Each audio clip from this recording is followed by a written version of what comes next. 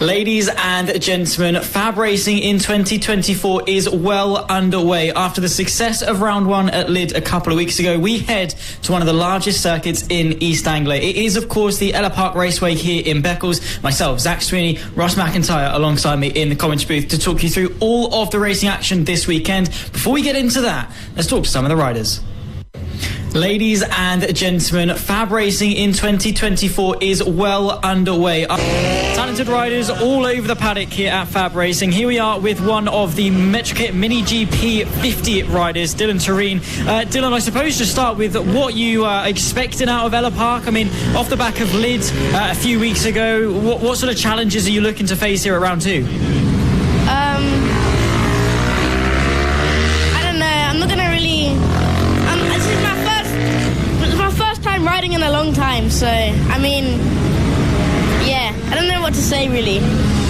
So are there going to be a lot of adjustments you need to make, or do you think it's going to be something that you can just straight away get back into the swing of things on? After the practice today, are you feeling quite comfortable? Yeah. So what are you going to aim for here at Ellough Park? Are you going to go for podiums, wins, top fives? What's the aim? I'll try and aim for 7th or something. 7th. And what about Ellough Park makes it so special? I mean, is it the long straights, how fast it is? Is it quite a demanding circuit to ride on? Yeah, it's quite fun. Well, thank you very much for speaking to us. Best of luck, of course, for this weekend. Hopefully, we'll see you on the top step. All right, then. One of the potential championship contenders here for 2024 of FAB-Racing. It is, of course, the Mini GP 70 rider of Archie O'Brien. Archie, I suppose just start, I suppose with the comparison from Lydd a few weeks ago into Ellough Park today, what sort of challenges do you reckon you're going to face? What are sort of the similarities and the differences between the two circuits? There's quite a few fast corners at Lydd, which I particularly enjoy, but around here there's quite a few heavy braking zones in comparison, so it's going to be quite a difficult weekend, especially with rain on the forecast. And what sort of adjustments do you have to make, of course? Is rain a sort of a riding style that you're quite comfortable with? Is it one that you, I suppose, feel a bit less comfortable with? How do you reckon the pace is going to fare if it starts to rain tomorrow?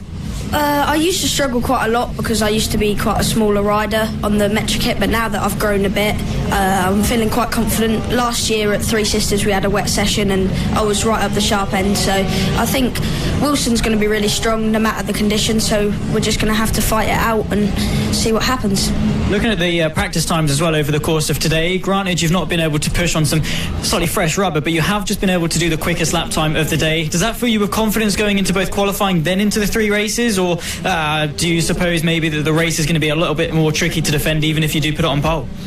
Well, we're just looking forward to it. We're going to see what the weather does first of all, but obviously we've got 4 races this weekend, so we're trying to keep as little tyre wear on the bike as possible. We're trying to save our fresh rubber for as late as we can in the weekend. Of course, you only got one race, of course, last weekend at Lydd, but you did manage to put in a good result. I mean, we are only a round in, but how do you feel about the championship? Do you feel like it's something you can go for? Yeah, it is our aspiration to win it this year, but there's no point in thinking about it just yet. We kind of have to start getting some race wins under our belt, then looking at it. Awesome. Well, best of luck for you, of course, this weekend and, of course, for the rest of the season. Thank you. One of the rising stars of the future then, Freddie Taylor here racing in the Minimoto Rookies here at Ellough Park. Freddie, what are you expecting out of this weekend? Do you think you're going to get some good results here at Ellough Park? Hopefully a top 5. Aiming for that then, and of course off the back of Lydd, of course to dust off the cobwebs of a new season, do you feel like you're a little bit more comfortable on the bike heading into this weekend? Yeah. And also, I've tried on a pro bike, so it made me feel more confident. Definitely feeling that you're coming in, of course you said about a top 5. Do you think there are going to be any big challenges here at Ellough Park? It's quite a fast circuit. Speaking with Archie O'Brien a little bit earlier on as well, he said there's a lot of heavy braking zones. Are you confident you can maybe make some good moves in the race? Yeah.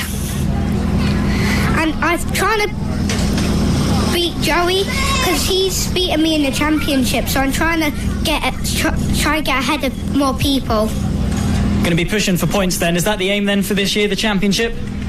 Kind of, really, yeah. Awesome stuff. Well, best of luck to you. Thanks for having a chat with us, and well, hopefully we'll see you on the top step of the podium. Thank you. Plethora of talent in the paddock. Another one of our Mini GP 70 riders here with Harrison Day. Harrison, fielding some new colours this weekend. Does that fill you with some confidence heading into the weekend? Well, to be fair, it's like I'm pretty happy with my dad because he painted it, and I think we've got a few sets just in case I crash, but I don't think it will affect me. I'm going quick anyway. And of course, off the back of Friday practice, obviously all done and dusted. How's the pace feeling? You're feeling confident on the bike, ready for a long weekend ahead, actually, 4 races over the course of 2 days? Well, I've been pretty strong today, which I'm pretty surprised about because at Lid I think I was running maybe 6th, 7th, and then like today, first couple of sessions I was 4th, and I was like latching onto 3rd, and then I've managed to gap 3rd now, and then I'm trying to stay with Archie O'Brien and Wilson Dilks. So what's the aim going into qualifying then? Do you reckon you can settle for 3rd, or do you reckon the pace is there to go and catch Wilson and Archie? Well, they're only, I would say, half a second or maybe a little bit more faster than me, but we don't have a warm-up tomorrow. We go straight to qualifying, which isn't my strong point because I'm always pretty quick, like at the end of the day and at the end of a session. So when it comes to Ellough Park, obviously you say you're not too confident in terms of qualifying. Do you think that you can make up that ground in the race? Does Ellough Park have enough overtaking opportunities you can start racing the top guys? Well, Ellough Park has like a lot of late braking, and you can overtake a lot of people down the inside, and then there's a lot of sweeping corners which you might be able to go around the outside. But I got 3 wins here last year, so I am feeling pretty confident. The threat of rain as well on the horizon, potentially on the forecast, is that something you're concerned about, or is it something that you're actually looking forward to? Well, I'm not concerned about it, but I want to say I would prefer sun. But I'm a pretty good wet weather rider, like especially like I'm not sure about on the Metch kit, but on the Mini I've topped a lot of like sessions in the wet. Filled with confidence ahead of this weekend then, Harrison. Thank you very much for talking to us, and well, hopefully the new colours will bring you some good luck. Thank you. Marco Holt, a name for the future, racing in the Extreme 200s this weekend at Ellough Park. Marco, I suppose just give us sort of your thoughts and feelings ahead of the weekend. Yeah, at the moment it's going great, having a great weekend so far. Hoping for it to be dry tomorrow, obviously, for lap records, but obviously it'd be great to have a good little practice in the wet. But yeah, so far it's been great. Awesome stuff. And do you feel like you've accomplished a lot? Do you feel comfortable on the bike ahead of what is going to be a fairly intense weekend? Yeah, I feel really comfortable on the bike. It's mega. Off the back, of course, of Lid, only managed to, of course, get 2 races over that weekend. When it comes to championship and points and stuff, yeah, fair enough, we're only 1 round in. But do you think you can go for the 200 championship? Well, obviously, this isn't the championship that I'm properly racing this year, but I think depends really how many rounds we miss or like where I finish in the rounds, to be honest, because there's like people like Sullivan Mounsey, he often comes to FAB-Racing and then he joins in the the Extremes, so he'll be a tough challenge, and then people like Wilson Dilks as well. Talk to us a little bit about Ellough Park as well. You noted some of your rivals out on track as tough competition. Is there anything specific about Ellough that poses a challenge? I think it's just a really technical track, and there's a lot of overtaking places, and yeah, it's just really fast and flowing, so you can set up moves really easily. Qualifying tomorrow then, is that going to be something that's incredibly important, or are you confident that even if you sort of goes amiss a little bit in qualifying, you can make up the ground in the race? Yeah, I feel like it'll be important to get pole in the qualifying, but if we don't, we just got to build in the race. Awesome stuff. Well, thanks for having a chat with us. Best of luck for this weekend. No problem. Thank you. One of the riders racing in 2 classes this weekend at Ellough Park. We have got with us Isaac Greenstreet, finally, to have a chat with us this weekend. Talk to us, I suppose, coming into Ellough Park, how are you feeling about obviously both your endeavours this weekend? Feeling good, apart from heard it's meant to rain, so I don't really do good in rain, so hopefully I don't crash too much, but try my best though not to.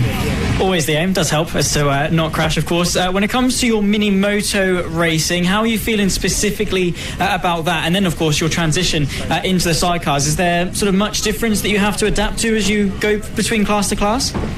Not really too much. I just kind of try and chill off in between each session, so I don't like ache too much. But On the sidecar, you ache your legs more, I reckon. Or actually, ache your hands more. On the bike, you ache your legs more. So it splits your aching between the two. Getting a full body workout then this weekend, especially at Ellough Park. Is it a particularly demanding track for both bikes? Not really. It's a fast track though. I like it a lot, but I had a crash earlier, so hopefully that doesn't happen again. Is that something that's going to knock your confidence, or do you sort of know where you went wrong and you can adapt and sort of it out for the rest of the weekend ahead? I think I know what went wrong. I kind of just went a bit too wide and went over the rough patches, but I think I'll be alright with confidence. Awesome stuff. Well, best of luck, of course, for all of your races this weekend, and hopefully we'll see you take to some decent positions. All right, thank you. Working our way through the Green Street Heritage, then it must be said, these two are going to be on the bike together here at Ellough Park. What are you thinking coming into this weekend? Do you have some trust in each other to not crash? Yeah, always. Really happy with Leo. He's best passenger out there as far as I'm concerned. So got the right person on the bike. It's me that tends to make the mistakes rather than him. So, you know, that's our weakest link is the person on the bars. So obviously you as the supposed not limiting factor, how are you feeling coming into this weekend? You ready to be thrown about? Yeah, it's all good. Don't have any worries, to be fair. Just see how it goes. Rain on the forecast, potentially. What sort of feelings do you have about that going into the weekend? Is it something that knocks your confidence, or are you going to be going for it? I think we're pretty happy with the wet. We've not got any experience of this track in the wet, so that could be interesting. Obviously, it's where we don't get practice on the Friday. Our first session on track for the weekend is a qualifying session, so that's never good.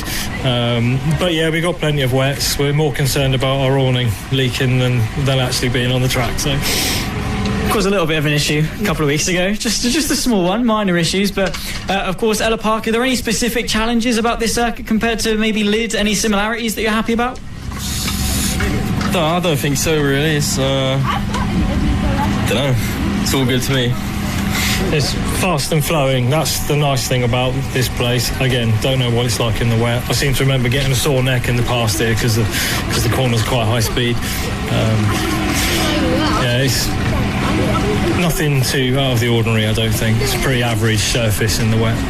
While the bike was holding the oil last time out at Lid, you were actually running really quick. I think it was in race 2. You were like 30 seconds ahead after 9 laps. Do you hope to carry similar pace into Ellough? Yeah, we should be sort of equally as competitive. I think we've got Mick back, so we'll have someone to have a race with. To put the record straight, seeing as I got you on, we didn't drop any oil at Lid. We were sent out to clear the oil up, and where we picked up the dust over the oil, they thought we were putting more down, but we did prove ourselves to be the innocent party. Just so that's out there on the record, because we're probably paddock enemy number 1 at the moment, but we proved we didn't drop any oil. Awesome stuff. Well, best of luck for this weekend. Hopefully it stays dry both underneath and of course up in the skies as well. Best of luck to you both. Okay, thank you very much. Cheers. One of the contenders then for this weekend, one of the big names in the paddock as some of the quickest riders. We've got with us Wilson Dilks, of course, racing this weekend in the 70s and, of course, in the Extreme 200s. Wilson, start off with your thoughts and feelings ahead of this weekend and what sort of challenges Ellough Park might pose. I'm feeling quite excited because Lid, we got 1 race and I'm hoping to get this 4. So, Ellough Park, of course, a little bit different. We are going to be running with 4 races for you guys on the 70s. That means you're going to be doing a total of 7 over the weekend. Does that get quite physical? You're going to be exhausted come Sunday evening? Maybe. See how I go. And what sort of aspirations are you going to be going for? I mean, off the back of Lid only getting that 1 race, do you feel like you can come back punching for 4 races this weekend? Hopefully.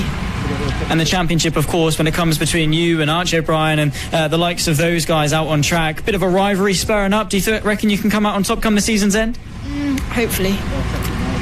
Rain on the forecast as well. We've been talking to a couple of riders about that. Is that something that you're a little bit worried about, or do you reckon you'll go out there and smash it in some wet weather? I think I might do okay, but we'll see how it goes. Awesome stuff. Well, best of luck for the rest of the weekend, Wilson Dilks, and well, we'll catch up with you hopefully on the top step. Yeah, thank you. Moving on then to Frankie Watson racing in the Mini GP 50s this weekend. Same to you, I suppose, Frankie. How are you feeling coming into this weekend? Ellough Park off the back of Lid. Do you feel a bit more comfortable on the bike after getting that first round under your belt? Yeah, I feel confident here after the last 2 races where I got 2 wins, so I'm feeling confident for this round, and last year I got podium, so yeah, I'm confident for this weekend. Happy to come in and smash it then. What are the biggest challenges about Ellough Park then? Is it about getting onto the raw pace, or is it about trying to maintain that consistency? I think it's just hard. Once you're on the pace, it's quite easy to contain it, but it's hard to get on the pace. And what makes it so difficult about Ellough Park to sort of find the limit? Is it the fast and flowing nature, the heavy braking zones? What makes it so tricky? I think just if you make one tiny mistake going into the corner, that's like 4 corners messed up, so that's your lap gone. Margin for error is very, very slim then, and momentum, of course, quite high. For you in your respective class, do you reckon there are going to be any names that you're going to be looking out for out on track as big contenders? Yeah, I think Travis Shaw, Byron Johnson and Bradley Curtis will all be fighting for the podium and the win. And how do you feel about the racing this weekend? Is Ellough Park a circuit you feel confident you can overtake at? Yeah, it's probably one of my favourite circuits, so yeah, I like it. Awesome stuff. Well, best of luck for this weekend. We'll catch up with you and, well, fingers crossed for some good results. Thank you. Joey Athasich here, who rides in the Mini Moto rookie class. Joey, Ellough Park off the back of Lids. Any similarities that you're happy about coming into this weekend? How do you feel? I feel really good about this track. After Friday practice, feeling pretty confident in the top 6 in practice. Just making me feel loads of confident first season. My mum and dad are saying at the exact same time I'm really quick round this circuit. For the second round I've been racing in FAB-Racing. It's going really good. Is there anything in particular that you're looking to come into Ellough Park to sort of learn, or do you feel like you're instantly on the pace? What do you think is the next step in improving? Maybe just corner speeds, maybe getting on the gas earlier, maybe just not holding the brakes as much as I'm normally, but except from that, really good. Confident maybe you're going to be aiming for podiums, wins, top 5s? What's the aim? Aim for a podium, because in practice I got 3rd and fastest, so try just to aim for a podium. Who are going to be your biggest rivals out on track then? Who are you sort of aiming to stay on the pace with? Maybe Emilio Pereira, Tommy Williams, and the people who are at the round top 3 stuff. Ace. Awesome stuff. Well, thank you for having a chat with us, Joey. Best of luck for this weekend. Thank you. Lewis Hull in the Extreme 200 class. Lewis, into Ellough Park, how are you feeling? Confident. The track's grippy and I'm really enjoying it here. I'm finding the bike, obviously I'm new to the 190 Bucci, so I'm really enjoying it though so far. What sort of adjustments have you had to make then, coming onto a new bike, of course? Is there different riding style, different sort of mechanical setup that you've had to do? Yeah, obviously I did a little bit of testing last year on a 50 and then I ended up having an accident that knocked all my confidence on riding a geared bike, so I stayed on a Elite liquid cooled, and then we recently sold my 50 and bought a Bucci, and I'm just getting used to it and I'm really enjoying it and taking a little bit of adjusting. You have to use a different riding style, but apart from that I'm happy. Of course, off the back of Friday practice today, what is your biggest takeaway? What are the pros, what are the cons? What do you need to work on over the weekend? Just looking for a bit more corner speed, obviously on a newer bike, bigger bike, so I just need to find my corner speed, become more comfortable on the bike, but I'm happy with how my lines are currently. Obviously need to improve, but happy where I am considering I've only rode it a couple of times. Looking beyond this round then, of course, for the rest of the season and beyond potentially, what are your aspirations for the future? Hopefully we're just going to practice this year and get good on the Bucci, and then maybe next year we're going to contend for the championship. Look out for you next year then, of course, as one of the front runners potentially. Thank you for having a chat with us, and fingers crossed for some good results. Thank you very much.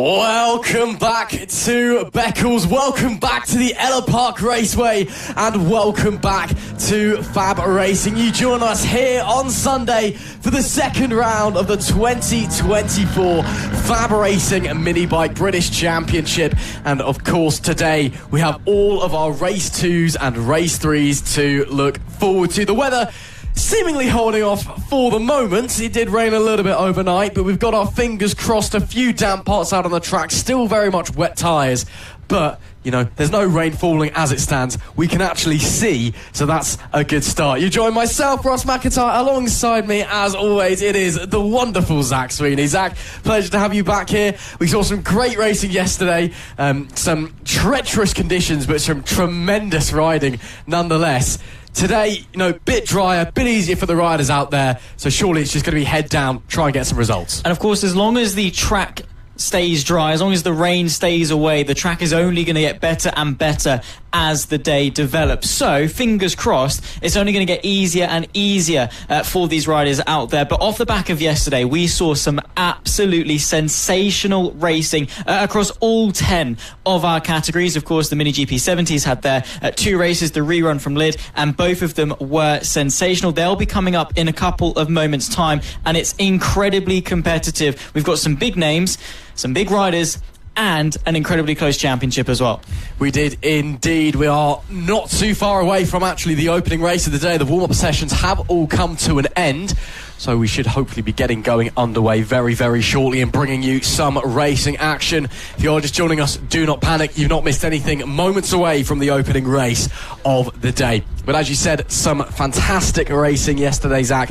Lots to enjoy and lots for the riders to learn as well, all throughout the changing conditions of this weekend. Obviously, when we arrived here on Friday, it was, well, very sunny and lovely, and then yesterday it was torrential and horrid, and now today it's kind of just pretty average for Suffolk, to be honest. It's just a bit grey and, well, yeah, just it is what it is. But still, nonetheless, we are very excited to be back here at FAB once again, as always, and very excited to be getting ready to go in just a few moments' time for the opening race of the weekend.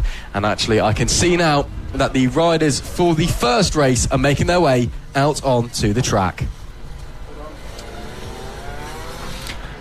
Yeah, so of course with same starting procedure as yesterday with the LS2 helmets, Mini GP 70 British Championship, of course the gateway onto the big ladder all the way up to MotoGP. Those with eagle eyes would have been watching the Moto 3s there this weekend at Catalonia. Of course, Scott Ogden, a graduate from FAB-Racing, was inside the top 16, narrowly missing out on points, and that could well be the future of some of these riders. They'll be running off for their formation lap, one cycle lap off the back of their warm-up session to acclimatise themselves with the grip and, well, hopefully ahead of some good racing.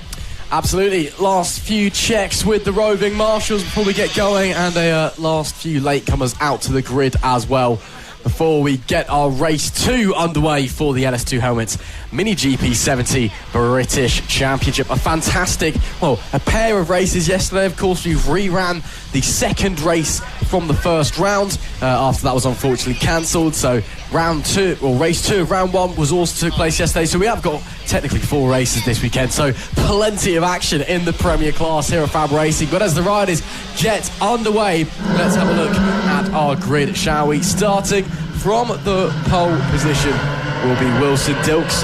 Again, he has been absolutely phenomenal this year. Alongside, though, Arch O'Brien looking very close. Finley Polehill, P3. Lucy Curtis, great result for her in P4, with Byron Johnson 5th. And Jensen Bishop, he rounds out the 3rd row. Beth Ashby is 7th, with Harry Payne in P8. George Ackerman is in P9, with Harrison Day rounding out our top 10. And the Scottish rider, Hamish McIntosh, he is P11, and the last of the riders on our field today. Of course, some great racing in this class yesterday. Of course, we saw Harrison Day take not just a spectacular win in race 1, but actually we didn't realise until the evening it's actually his first win in this class, which is just incredible to us, given, you know, he's such a brilliant talent and he's been up the top for so long, it seems. So obviously a big congratulations to Harrison Day for that one. But now conditions a lot drier, a lot calmer, so could be a different one today. Could well be indeed, but Harrison Day is full of confidence. Spoke to him just after we finished everything yesterday. Spoke to him and his dad, and they were both elated, full of confidence. He couldn't even keep his yogurt in his mouth, basically. It was all over his face, bless him.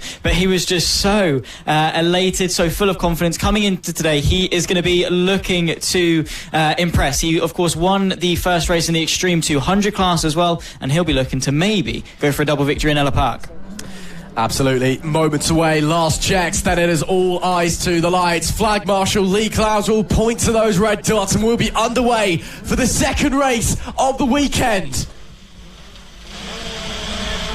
It is lights out, we're underway. Great launch from Archie O'Brien there. Wilson Dilks also away strongly, but the 91 of O'Brien takes the lead down into turn 1. Awesome stuff from Spider-Man. Further back, we can see Byron Johnson on that 37, still in the wetsuit and still in P3 as well, changing in positions further back. There is the 199 of Finley Polhill having a look. Oh, there's been a big change of position. Archie O'Brien from the lead of the race dropping very, very fast. I wonder, potentially a problem for the number 91 as he drops down the order, but as it stands, Wilson Dilks, he now retakes the lead. P2 goes to Byron Johnson. I believe it's Finley Polhill in P3. Harry Payne's now in 4th. Archie O'Brien went from 2nd to 1st to 5th, and we've not even completed that one. Serious issues there for the 91. Yeah, not entirely sure what's happened, but he seems to be back on the pace at the moment, so maybe just a minor issue, small mistake, and he's getting back into his groove. We'll have to track his progress as the race develops. Of course, Archie O'Brien so far this season, 3 second place finishes, yet to take to the top step of the podium in 2024. Did it once last year in the Mini GP 70s in 2023, and he's going to be looking to sort of emulate that success and go for that first win, because he's definitely got the pace to do so. That's Lucy Curtis has had a big one there. That is down, I believe, coming into the first turn, or the second turn. Looks like we're still going, so hopefully she's okay. Of course, yellow flags are out. And it is, in fact, a red flag. So, red flag in the opening race of the day. That is Lucy Curtis has had a big accident coming into turn 2. Of course, we will let you know as soon as we know that she is okay. But, yeah, red flag, that is not the way that we want to see the day's racing getting underway. But looking back at the racing for a moment, though, obviously hoping that this is a short delay. If it is, we'll have a full race restart, given we're only a couple of laps into the race. That potentially a bit of a lifeline there for Archie O'Brien. I'm not sure what happened, if he ran wide, made a mistake, or if there was a problem with the bike, but he suddenly started going backwards very, very quickly after a great start. And that's obviously fantastic for him, because we know that starts are something that O'Brien has struggled with for a very, very long time, and he's seemingly just about started to get the hang of them.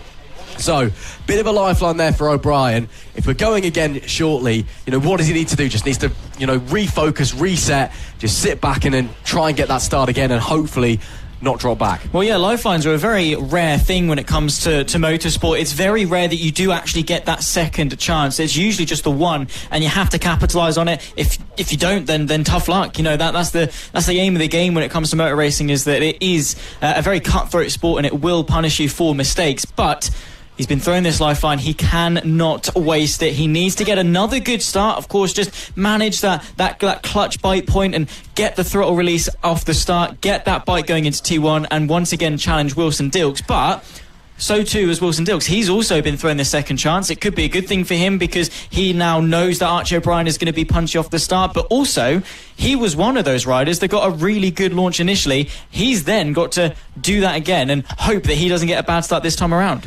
Yeah, I mean, obviously, first race of the day, these guys might still be waking up a little bit, to be honest. Not a lot of sleep sometimes does happen in the paddock. Everyone up playing football or whatever until the very, very early hours. And given the weather, a few, the mums and dads that we've been talking to in the paddock this morning, fair few bangs and bruises on some of the younger riders, shall we say, just, because everyone's been falling off it all throughout practice and in the races because of just the torrential rain.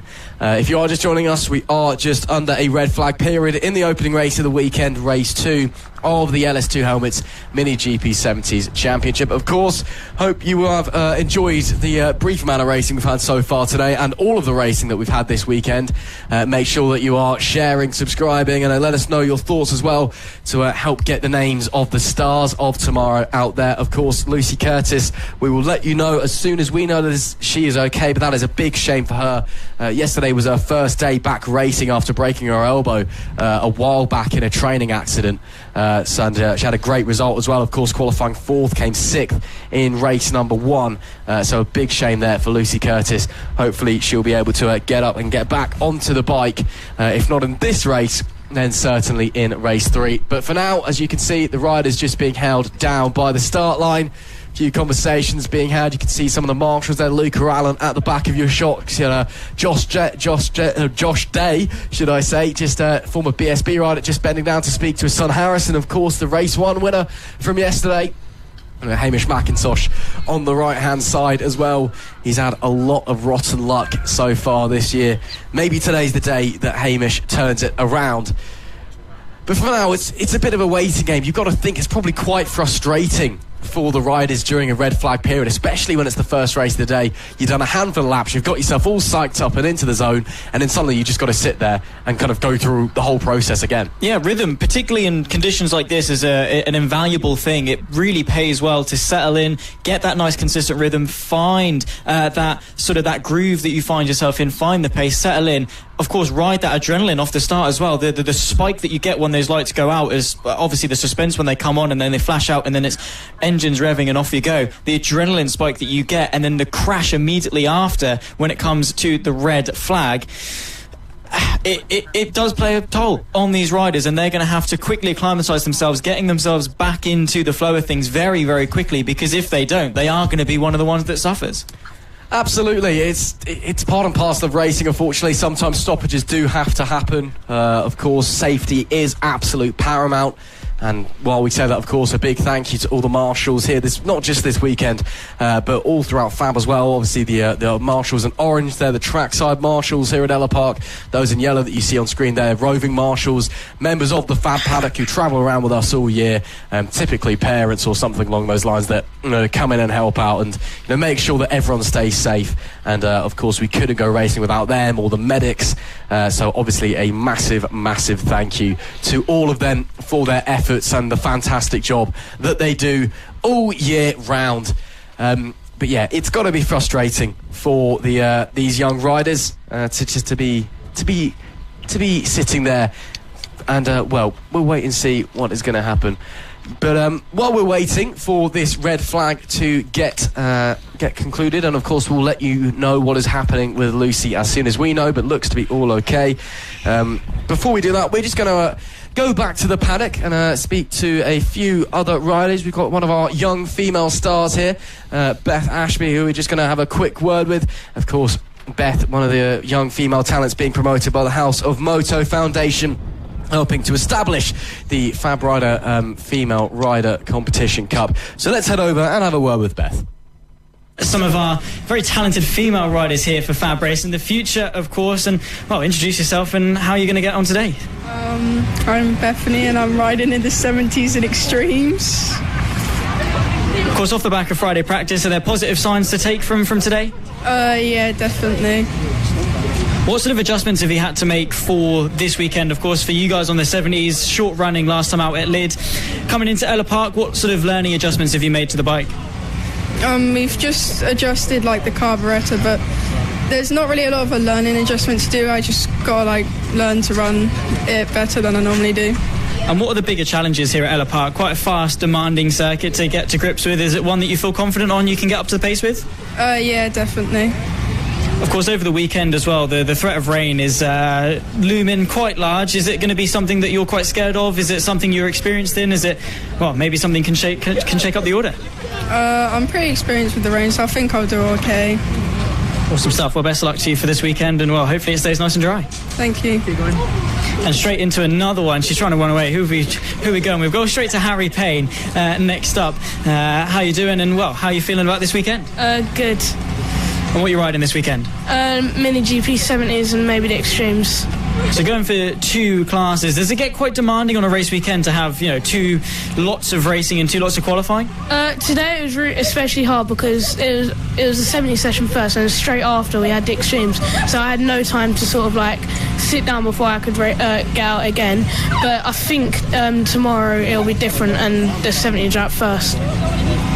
How are you feeling? Of course, with the 70s last time out at Leeds, you only managed to get 1 race in, which means you're going to be doing 4 this weekend at Ellough Park. That does mean if you're on the pace at Ellough Park, great, you've got more chance for points. If you're not so much on the pace here at Ellough Park, of course, it's more races for you to lose points. How are you feeling about your pace, and do you reckon the 4 races is a good thing or a bad thing for you? I think the 4 races could be good, as I think it might be raining, and I'm quite quick in the rain as well. But this morning I was with the front 3, and then I dropped back and they all improved, and I stayed the same.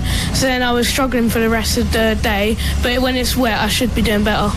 Awesome stuff. Well, best of luck for this weekend. Hopefully you can bring home some good results. The stars of tomorrow here at FAB-Racing. Another one of our very talented female riders of Annabelle McCarthy. Annabelle, tell us your thoughts and feelings coming into Ellough Park. At first, it was a bit like trying to get used to the track because I haven't been here for nearly a year. But then, now that I've got used to it, I'm getting into some of the times that I wanted. And we spoke to you, of course, last time out at Leeds, and you're sort of trying to adjust to a new bike. Do you feel a little bit more confident after having a few races last time out?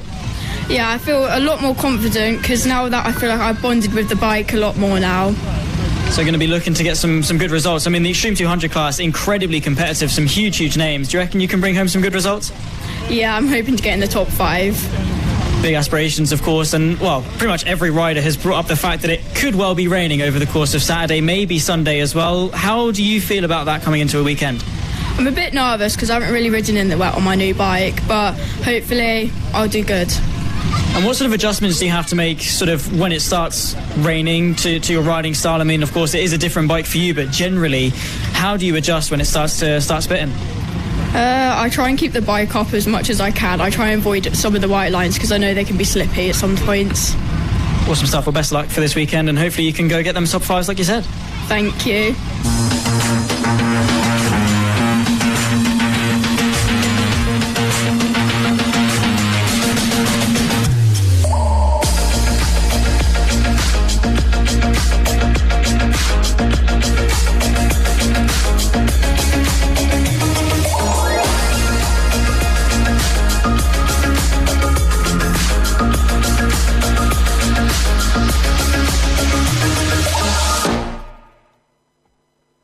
Ladies and gentlemen, we are moments away from getting the LS2 Helmets Mini GP70 Race 2 of Round 2 here at Ellough Park for FAB-Racing in 2024. The riders are ready. We've just come off the back of a brief red flag period, but it seems the delay has subsided, and we will be going back racing once again. Still myself, Zach Sweeney, Ross McIntyre alongside me in the commentary booth as we get ready for 20 races here today.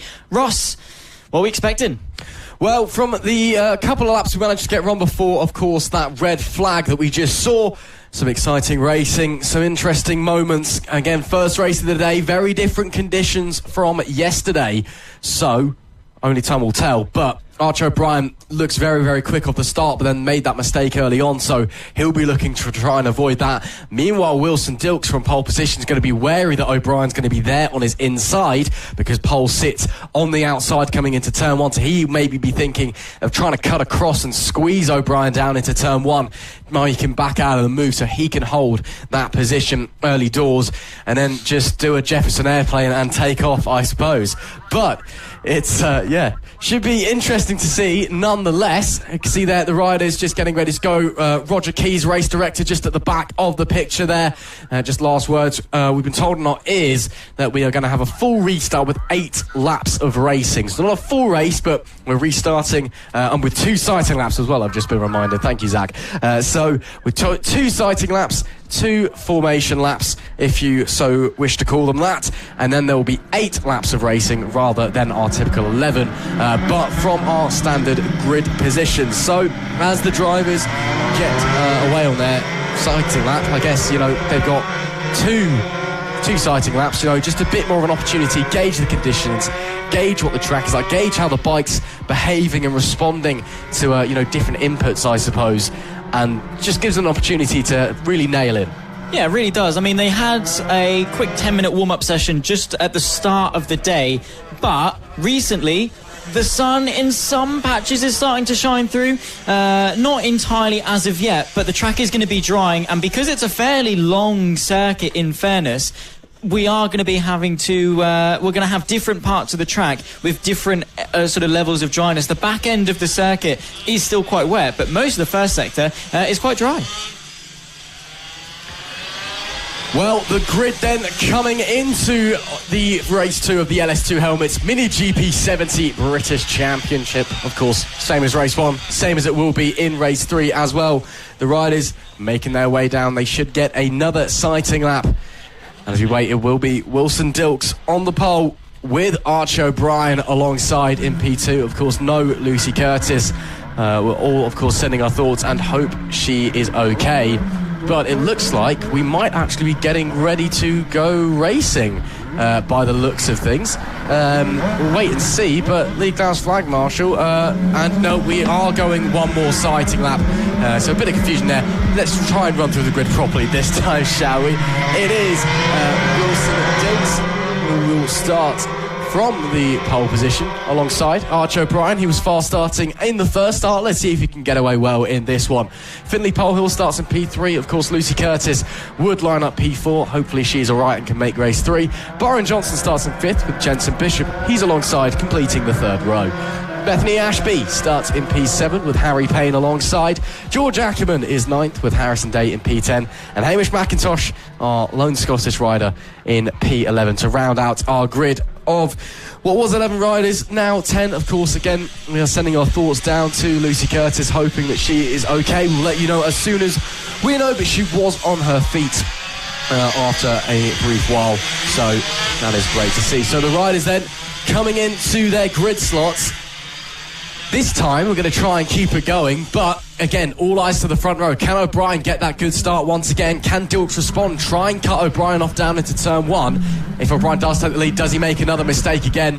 Time will tell. Time will tell indeed. The adrenaline then will be spiking. O'Brien, it's imperative that he replicates that good start. Wilson Dilks, though, he needs to make sure he doesn't throw this away. He got a good start initially, kept the lead after the first lap. All eyes to the lights. Race 2, round 2, Fab Racing 2024 here at Ellough Park for the LS2 helmets. Mini GP70, 2 title contenders share the front row. We are up and underway. What a launch from Byron Johnson. The 37 catapults himself up in a P3, tries to contend for Archie O'Brien, who is unable to contest, and a rider down in the background. I think that might well be Hamish McIntosh, and indeed it is. The young Scotsman unable to continue. Harrison Day through turn 2, not quite able to make some progress in this race as they run their way towards the second hairpin. All is well. There's see McIntosh at the front of your picture, just trying to get back onto the bike, but with only a short race this time round, I don't think he's going to have the time, unfortunately, to really catch up to the back of the pack. Real shame there for McIntosh. Up the front, though, Dilks from O'Brien, from Johnson. Your top 3. Dilks this time, much better start. O'Brien was okay, but just couldn't quite nail it, couldn't get that traction down. Again, they are still running the full wet compound of tyres, so there are grooves. It's not the full traction that you will be getting on the slicks. Dilks, though, leads the opening lap here from Archie O'Brien in P2. Byron Johnson 3rd. Finley Polehill, though, into 4th once again. He was looking racy over the first couple of laps before the red flag. Let's see if he still has that pace on board that 199 machine. Polehill, again, we know he's a rider that when he's on it, it can be one of the absolute finest that FAB-Racing has to offer. Up the front, though, it is Wilson Dilks, championship leader by 1 point, may I just add, at the moment, or by 6 points even, should I say, getting my championships messed up. He's leading from pole position once again, but the gap not really extending that much at the moment. Archie O'Brien still very much within view. Yeah, I mean, it was pretty much the status quo for race 1 as well. I mean, O'Brien got a decent launch, but the gap sort of maintained itself. It wasn't until late in the race that O'Brien was then able to start closing in on Wilson Dilks and start applying some pressure. But the good thing is that Wilson Dilks, for Archie O'Brien, of course, he's not home free. He's not completely in the clear. granted, he's not really under too much pressure. However, speaking of pressure, the 11, of course, of Harry Payne could well be from Harrison Day going into turn 2. And there he goes. The race 1 winner, of course, of this weekend picks his way through and is up into the top 5. Great stuff there from Harrison Day, but can Harry Payne respond as they get the drive out of the hairpin, and now the really fast and flowing S's section? You've got to get the bike down and keep turning, and then last minute bang it over to the right, up and over the undulation. Of course, no real puddles there today, which means they can take the proper racing line somewhat up and over the crest of the hill, and then braking once again for that awkward hairpin into a chicane complex. Coming to the end of the lap, though, again, very awkward through there. Wilson Dilks, we see, gap currently stands at 0.8 of a second. Himself, Arch O'Brien, starting to bridge away from Byron Johnson in P3. Maybe Johnson just starting to switch his focus to Finley Polehill behind on the 199, because right now, O'Brien and Dilks, they've started to push away in front. Maybe his race is now in that fight for the podium place. But as it stands, Byron Johnson, we know what that young man is like. He is so emotional and so passionate on the bike, even though in person he is the quietest, most shy individual in the entire paddock. He's going to try and push for absolutely everything. He is going to not give up until he's, quite frankly, either last or off the bike. He's going to just push and push and push and push and push. Even if the front two are pulling away from him, he wants to be in the attack, even if he should be defending. Well, it's a champion mentality, isn't it? Not giving up at all, making sure that you're maximising every opportunity. And we were talking about it yesterday, weren't we? The split personality of some riders. However, back to the front of the action, Wilson Dilks is closing in on Hamish McIntosh, who was able to get back onto the bike, which is good. That still is going to be scoring him some championship points. 6 points, of course, for finishing in P10, which is where he is on track. What that does mean is that Wilson Dilks has to negotiate him. This could well open the door for Archie O'Brien.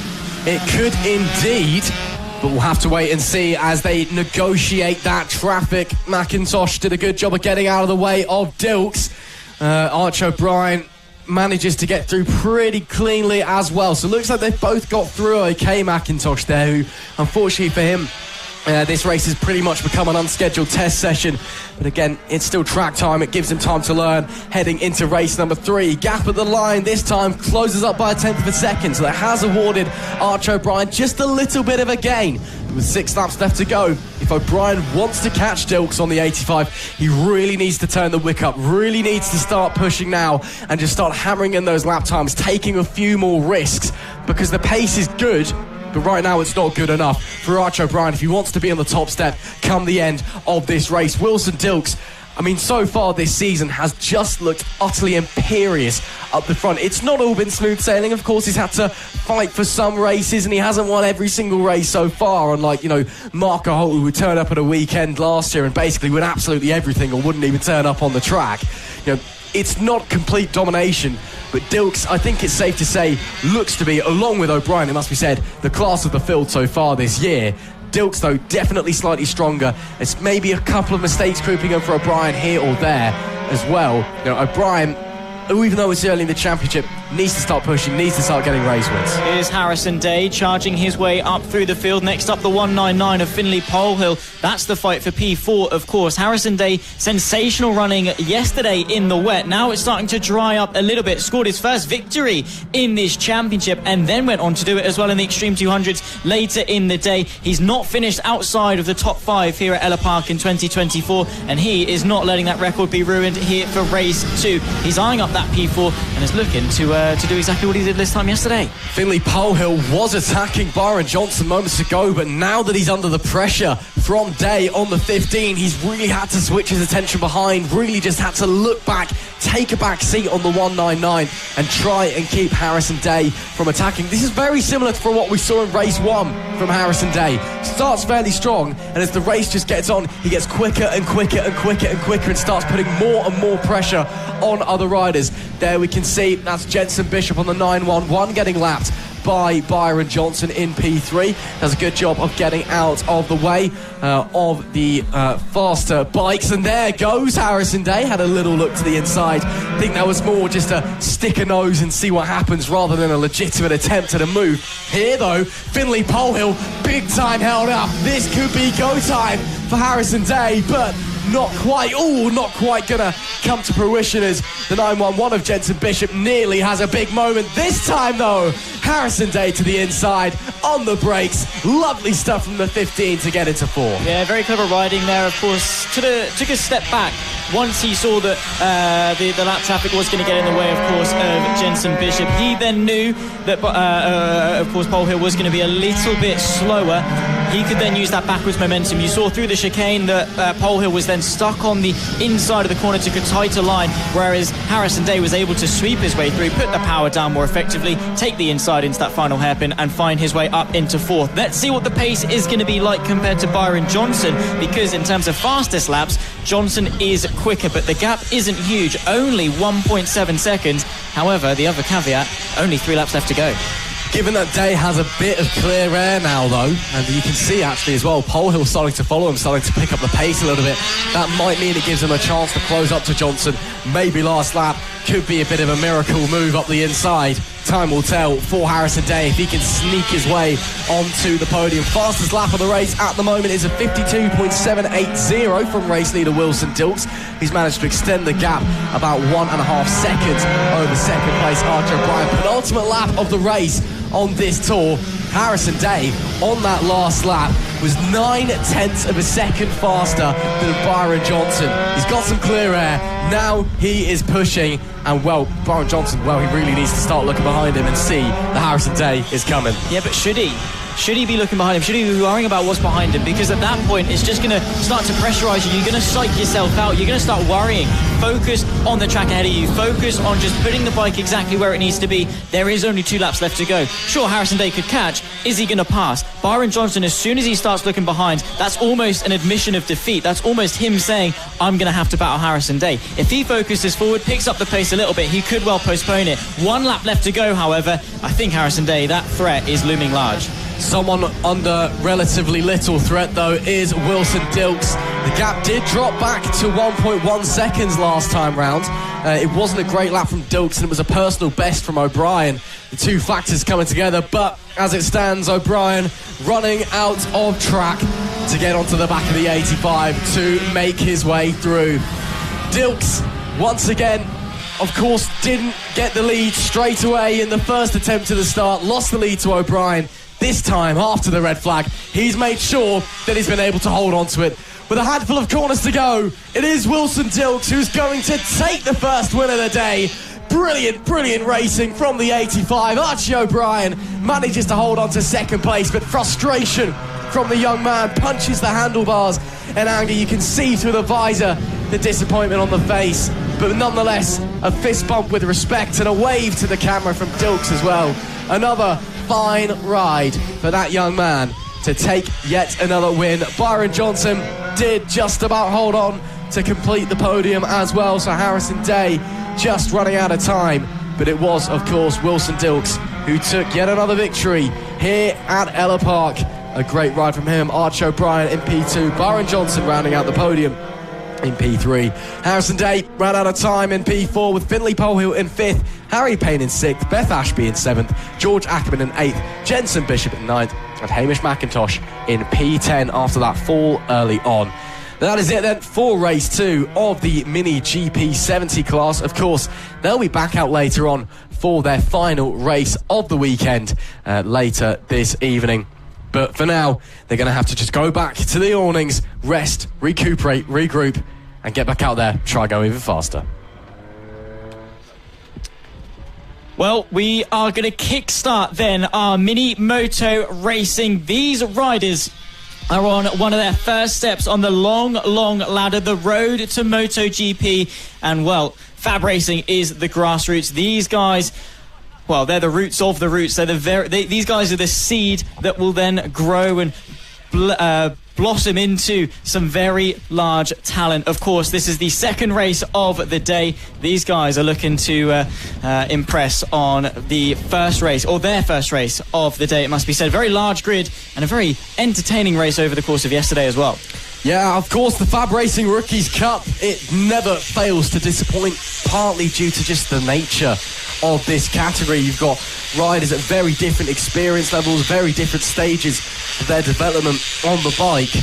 So you get just very different battles all throughout the field with all different paces, but also we saw some absolutely spectacular racing as well. Of course, Emilio Pereira, current championship leader, took a phenomenal win in the wet and looked like he was riding in the dry, should I say. Honestly, he was so calm and collected out there.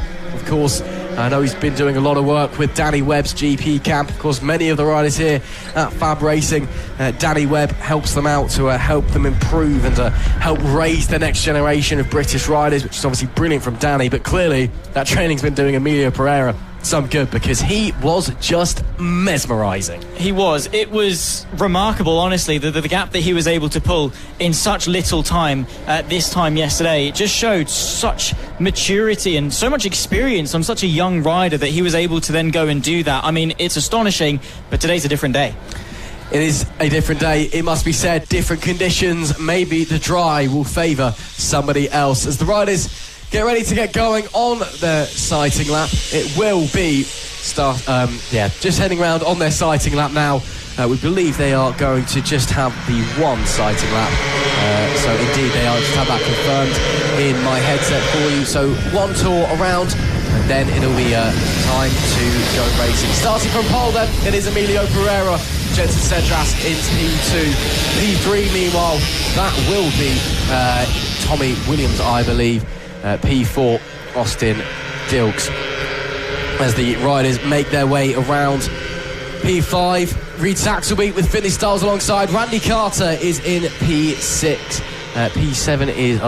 Finley Styles is P6, should I say. Randy Carter in P7. Joey Asich in P8. Maxwell Keator's 9th. Ethan Bayliss in 10th. Nelly Nuth is P11, James Dermott 12th, Emerson Oakley 13th, Freddie Taylor 14th, Noah Barfoot 15th, in 16th is Logan Paisley, 17th Daisy Grayson, 18th Jensen Brown, 19th is Tyler Shiraldi, Claudia Dudman in 20th, and 21st and 22nd is Caden Bailey and Casey Reeson. That is your 22 rider grid heading into race 2 of the FAB Racing Rookies Cup. You know, again, young riders, the youngest out there. You know, not just here at FAB but in Britain, some of them as young as 6 years old. Some of them, this could be very well the first time they're racing on a bike. And yet they're out there doing this, and they're always going to put on a fantastic performance. Yeah, they will. I mean, these guys always impress. It is actually remarkable. Of course, some of them backed with their respective sponsors. So a lot of these sort of corporations and companies and just sponsors generally knowing and seeing the potential, the talent in some of these young riders and want to support them at the very beginning of their journey. But I think everyone's lined up, ready to go. Yep, lined up. Sun's now come out as well. The temperature suddenly rising and the wind dropping down. Suddenly we've got lovely conditions here at Ellough Park. And it's time to go racing as well. 5 red lights are on. It is lights out. We are underway. Great start there from the number 31 of Emilio Pereira. Meanwhile, Austin Dilks has a look to the inside and able to quite make the gap appear. Oh, dear me. 3 riders go down at turn 1. Luckily, all straight back up to their feet. But as there's a knee pad off there for someone as well, I couldn't quite tell. One of them, I believe, that's the 27 of James Dermott. That's one that's definitely gone down. And someone else really unhappy, I think. That is a big shame for them. That's also the 86, I believe that is, of Ethan Bayliss. Indeed, it is a real shame there for that young man. You can see the frustration, see the heartbreak. You know, even at these young ages, the passion for racing is very much there, and when it goes wrong, you know, you just feel angry, I'm sure. So that's a 3 rider collection down at turn 1, but great to see that they're all back on their feet and back on the bike as well. As we come to the end of lap 1 though, up the front of the field, once again, Emilio Pereira leading the way. Yeah, doing a brilliant job, of course. As soon as the green flag starts to wave, they'll be back racing once again. He's closely followed, of course, by second place. It's not a million miles away. I believe Reed Saxby on the 57 machine. So this could well still be a decent race as the conditions improve. They're still on those wet weather tyres, of course, so they are going to start to overheat. Potentially could be a little bit tricky to keep the bike sort of under control, but as things stand, all is well at the front of the field. 7 laps left to go, of course, and well, at the moment there seems to be no slowing it down. This man right here, Emilio Pereira, absolutely flying up the front is Pereira, although Saxon reads top of your timing sheet. Pereira, I think, is having a little bit of an issue with his transponder, but you can't see him there listed as P20. I can very much guarantee you he is first on the road. Reid Saxelby in second and Styles in third, though. Maybe can we see a change here for third place as I say that, because that is Austin Dilks trying to have a go, trying to have a look, but unable to make anything appear on that occasion. Let's look at the lap time, shall we? Emilio Pereira that time only... Oh, actually, as I say that, Jenson Cedras fast as that. Wow, what a lap that was from Jenson Cedras, a 102.776. That man is flying, and as I say that, the two looks to the inside of Reid Saxelby, maybe trying to go the long way round, trying to get a push as the crowd roars on here at Ellough Park. The 2 versus the 57. It is Saxelby with the inside. Styles, unfortunately, bogs down a bit and can't get the drive. We'll have to sit back once again. Is he going to sweep round the outside? Goodness me, Jenson Cedras, that is divine. That is brilliant. The number 2 goes into P4. Unreal. These kids are how old? And they're pulling off moves like that. That is absolutely remarkable stuff. The bravery and courage that takes. He goes through and is immediately eyeing up the next bike on the road, which I think is the 51, of course, of Tommy Williams. So looking to get himself onto the podium place. P2 this time yesterday, and the pace could well be on to challenge for the victory. He looks to go to the outside of turn number 1 and sweeps his way through. There is no stopping in Pereira. Watch out. Suddenly, Jenson Cedras has flicked a switch and he's just looking like a monster out there as that young man. Here comes the 2.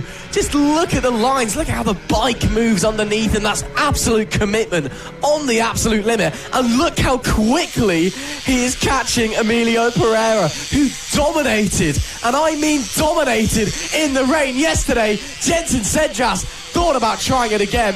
This time, didn't go for it as they head over the crest down to the back end of the circuit. Few back markers coming up here, though. This could cause a bit of chaos as they're having to negotiate. Oh, they go one way and the other way.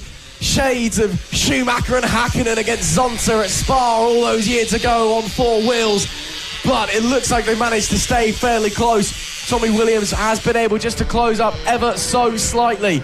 But once again, Jenson Cedras gets a great run. Heading out of the final corner, Jenson Cedras has to sit the bike up. Aggressive defending by Emilio Pereira. This race is not over yet. He is not giving this up easy. Cedras, you're going to have to work for this one as he tries to swoop his way around. Has the bike got the agility? A rider is down. Of course, we'll update you as to who that is as soon as possible. But the lead fight as well, we need to keep our eyes on. So there's plenty of action out on circuit. There it is, the number 2, still unable to find a way past the 31, but looking to go to the outside of turn 5. No way through there, but the commitment is on, and this could well be the change for the lead.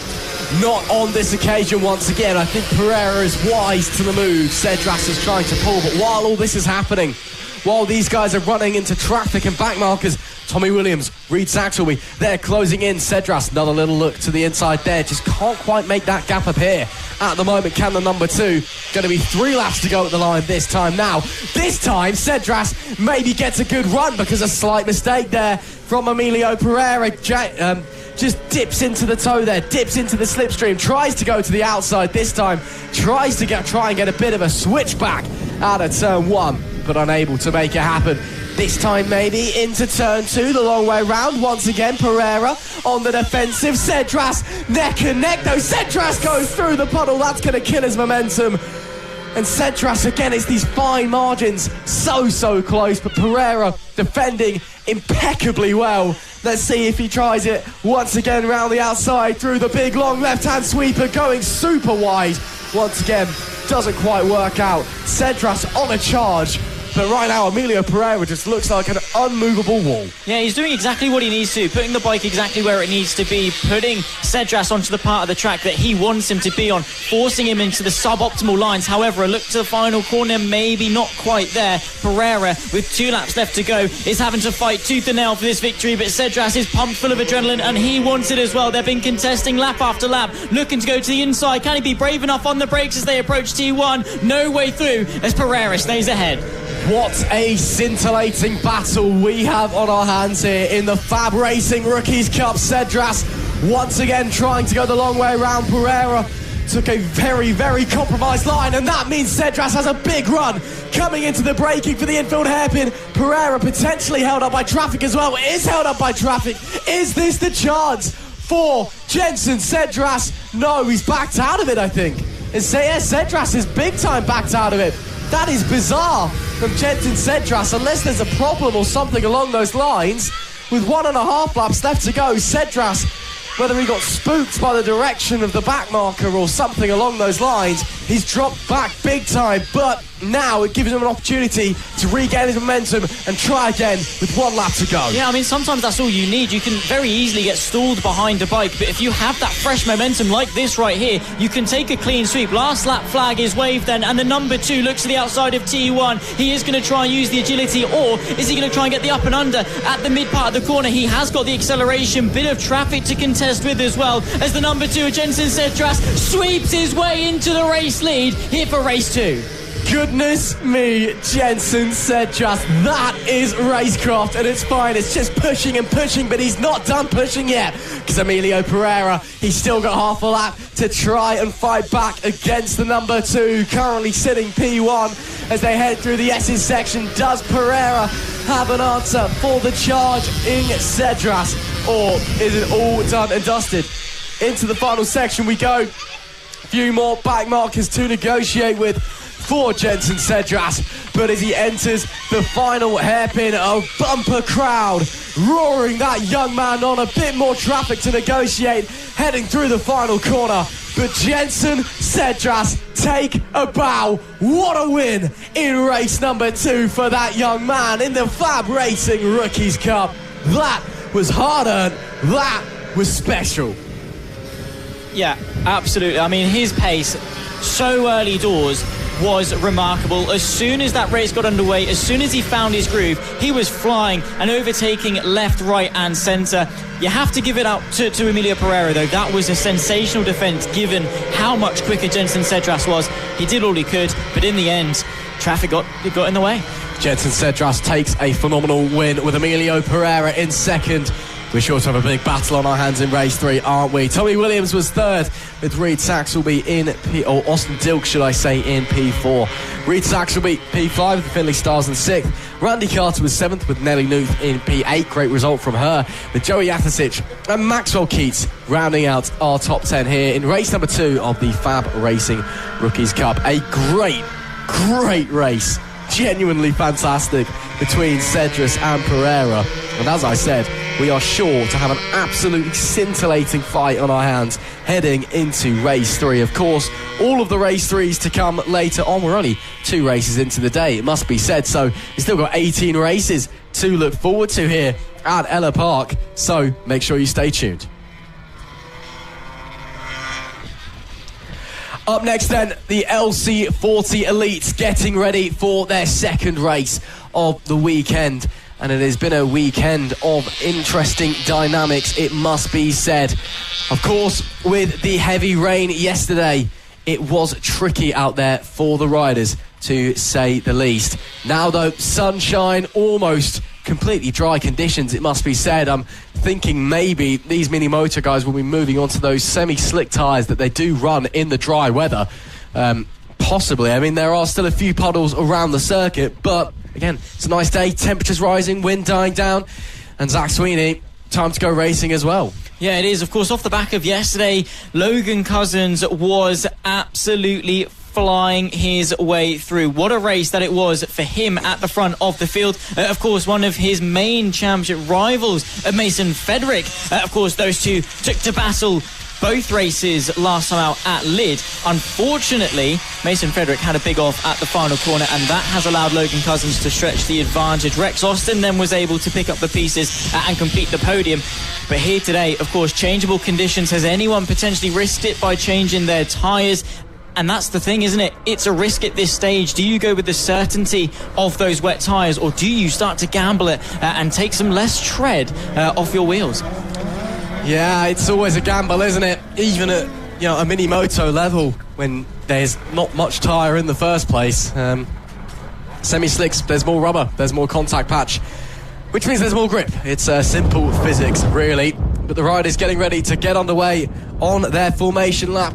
Windy, you can hear a bit of wind here, but it's not as bad as it was yesterday. It must be said, wind has also changed direction. It's done a complete 180. So, interesting dynamics there. So now riders having a headwind where they did have a tailwind previously.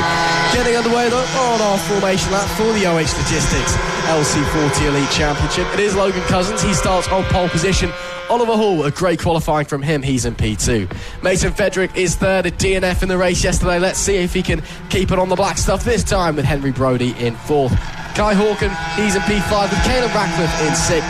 Danny Longhurst, a great result from her for P7. Rex Austin 8th, Tommy Keats 9th, and Max Johnson rounding out our top 10. Arthur Rich, he's in P11 with Josh Perkins rounding out the 6th row of the grid, and behind them it's William Round, and last but of course not least on our 14 bike grid it is Oliver Wilson. So a very exciting race to look forward to here. Very different conditions from yesterday, Zach, but nonetheless a very, very, very strong grid who I'm sure are going to put on a show. Yeah, getting a little bit toasty out there. Definitely feeling the heat, of course. Still some cloud cover, so it is going to be intermittent with, temperatures rising, potentially the speed that the track dries as well. But for the most part, dry lines all around the back end of the circuit. Still a couple of puddles, some standing water potentially on the apex of that final hairpin. But all in all, seems to be some dry running. But it is awkward because lap by lap, corner by corner, the conditions are going to change. And this is where we could see some surprises. We could do indeed. Last few conversations with parents, mechanics, call them what you like. They do the same job at the end of the day, make sure their kids do the best that they can. It is all eyes to the lights for race 2 of the OH Logistics LC40 Elite Championship. We are go. Great start there from Logan Cousins. Oliver Hall able to hold on to his second place and slot into the wake of the pole man. Further back, that looked to be Mason Fedrick. Yes, it was. Getting into P3 as well. Kai Hawken, Henry Brodie, Caelan Ratcliffe, all very, very close together as well on this opening tour. And actually looks like Caelan Ratcliffe has managed to squeeze his way up into 4th place. So great start there from the bright yellow number 96. But up the front, it is pole sitter Logan Cousins and Oliver Hall who joined him on the front row. Mason Fedrick, again, looking for some redemption after a DNF in race 1. Let's see if he can try and come through and challenge the leaders. Yeah, same too for Oliver Hall as well. Don't forget that he did try and give it a go yesterday for race 1, but some form of an issue prevented him from taking to that P2 start. This time by, though, he's not going to waste that opportunity and is going to be searching for some redemption in what is a very close championship at the moment for second place. Of course, it is the pole sitter of Logan Cousins that leads the first lap. There's the move from the 30 machine, picking their way past, I believe, Caelan Ratcliffe. That's Josh Perkins moving his way up another position and looking absolutely sensational on that bike. Very calm, very composed, very well poised for the long race ahead. Yeah, lovely move there from Josh Perkins to slide up into what will be 4th place, I believe. So great stuff from him as the top 3 start to already extend a gap with 8 laps left remaining in this second race of the OH Logistics LC40 Elite Championship. There we do see this battle for, well, what was 4th place. Josh Perkins has already started to pull away. I think Caelan Ratcliffe just struggling a little bit for pace out there as he is under attack. There we do see a move. That looks to be Rex Austin going for Henry Brodie, I believe. There's Caelan Ratcliffe, meanwhile under attack. That's Kai Hawken behind, fighting over 5th place and going to go neck and neck over the line. Can they make a move? No, not quite. Whole position. As I did mention, though, Rex Austin does get through Henry Brodie up into P7 for the number 991. The 20 of Kai Hawken, though, really pushing Caelan Ratcliffe hard right now. Hawken really wants this 5th place. He really does, of course. Getting yourself into the top 5 scores you extra points in the championship, but also just sounds better to say you finished inside the top 5 and is going to be looking to get after that. Caelan Ratcliffe, though, doing a brilliant job just on that 96 machine. Looked quite well yesterday. Unfortunately, was outside the top 10 this time yesterday, so doing a much better job to kickstart this race. For this one, of course, it was him and Frederick that had that incident going into the back end of the circuit and was unable to recover quite as well. There is your race leader, though, Logan Cousins. I mean, what was that? 3.2 seconds ahead of Oliver Hall. Mason Frederick half a second back on that one, but as things stand, dominant stature. Yeah, I mean, Cousins has booked his ticket, got on the plane and disappeared off into the sunset, hasn't he? I mean, he's just flying away at the front. Fastest lap of the race last time round of 55.554. He's lapping a second quicker than anyone else, 3.2 seconds up the road as it stands with 6 laps left to run. This is a fantastic performance from that young man. Oliver Hall, though, also doing a great job in second place, it must be said.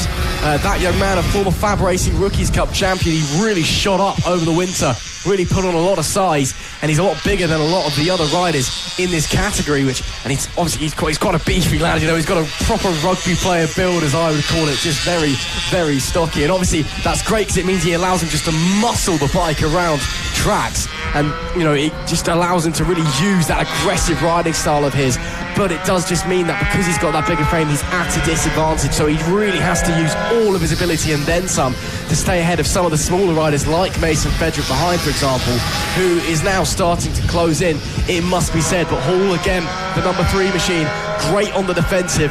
Can he keep Frederick behind, hold on for that second in place, and go get those desperate championship points you need, given that did not start in race 1? Yeah, exactly that. I mean, to be fair, Logan Cousins, he's taken all 3 victories, is on course for a 4th of 4 for 2024 in FAB Racing, and as things stand, Mason Frederick is 35 points behind in the championship, which is over a race win's worth of points. That is a huge margin, and granted, yeah, we've still got plenty of races left to go in the season and anything can happen. That is not the way you want to be going into the 3rd round of the season. No, it's not. Oh, that's the number 20 of Kai Hawkin. Kai Hawkin having an issue coming down the back end of the circuit, manages to get going again. He was running in P6. Hopefully not many places dropped there for the 20. But back to the battle for second place. Oh, and that is the 1-4-1. Max Johnson goes down at the final corner. Or the penultimate corner, should I say. Bending the handlebars back into shape there. One of the marshals, a big shame for Max Johnson. Also able to continue. Good to see. Again, as always with these young riders, most times they fall off the bike, they get straight back on again, and that is great to see. But a big shame there for Max Johnson. Kai Hawkin, meanwhile, he's fallen down to 9th place as a result of his fall just moments ago. 4 laps left to run, though, as we see battles absolutely all around the pack. That is William Round and Oliver Wilson fighting for P12, the 66 and the 126. And there, as I say, that Logan Cousins, not the fastest lap of the race as he crosses the line. Gap's now 5.5 seconds as he sets a 55.352. Meanwhile, Oliver Hall still holds off Frederick. Yeah, doing a brilliant job just to put the bike exactly where it needs to be, and in fairness, just running at a decent enough pace that Frederick, the initial gap was able to close, but beyond this final half a second or so, is unable to finally just get that extra little push to be on the back and start applying pressure. So I think Oliver Hall is doing enough just to keep him at an arm's length away, just to alleviate that pressure a little bit. I mean, Frederick is still there, and that is going to be in the back of Oliver Hall's mind as he tracks the shadows and sees what the gap is relative to him. He knows that Frederick is there. He knows that he's under pressure, and one small mistake will cost him P2, but it's not like he's having to constantly look over his shoulder and aggressively defend. His main focus is going to be forwards, and that's exactly what you want. I mean, that's the Oliver Hall way. He's very much an attacking rider, and he is very confident in his own abilities as well. And abilities we know he's got, again, as I mentioned earlier, former FAB-Racing Rookies Cup champion. He had a great year that year, and he's just been going from strength to strength ever since, as he has to just get onto the back of a little bit of traffic there, muscle his way round. Hopefully that doesn't hold him up too much, but it has cost him a bit of momentum. Goodness me, Oliver Hall, that was brave. Up the inside of the 126 of Oliver Wilson through the kink. Oh man, I don't think Oliver Wilson saw that one coming, let alone us in the commentary box.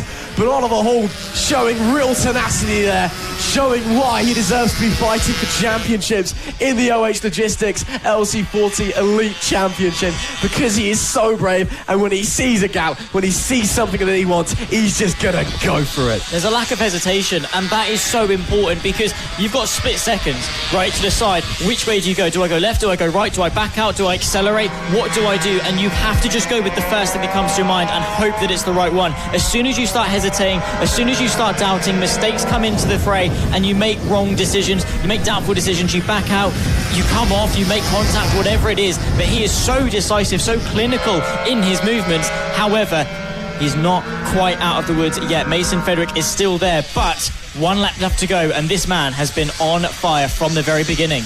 He has indeed. Logan Cousins set sail and has not looked back. The number 7 machine has been an absolute rocket ship here in race 2 at Ellough Park.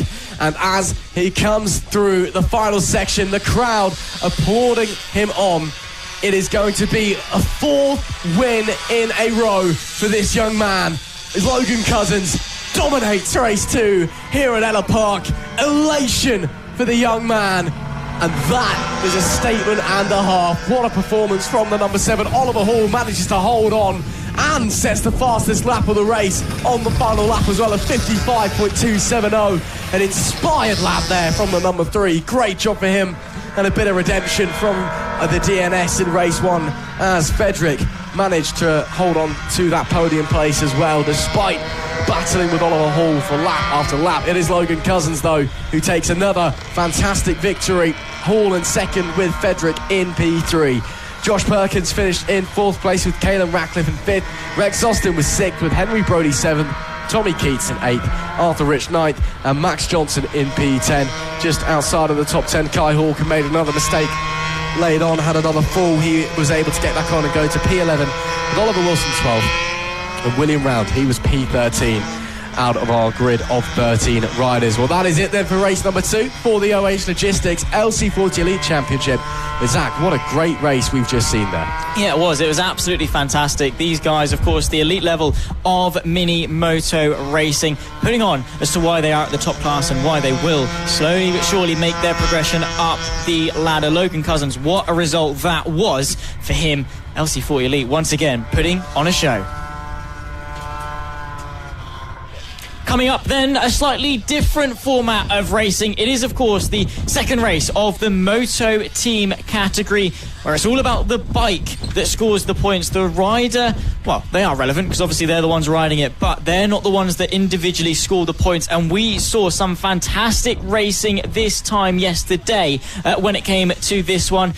A maiden victory for Harrison O'Keefe, thrown away at the death of it. Still managed to recover for P3, but heartbroken, dreams destroyed, and it was all your fault, wasn't it, Russ? It may have slightly been a bit of the biggest commentator's curse you've ever seen. Yes, I do have to apologise to Harrison O'Keefe. You know, whether you believe in the commentator's curse or not, that was bad, that one, wasn't it?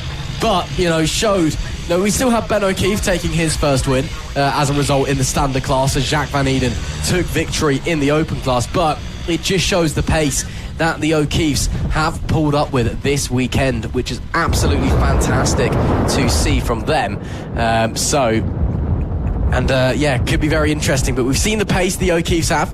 We've seen what they've got in their locker. So maybe coming into race 2 in a bit nicer conditions, maybe this time, you know, Harrison O'Keefe, he's got himself the viral clip. He's got himself the theatrical last corner crash. Maybe it's time for him to dominate. Yeah, maybe. Who knows? Let's see. Let's see if he's able to bring it and make amends for what was the heartbreak of yesterday. Almost certain victory thrown away at the death of it.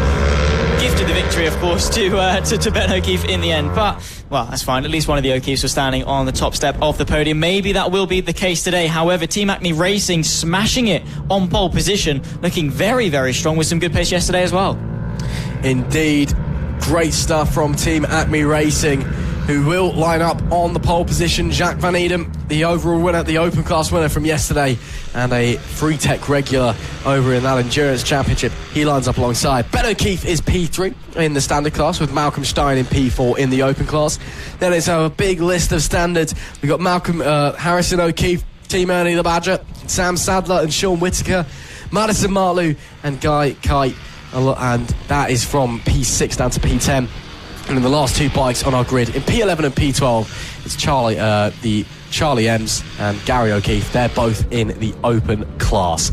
So, A good mix of the classes here, it must be said. We've had rounds before where you only get, one open bike turn up, for example. So good to see there can be some actual competition for the podium to make a change. But as the riders make their way up onto the grid, someone complaining at the back there about something. Maybe someone's got a bit of an issue, but looks like we're getting ready to go racing again. So it's over to Lee Clowes, the flag marshal. She'll point at the lights. Just double check with race director Roger Keys, who's in charge of the lights. And then time to go racing. Oh, several jump starts there, including pole sitters Team Acme Racing, but we are on the way in race number 2 of the Moto Team class. They'll negotiate their way through that tight and tricky and technical first corner. It will be Team Acme Racing leading the way, but of course we saw there visually there was a bit of a jump start. We've just been told in our ears from race control they are investigating jump starts as well.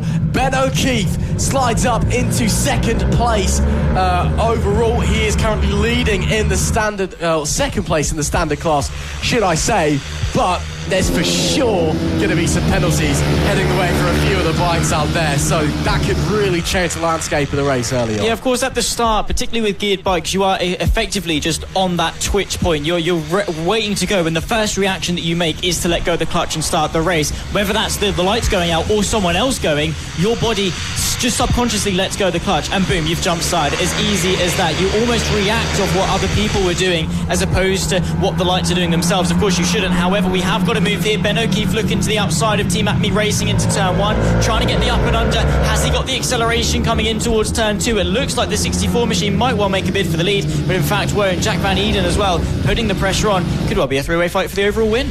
It could be indeed, of course. Got to remember that Team Acme Racing, Ben O'Keefe, they're both in the same class. Jack Van Eden in the open class. He's just kind of there for fun, doing his thing. Here, then it goes the 64. Oh my goodness me, that was very, very close, wasn't it? Suddenly this is looking a bit more like a fight rather than, going out and having some fun racing. This could get very aggressive very quickly if that's the types of moves that we're going to be seeing.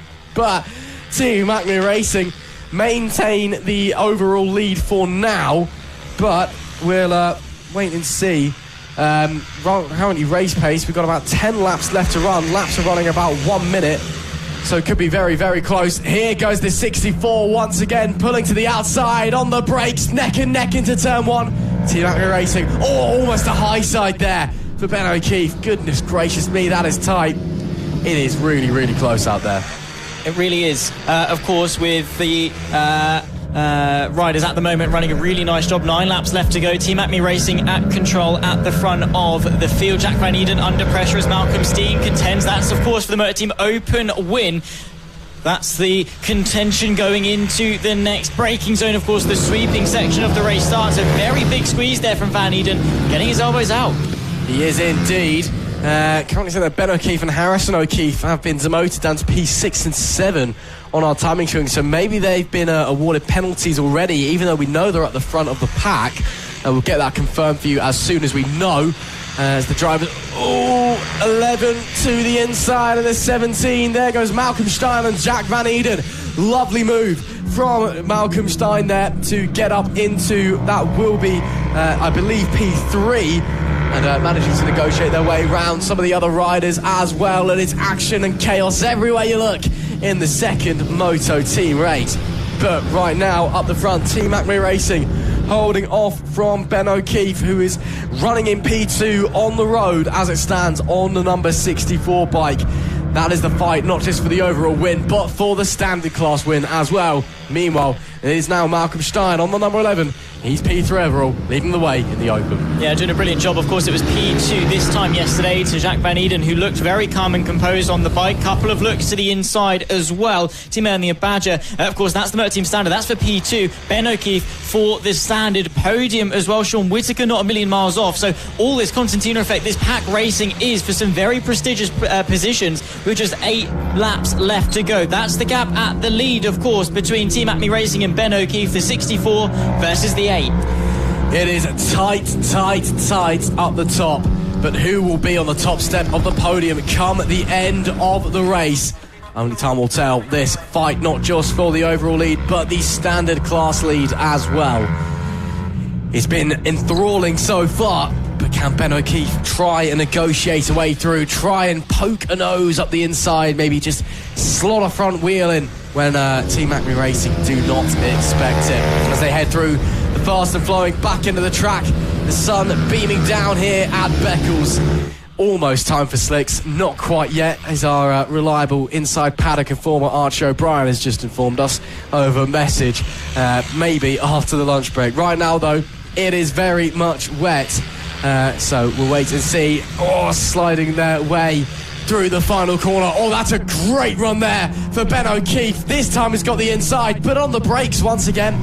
Once again, Team Acme Racing just looking monstrous, heading down on the brakes, coming through turn 1. And, well, he won't be jumping up and down for joy like Jefferson Starship, but he's still doing a fantastic job up the front.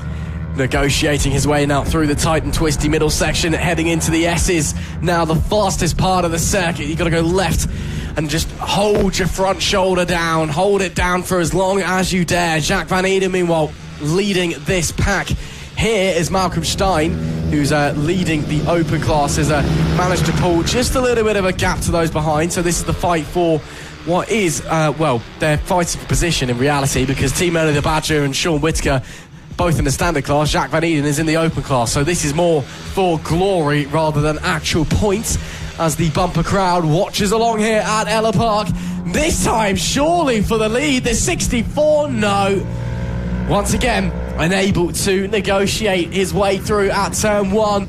The business deal is very much closed. Alan Sugar very much saying you're fired. Maybe he's got to try and find another approach, try and find another way through, because he's getting the run down into turn 1. Just cannot make the gap appear. With 5 laps left to go, it is still Team Acme Racing that lead from Ben O'Keefe in the standard class. Malcolm Stein leads it open from Jacques Van Eden. Yeah, Acme Racing doing a brilliant job is to just manage the gap and sort of just maintain exactly where they are. Ben O'Keefe has had a couple of looks, but for the most part not quite being close enough just yet. 5 laps left to go, it'll be 4 at the line. And they are approaching a little bit of traffic as well. I think that might well be the likes of Guy Kite and Gary O'Keefe in P8 and P9 that, of course, they'll have to negotiate, which could well be an opportunity for the gap to substantially open, but also for the gap to substantially close that last lap. Ben O'Keefe losing a lot of ground. Yeah, Ben O'Keefe struggling just a bit through there. And with 4 laps left to go, that could potentially cost him the win here in the standard class. Meanwhile, Jacques Van Eden continuing to hold off the guys behind him, even though they are in a different class. Just again, racing for trackside glory, I suppose, rather than for actual points as well. Trying to go the long way around there. That is a brave move from the number 101, should I say, of Sean Whittaker, trying to get through the 119 of Team Ernie the Badger, but just not able to make it appear. And at the back of that pack, who's that I see? The 65 of Harrison O'Keefe is now closing in and trying to negotiate his way around. Oh, has a little look to the inside. Harrison O'Keefe thought about it, didn't quite make it work. This time, maybe Sean Whittaker could try and find his way through. Team Ernie the Badger has to sit the bike up, coming into the hairpin down at the paddock. And again, these riders, they're just looking for ways through, just can't make it happen. No, exactly that. I mean, there's plenty of moves that are out there, plenty of looks that people are trying to go for, but because there's one significant dry line, bit patchy on other parts of the circuit, and you lose that grip the moment you try and go for it. Of course, Sean Whittaker battling away with Harrison O'Keefe, who's still trying to find a way past. That's the 17 as well. Jacques Van Eden under pressure as the 01 machine tries to find the move to the inside. Van Eden more concerned about trying to fight for the Motor Team Open win as well. As it looks to the outside, it's all bunched up, and one thing leads to another. A short fuse, and Harrison O'Keefe nearly makes it 3 wide into the sweepers. Harrison O'Keefe is trying to cause some chaos here as they make their way through the back markers. That's Guy Kite, they are just heading through, and Gary O'Keefe as well. But goodness me, it is tight out there between all of the riders. Up the front, Team Acme Racing, they've managed to pull 4.5 seconds over Ben O'Keefe in the standard class. In the open class, Malcolm Stein and Jacques Van Eden still only about a second separating them. So as we go on to the penultimate lap of the race, with a new fastest lap from Team Acme Racing of 58.536, great lap there from the number 8 machine. The only real battle we're looking at the moment is this one, especially because now, suddenly, Jacques Van Eden is right on the back of the number 11. This is for the win in the open class. Jacques Van Eden, of course, not a typical FAB competitor. You see him maybe once or twice a season. And oh no, and he's dropped it! Steindorf manages somehow to stay on his feet. Jacques Van Eden, what went wrong there? Did he? Oh, look at the bottom end of the bike. The fairing heavily damaged as well. That covers the exhaust. He's managed to get going again as he's trying to bend his handlebar back into shape, whether he just tucked the front on the brakes or there was an issue. But Jacques Van Eden goes down hard. Is still set to finish second, I believe, in the open class as the final lap starts. But that's just, wow, that just shows how racing can just flip on its head in a moment. Yeah, the pendulum swings one way and then instantly swings the other way. That is intense and a small mistake. Thankfully, of course, Malcolm Steen was able to just to hang on to it, really. The bike very easily could have gone, but just sat it up, kept it composed, kept it pointing in a straight line, didn't do anything erratic, and knew the win would still be theirs. However, nothing can be taken away from the overall lead and, of course, in the standard, Team Acme Racing for their first win of the season. Yeah, great ride from the number 8. It has been, well, not maybe comfortable so far, but they've just been putting in the laps, hitting the marks, and extending that gap. And in racing, when time is everything, that is what matters. Team Acme Racing round the final few corners to take the checkered flag for an overall victory and a very well-deserved standard class victory. To the roar of the crowd, a pat of the bike. Well done, girl, he says. Brilliant, brilliant riding from them. Ben O'Keefe will come home in second place overall and in the standard class as Sean Whittaker manages to take P3 overall and standard as well. In fact, we've been told in our ear that maybe expecting bikes for potential no transponder in the bikes. Now that is a bit interesting. Of course, you are required by the FAB-Racing rulebook to have a transponder on your bike. If you don't have one on and you're found to not have a transponder on your bike, then disqualified from the race. Full stop. That's it. You know, no appeal, no second chance. So maybe the stewards could be causing some more chaos come the end of this one. But, well, meanwhile in the open class, it was Malcolm Shone who took the victory from Jacques Van Eden from Gary O'Keefe after their crash on the penultimate lap. But man, oh man, talk about late drama. If the stewards get involved, that could be interesting. Yeah, of course, we always prefer it when the talking is done on track, but some things can't be helped. If the rules have been broken, they're there for a reason and they must well be enforced. So yeah, the stewards room might well be called upon to decide the outcome of this race. Of course, we had the jump starts at the start. We had of course the drama of this race. However, we are moving on. Motor team done and dusted, and we'll see them later for race 3. Race number 2, almost upon us for the Mini GP 50s, brought to you by King's Two Wheel Centre. It is sure to be an exciting race if race number 1 is anything to go by, as is always the case with the 50s. Of course, the first step onto Metrokit Mini GP Grand Prix style bikes, geared bikes, if you will. And it is the first time the riders can show what they can do. Of course, the downpour down in race 1. Very, very different conditions to what we have on hand here. But nonetheless, the riders, they're just going to have to go out there, see what they can do, and see what, well, in the nicer conditions, if they've still got that same pace.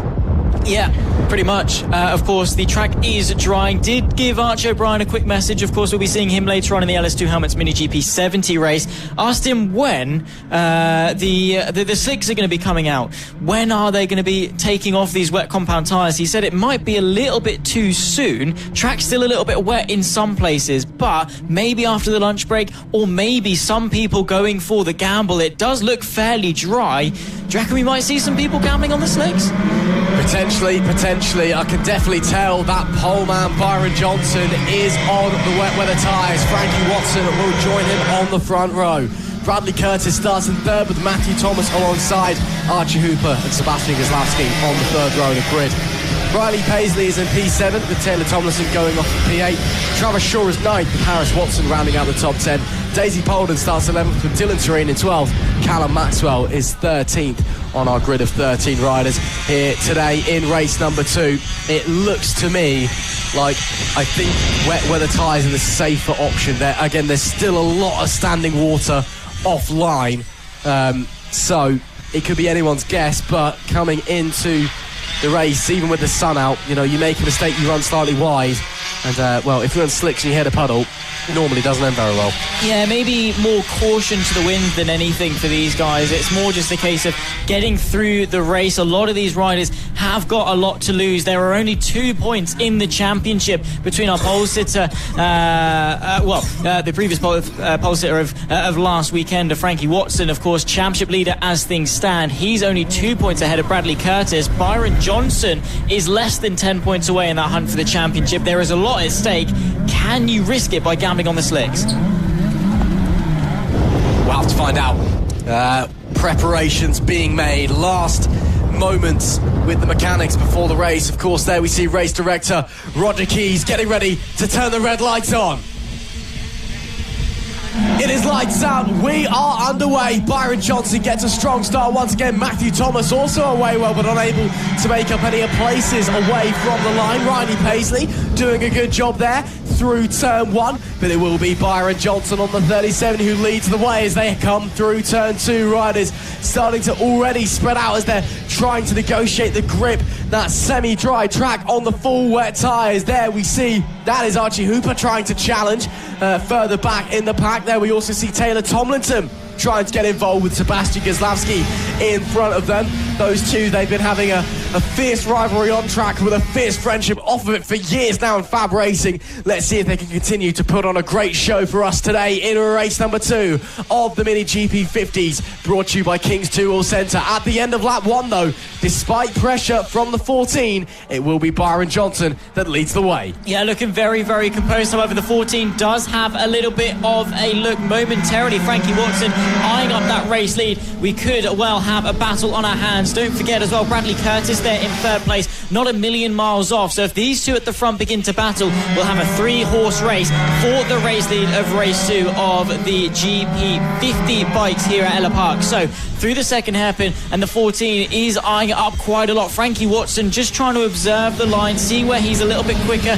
where he's got the edge, maybe where he's lacking a little bit, adjust his riding and then go for the attack.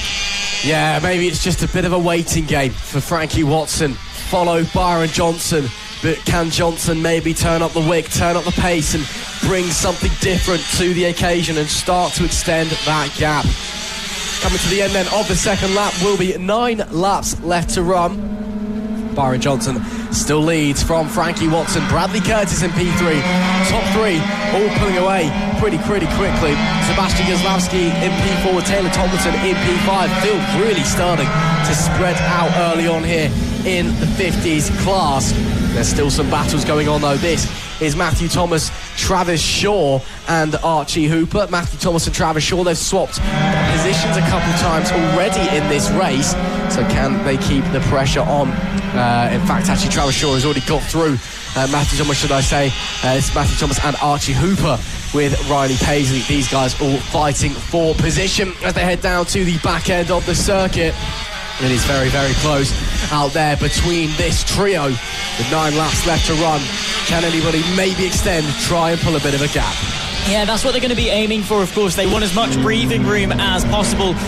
Person with absolutely no breathing room is Byron Johnson, who's leading the way. Frankie Watson has been unrelenting with the pressure. Fastest lap of the race with 8 laps left to go goes the way of Frankie Watson, who is vying for the championship lead. As things stand, he will be the championship leader coming out of race number 2, but it is going to be very, very close. It's all going to bunch up in what is a hotly contested title challenge that we're starting to see so early on in the championship. Byron Johnson, though, doing an excellent job with holding and withstanding that pressure as it stands. But there's still a long way to go in this race. Still plenty of time for action to happen. And still time for Frankie Watson to make a difference as well. Gap steady at around 0.4 of a second at the line so far. We'll see what it is when we come to the line. This time looks a little bit bigger. And indeed it is 0.9 of a second. Byron Johnson, what a lap. That is a 52.347 from that young man, flying at the front on the previous tour. But can he maintain that pace on the wet weather tyres?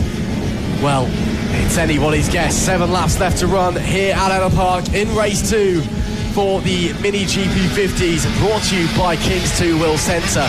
Byron Johnson maybe starting to extend his lead at the front.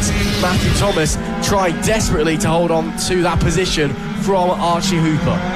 Yeah, they are just trying to manage the gaps more than anything, particularly, of course, at this battle here with Thomas and Hooper. This is the fight for 7th place, and Thomas had some hardships, of course, recently, and, of course, coming into this weekend, was outside the top 5, but within the top 10 over the course of yesterday, and right now is looking to sort of just, you know, take a nice, steady step. Of course, was actually finishing in P7 this time yesterday, and is looking to hang on to that because, points in the championship definitely do equal good results come the end of the season. Archie Hooper, however, is putting that pressure on, but the race, the laps, they are ticking down, and with that goes opportunities.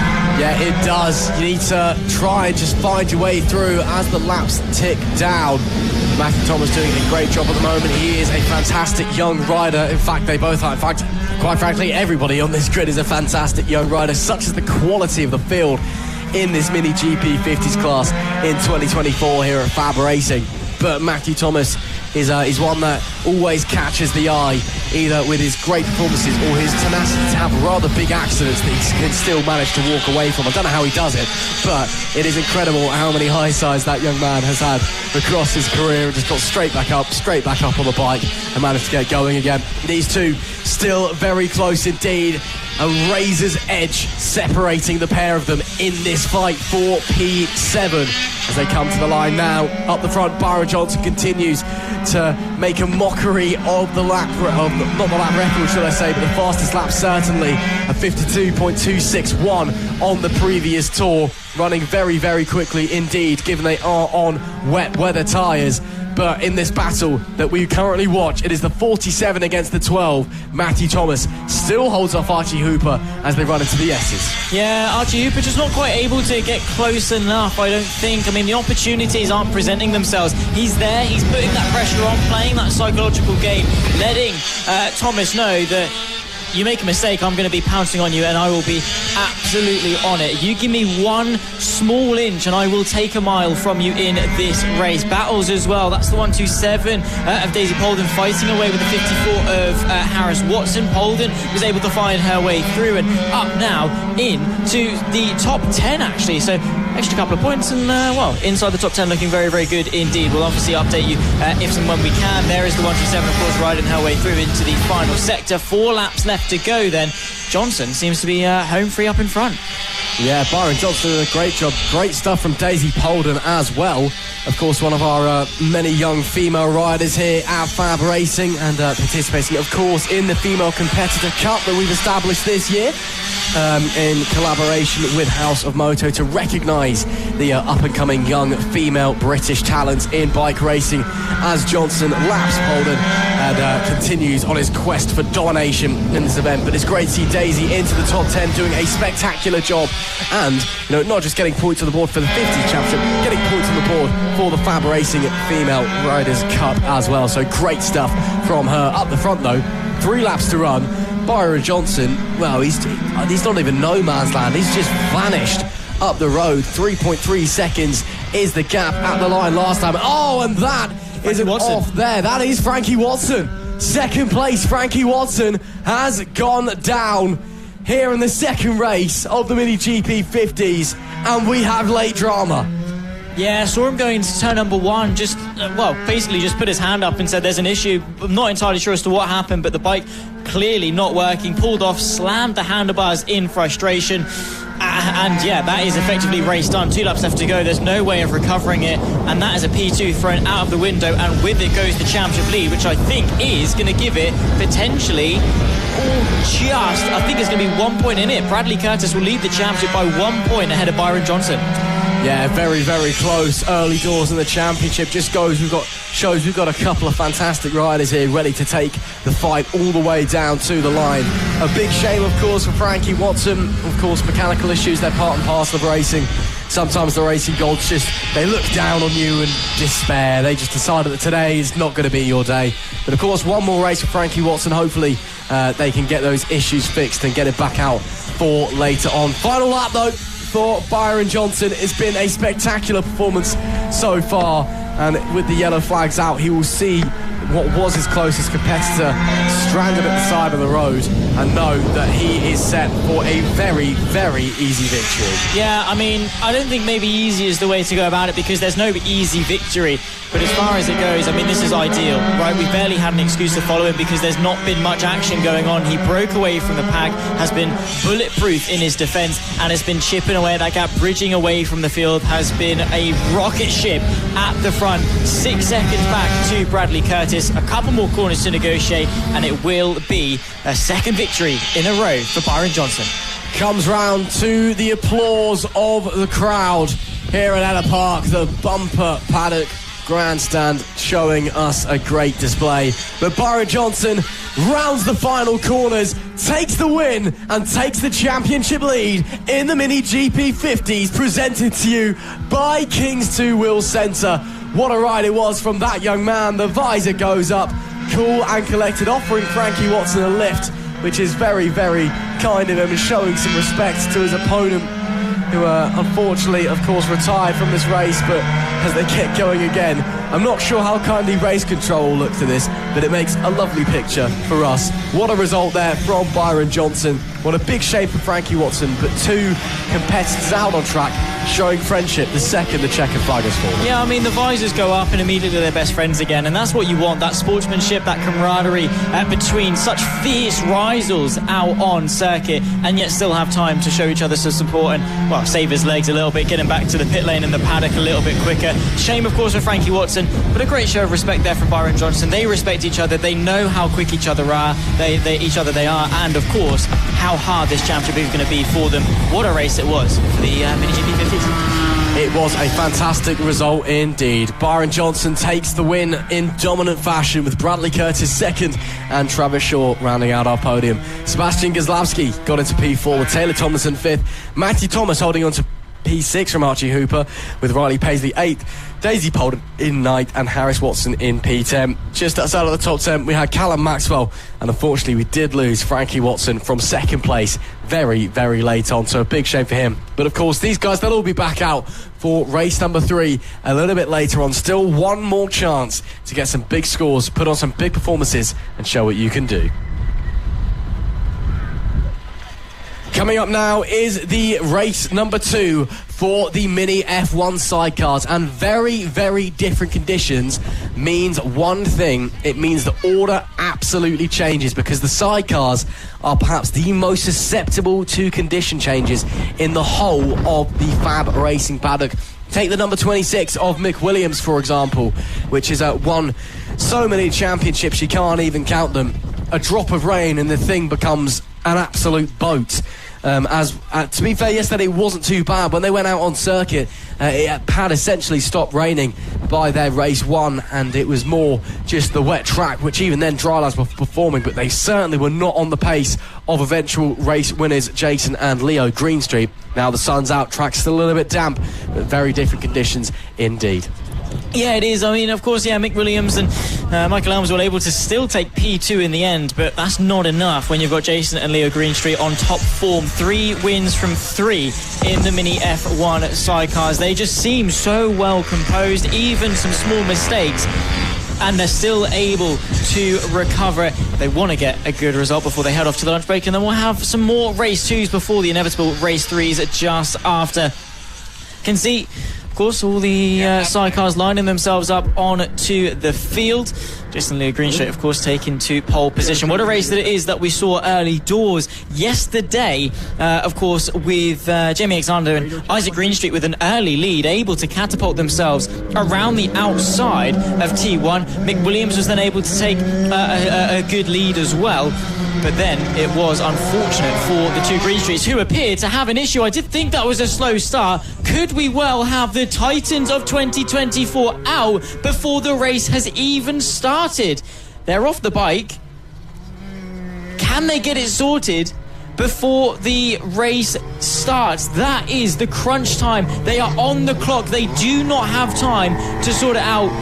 And if the issue is terminal, they are going to be out of this race. They're not going to be able to take to the grid, and that's going to be a big knock to their championship. They're pulling the bike off the race circuit, which tells me that high drama here for race 2 of the Mini F1 sidecars. the Green Streets are out.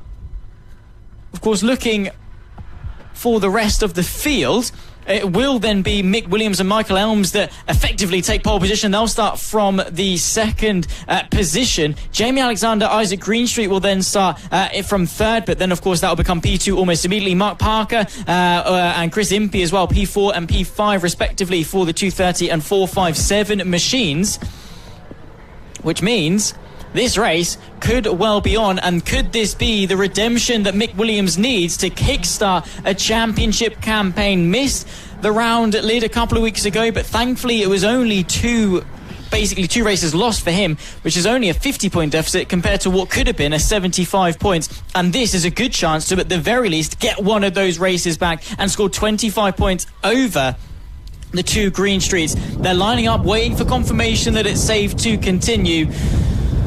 I think the Green Streets, still not on the bike, still not ready to go. Just checking that to make sure that the bike isn't able to run. They want to make sure they give them every chance possible, but the bike is dead. They're going to give it one more desperate attempt, one more go.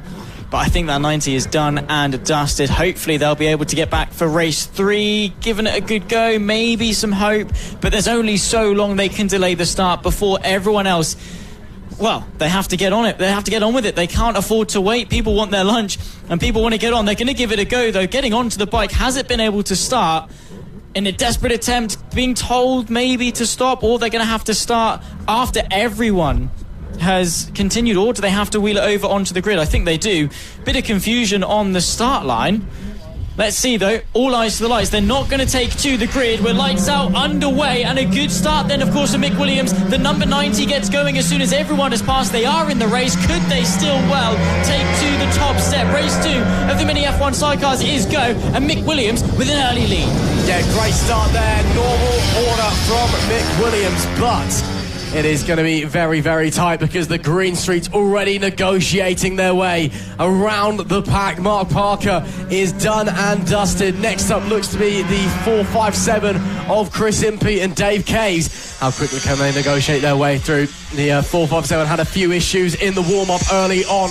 Hopefully those issues do not persist, but the Green Streets, oh, look at the wiggling and the squirreling as they came over the crest and the bump, but making very light work of the field. As is very clear these guys have got the pace, and very clear these guys could potentially win this. Of course, yesterday was Leo Greenstreet's birthday, so a belated happy birthday to Leo Greenstreet, the passenger on that number 90 machine. And at the end of lap 1, after starting off the track behind everybody else, the Green Streets already pressuring for second. Absolutely incredible stuff there. And now they're going to get through into second and have all eyes on the 26 of Mick Williams. I mean, last the first, casual, as you do it. Yeah, as you do. Just they wanted to give us a little bit of suspense. They wanted to make it a bit interesting, give the others a bit of hope, and then carve their way forward. But this perseverance, this determination, they didn't give up. I mean, a lot of people would have just been like, oh, well, bike's not starting, guess I can't start this race. But they gave it every chance possible. They delayed the start for as long as possible, and thankfully they did, because they're now in this race. Of course, they are going to be with the slight doubt that maybe the bike's not going to get to the end, but they're there, they're in P2, and all they've got to do now is chase after the reigning champion. 7, soon to be 6 laps left to run in the second Mini F1 sidecar race. And it is very much on here. The Green Streets and Mick Williams. Who has the pace? Who has the nerve? Who has the consistency to finish on the top step in this one? Again, Mick Williams, a no-show at the first round in Lid. And then race 1 was not able to stand on the top step of the podium. Can he take a victory for the first time this year? The eternal Mini F1 sidecar champion. Or can the Green Streets continue to rain on his parade, showing the work they've put in over the winter and showing just how quick and efficient that outfit has become as they make their way through the undulating section down the bottom end of the circuit and then flying back round. The gap at the line last time was 1.7 seconds, but the Green Streets also set a lap that was 1.5 seconds quicker than Mick Williams.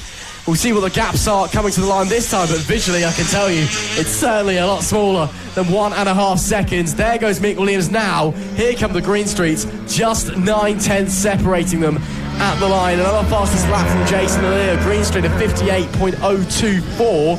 So they've got the pace. Mick has also upped his pace, but times are still dropping.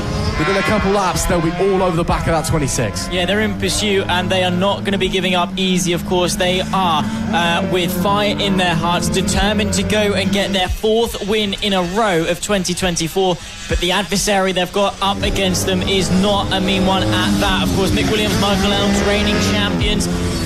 But the Green Streets last season in 2023, it was so many wins in a row for the 26, but it was this round right here that the Green Streets were able to take some wins back off them. So the competition is there. They are so close, and these guys, slightly different riding styles, of course, between the riders and, of course, the passengers, but they both get to the sort of the same outcome as such. But the straight line speed, look at that, of the 90 catapults themselves into the lead.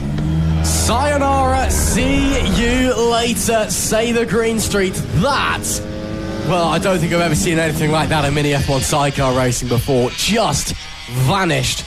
And when the person you're overtaking is Mick Williams, who has won this championship time and time again, just shows how good the Green Streets are right now. Obviously, they've been working on the sidecar over the winter. They've been working on themselves over the winter as well, and their ability and what, where can we be faster? What can I do maybe as the one behind the handlebars? What can you do as the passenger to enable us to go even faster? And now look at this, just gone.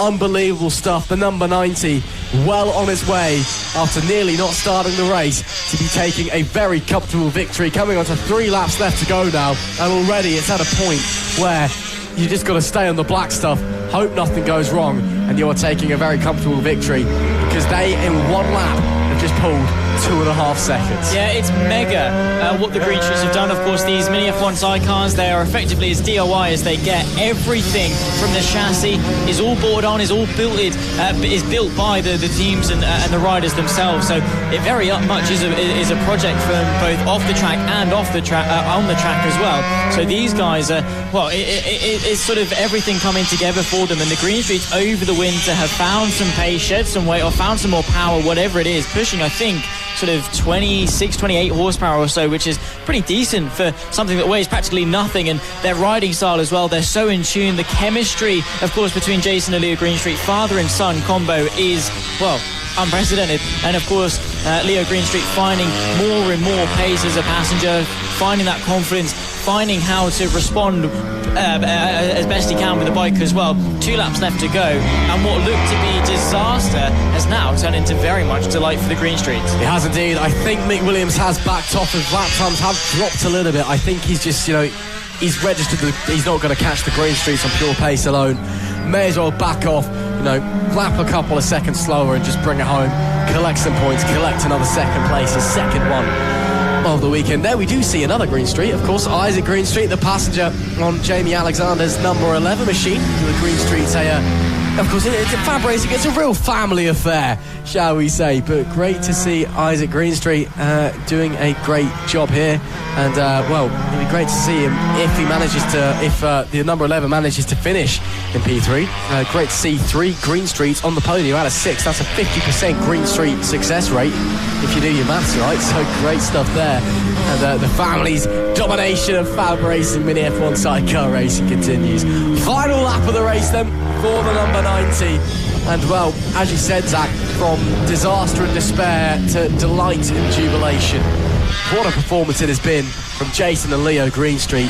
After nearly not starting the race, they've made it look easy. Yeah, they have. I mean, immediately off of the grid, they just threw their way through the grid, fought their way back up through the pack, and have been dominant ever since. Of course, they took a little bit of a stumble when it took to Mick Williams and Michael Elms, but they were able eventually to find their way past with a good run towards turn number 1. Haven't looked back since. They won race 1 at Lid. They won race 2 at Lid. They came into Ellough Park on the front foot and dominated in the wet with trouble and uncertainty coming into the second race of the weekend. It is once again in 2024 going to go the way of Jason and Leo Greenstreet, who are delighted to take their 4th victory of the season.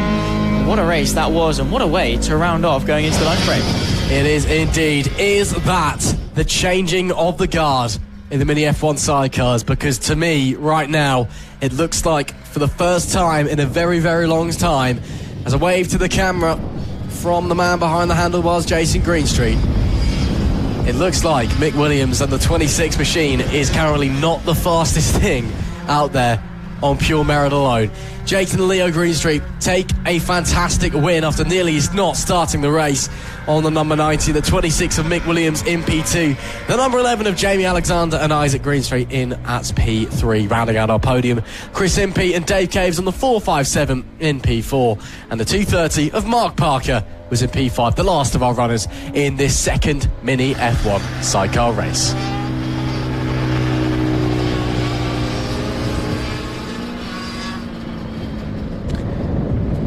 Right then, that is it for the morning's action. It is time now for the lunch break. So we will be back in after a short break to bring you all the rest of the race 2s and race 3s. But for now, to make sure you're not bored and to make sure, of course, you don't lose interest in the FAB Racing action, we're going to head down to the paddock and speak to some of the riders and listen to a few interviews that we've taken over the weekend. So we'll see you shortly.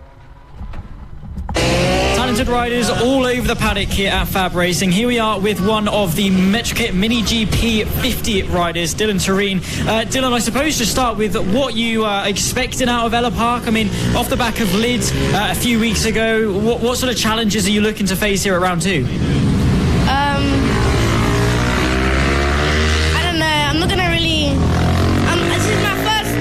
This is my first time riding in a long time, so I mean. Yeah, I don't know what to say really. So are there going to be a lot of adjustments you need to make, or do you think it's going to be something that you can just straight away get back into the swing of things on? After the practice today, are you feeling quite comfortable? Yeah. So what are you going to aim for here at Ellough Park? Are you going to go for podiums, wins, top 5s? What's the aim? I'll try and aim for 7th or something. 7th. And what about Ellough Park makes it so special? I mean, is it the long straights, how fast it is? Is it quite a demanding circuit to ride on? Yeah, it's quite fun. Well, thank you very much for speaking to us. Best of luck, of course, for this weekend. Hopefully, we'll see you on the top step. All right, then.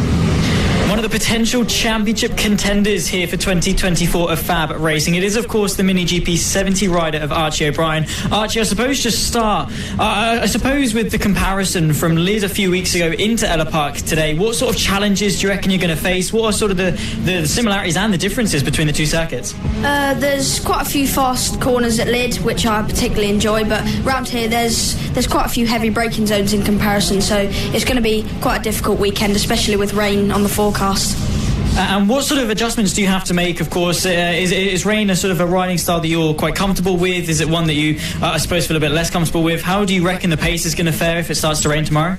I used to struggle quite a lot because I used to be quite a smaller rider on the Metro kit, but now that I've grown a bit, I'm feeling quite confident. Last year at Three Sisters we had a wet session and I was right up the sharp end, so I think Wilson's going to be really strong no matter the conditions, so we're just going to have to fight it out and see what happens.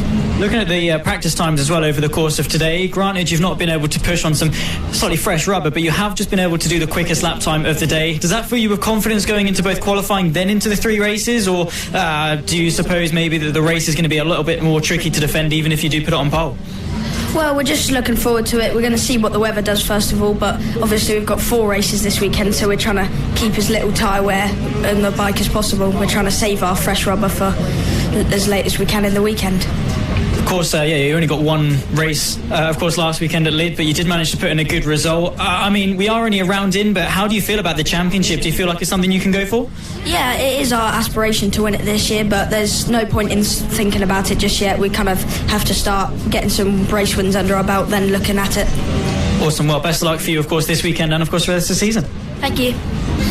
One of the rising stars of the future then, Freddie Taylor here racing in the Minimoto Rookies here at Ellough Park. Freddie, what are you expecting out of this weekend? Do you think you're going to get some good results here at Ellough Park? Hopefully a top 5. Aiming for that then, and of course off the back of Lids, of course to dust off the cobwebs of a new season, do you feel like you're a little bit more comfortable on the bike heading into this weekend? Yeah. And also, I've tried on a pro bike, so it makes me feel more confident. Definitely feeling that you're coming in, of course, you said about a top 5. Do you think there are going to be any big challenges here at Ellough Park? It's quite a fast circuit. Speaking with Archie O'Brien a little bit earlier on as well, he said there's a lot of heavy braking zones. Are you confident you can maybe make some good moves in the race? Yeah. And I'm trying to beat Joey because he's beaten me in the championship, so I'm trying to get ahead of more people. Going to be pushing for points then. Is that the aim then for this year, the championship? Kind of, really, yeah. Awesome stuff. Well, best of luck to you. Thanks for having a chat with us, and well, hopefully we'll see you on the top step of the podium. Thank you. Plethora of talent in the paddock. Another one of our Mini GP 70 riders here with Harrison Day. Harrison, fielding some new colours this weekend. Does that fill you with some confidence heading into the weekend? Well, to be fair, it's I'm pretty happy with my dad because he painted it. And I think we've got a few sets just in case I crash, but I don't think it will affect me. I'm going quick anyway. And of course, off the back of Friday practice, obviously all done and dusted. How's the pace feeling? You're feeling confident on the bike, ready for a long weekend ahead, actually, 4 races over the course of 2 days? Well, I've been pretty strong today, which I'm pretty surprised about because at Lid I think I was running maybe 6th, 7th, and then today, first couple of sessions I was 4th, and I was latching onto 3rd, and then I've managed to gap 3rd now, and then I'm trying to stay with Archie O'Brien and Wilson Dilks. So what's the aim going into qualifying then? Do you reckon you can settle for 3rd, or do you reckon the pace is there to go and catch Wilson and Archie? Well, they're only, I would say, half a second or maybe a little bit more faster than me, but we don't have a warm-up tomorrow. We go straight to qualifying, which isn't my strong point because I'm always pretty quick, at the end of the day and at the end of a session. So when it comes to Ellough Park, obviously you say you're not too confident in terms of qualifying. Do you think that you can make up that ground in the race? Does Ellough Park have enough overtaking opportunities you can start racing the top guys? Well, Ellough Park has a lot of late braking, and you can overtake a lot of people down the inside, and then there's a lot of sweeping corners which you might be able to go around the outside. But I got 3 wins here last year, so I am feeling pretty confident. The threat of rain as well on the horizon, potentially on the forecast, is that something you're concerned about, or is it something that you're actually looking forward to? Well, I'm not concerned about it, but I want to say I would prefer sun. But I'm a pretty good wet weather rider.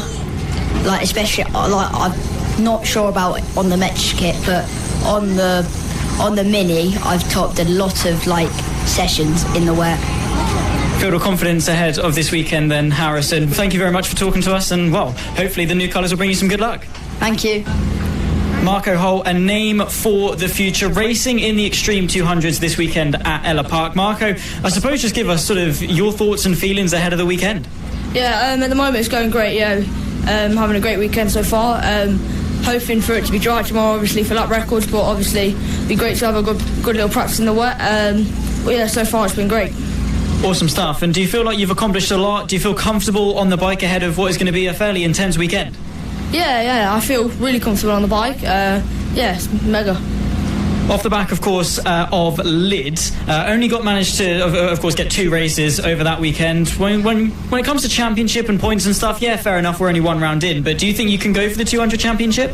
Well, obviously, this isn't the championship that I'm properly racing this year, but I think depends really how many rounds we miss or where I finish in the rounds, to be honest, because there's people like Sullivan Mounsey, he often comes to FAB-Racing and then he joins in the the Extremes, so he'll be a tough challenge, and then people like Wilson Dilks as well. Talk to us a little bit about Ellough Park as well. You noted some of your rivals out on track as tough competition. Is there anything specific about Ellough that poses a challenge? I think it's just a really technical track, and there's a lot of overtaking places, and yeah, it's just really fast and flowing, so you could set up moves really easily. Qualifying tomorrow then, is that going to be something that's incredibly important, or are you confident that even if you sort of goes and miss a little bit in qualifying, you can make up the ground in the race? Yeah, I feel like it'll be important to get pole in the qualifying, but if we don't, we just got to build in the race. Awesome stuff. Well, thanks for having a chat with us. Best of luck for this weekend. No problem. Thank you. One of the riders racing in 2 classes this weekend at Ellough Park. We have got with us Isaac Greenstreet, finally, to have a chat with us this weekend. Talk to us, I suppose, coming into Ellough Park, how are you feeling about obviously both of your endeavours this weekend? I'm feeling good, apart from heard it's meant to rain, so I don't really do good in rain, so hopefully I don't crash too much, but try my best though not to. Always the aim, does help as to not crash, of course. When it comes to your mini moto racing, how are you feeling specifically about that? And then, of course, your transition into the sidecars. Is there sort of much difference that you have to adapt to as you go between class to class? Not really too much. I just kind of try and chill off in between each session, so I don't ache too much. But on the sidecar, you ache your legs more, I reckon. Well, actually, ache your hands more. On the bike, you ache your legs more. So it splits your aching between the two. Getting a full body workout then this weekend, especially at Ellough Park. Is it a particularly demanding track for both bikes? Not really. It's a fast track though. I like it a lot, but I had a crash earlier, so hopefully that doesn't happen again. Is that something that's going to knock your confidence, or do you sort of know where you went wrong and you can adapt and sort of sort it out for the rest of the weekend ahead? I think I know what went wrong. I kind of just went a bit too wide and went over the rough patches, but I think I'll be alright with confidence. Awesome stuff. Well, best of luck, of course, for all of your races this weekend, and hopefully we'll see you take to some decent positions. All right, thank you. Working our way through the Greenstreet heritage, then it must be said, these two are going to be on the bike together here at Ellough Park. What are you thinking coming into this weekend? Do you have some trust in each other to not crash? Yeah, always. Really, really happy with Leo. He's best passenger out there as far as I'm concerned. So, got the right person on the bike. It's me that tends to make the mistakes rather than him. So, that's our weakest link is the person on the bars. So, obviously, you as the supposed not limiting factor, how are you feeling coming into this weekend? You ready to be thrown about? Yeah, it's all good. Don't have any worries, to be fair. Just see how it goes. Rain on the forecast, potentially. What sort of feelings do you have about that going into the weekend? Is it something that knocks your confidence, or are you going to be going for it? I think we're pretty happy with the wet. We've not got any experience of this track in the wet, so that could be interesting. Obviously, it's where we don't get practice on the Friday. Our first session on track for the weekend is a qualifying session, so that's never good. But yeah, we've got plenty of wets. We're more concerned about our awning leaking than actually being on the track. So, of course, a little bit of an issue a couple of weeks ago, just a small one, minor issues. But of course, Ellough Park, are there any specific challenges about this circuit compared to maybe Lid? Any similarities that you're happy about? No, I don't think so. Really, it's don't know. It's all good to me. It's fast and flowing. That's the nice thing about this place. Again, don't know what it's like in the wet. I seem to remember getting a sore neck in the past here because the corners are quite high speed. Yeah, it's nothing too out of the ordinary, I don't think. It's a pretty average surface in the wet. While the bike was holding the oil last time out at Lid, you were actually running really, really quick. I think it was in race 2. You were like 30 seconds ahead after 9 laps. Do you hope to carry similar pace into Ellough? Yeah, we should be sort of equally as competitive. I think we've got Mick back, so we'll have someone to have a race with. To put the record straight, seeing as I got you on, we didn't drop any oil at Lid. We were sent out to clear the oil up, and where we picked up the dust over the oil, they thought we were putting more down, but we did prove ourselves to be the innocent party. Just so that's out there on the record, because we're probably paddock enemy number 1 at the moment, but we proved we didn't drop any oil. Awesome stuff. Well, best of luck for this weekend. Hopefully it stays dry both underneath and, of course, up in the skies as well. Best of luck to you both. Okay, thank you very much. Cheers. One of the contenders then for this weekend, one of the big names in the paddock as some of the quickest riders. We've got with us Wilson Dilks, of course, racing this weekend in the 70s and, of course, in the Extreme 200s. Wilson, start off with your thoughts and feelings ahead of this weekend and what sort of challenges Ellough Park might pose.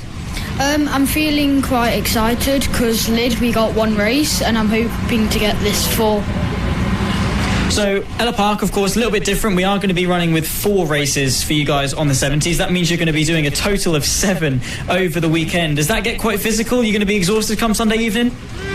Maybe. See how I go. And what sort of aspirations are you going to be going for? I mean, off the back of Lid only getting that one race, do you feel like you can come back punching for 4 races this weekend? Hopefully. And the championship, of course, when it comes between you and Archie O'Brien and the likes of those guys out on track, bit of a rivalry spurring up. Do you reckon you can come out on top come the season's end? Hopefully. Rain on the forecast as well. We've been talking to a couple of riders about that. Is that something that you're a little bit worried about, or do you reckon you'll go out there and smash it in some wet weather? I think I might do okay, but we'll see how it goes. Awesome stuff. Well, best of luck for the rest of the weekend, Wilson Dilks, and well, we'll catch up with you hopefully on the top step. Yeah, thank you. Moving on then to Frankie Watson racing in the Mini GP 50s this weekend. Same to you, I suppose, Frankie. How are you feeling coming into this weekend? Ellough Park off the back of Lid. Do you feel a bit more comfortable on the bike after getting that first round under your belt? Yeah, I feel confident here after the last 2 races. Well, I got 2 wins, so I'm feeling confident for this round. And last year I got podium, so yeah, I'm confident for this weekend. Happy to come in and smash it then. What are the biggest challenges about Ellough Park then? Is it about getting onto the raw pace, or is it about trying to maintain that consistency? I think it's just hard. Once you're on the pace, it's quite easy to contain it, but it's hard to get on the pace. And what makes it so difficult about Ellough Park to sort of find the limit? Is it the fast and flowing nature, the heavy braking zones? What makes it so tricky? I think just if you make one tiny mistake going into the corner, that's like 4 corners messed up, so that's your lap gone.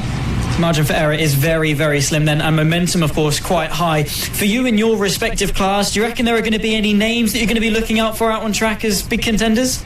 Yeah, I think Travis Shaw, Byron Johnson and Bradley Curtis will all be fighting for the podium and the win. And how do you feel about the racing this weekend? Is Ellough Park a circuit you feel confident you can overtake at? Yeah, it's probably one of my favourite circuits, so yeah, I like it. Awesome stuff. Well, best of luck for this weekend. We'll catch up with you and, well, fingers crossed for some good results. Thank you. Joey Athasich here, who rides in the Mini Moto rookie class. Joey, Ellough Park off the back of Lids. Any similarities that you're happy about coming into this weekend? How do you feel? I feel really good about this track. After Friday practice, feeling pretty confident in the top 6 in practice. Just making me feel loads of confident for season. My mum and dad are saying at the exact same time I'm really quick round this circuit. For the second round I've been racing in FAB-Racing. It's going really good. Is there anything in particular that you're looking to come into Ellough Park to sort of learn, or do you feel like you're instantly on the pace? What do you think is the next step in improving? Maybe just corner speeds, maybe getting on the gas earlier, maybe just not holding the brakes as much as I'm normally, but except from that, really good. Confident maybe you're going to be aiming for podiums, wins, top 5s? What's the aim? Aim for a podium, because in practice I got 3rd and fastest, so try just to aim for a podium. Who are going to be your biggest rivals out on track then? Who are you sort of aiming to stay on the pace with? Maybe Emilio Pereira, Tommy Williams, and the people who are at the round top 3 stuff. Ace. Awesome stuff. Well, thank you for having a chat with us, Joey. Best of luck for this weekend. Thank you. Lewis Hull in the Extreme 200 class. Lewis, into Ellough Park. How are you feeling? Confident. The track's grippy and I'm really enjoying it here. I'm finding the bike, obviously I'm new to the 190 Bucci, so I'm really enjoying it though so far. What sort of adjustments have you had to make then, coming onto a new bike, of course? Is there different riding style, different sort of mechanical setup that you've had to do? Yeah, obviously I did a little bit of testing last year on a 50 and then I ended up having an accident and that knocked all my confidence on riding a geared bike, so I stayed on a Elite liquid cooled, and then we recently sold my 50 and bought a Bucci, and I'm just getting used to it and I'm really enjoying it and taking a little bit of adjusting. You have to use a different riding style, but apart from that I'm happy. Of course, off the back of Friday practice today, what is your biggest takeaway? What are the pros, what are the cons? What do you need to work on over the weekend? Just looking for a bit more corner speed, obviously on a newer bike, bigger bike. So I just need to find my corner speed, become more comfortable on the bike. But I'm happy with how my lines are currently. Obviously need to improve, but happy where I am considering I've only rode it a couple of times. Looking beyond this round then, of course, for the rest of the season and beyond potentially, what are your aspirations for the future? Hopefully we're just going to practice this year and get good on the Bucci, and then maybe next year we're going to contend for the championship. Look out for you next year then, of course, as one of the front runners potentially. Thank you for having a chat with us, and fingers crossed for some good results. Thank you very much. FAB-Racing then, the grassroots entry into motorbike racing and the embodiment of it right here. Kai Hawken racing in the Mini Moto Pro class this weekend at Ellough Park. Kai, what are you thinking coming into this weekend? To get a good podium and get some better results than my last round. Off the back of Lid then, of course, was it a tough one for you? Yeah, I didn't do as well as I wanted to do. So yeah, it was quite tough. What were the takeaways from that then? Was it just an issue with pace, consistency, how you were riding the bike, and how have you managed to improve that coming into round two? We had the wrong gearing on, and I don't think I was riding as well as I am here now. So do you feel a bit more confident coming into Ellough Park? Yeah, I feel more confident. Yeah. Ready to smash it for some good results.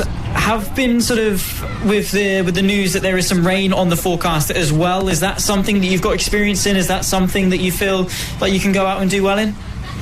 Yeah, I think I might be able to get some quite good results here in the wet, as I haven't rid here in the wet before. What sort of changes to your riding style do you have to make when it starts getting wet then? Do you sort of have to change your lines, change sort of how you brake, how you get back on the throttle? What sort of differences are there between dry and wet running? Sometimes some normal lines in the wet, they're more slippy in the wet.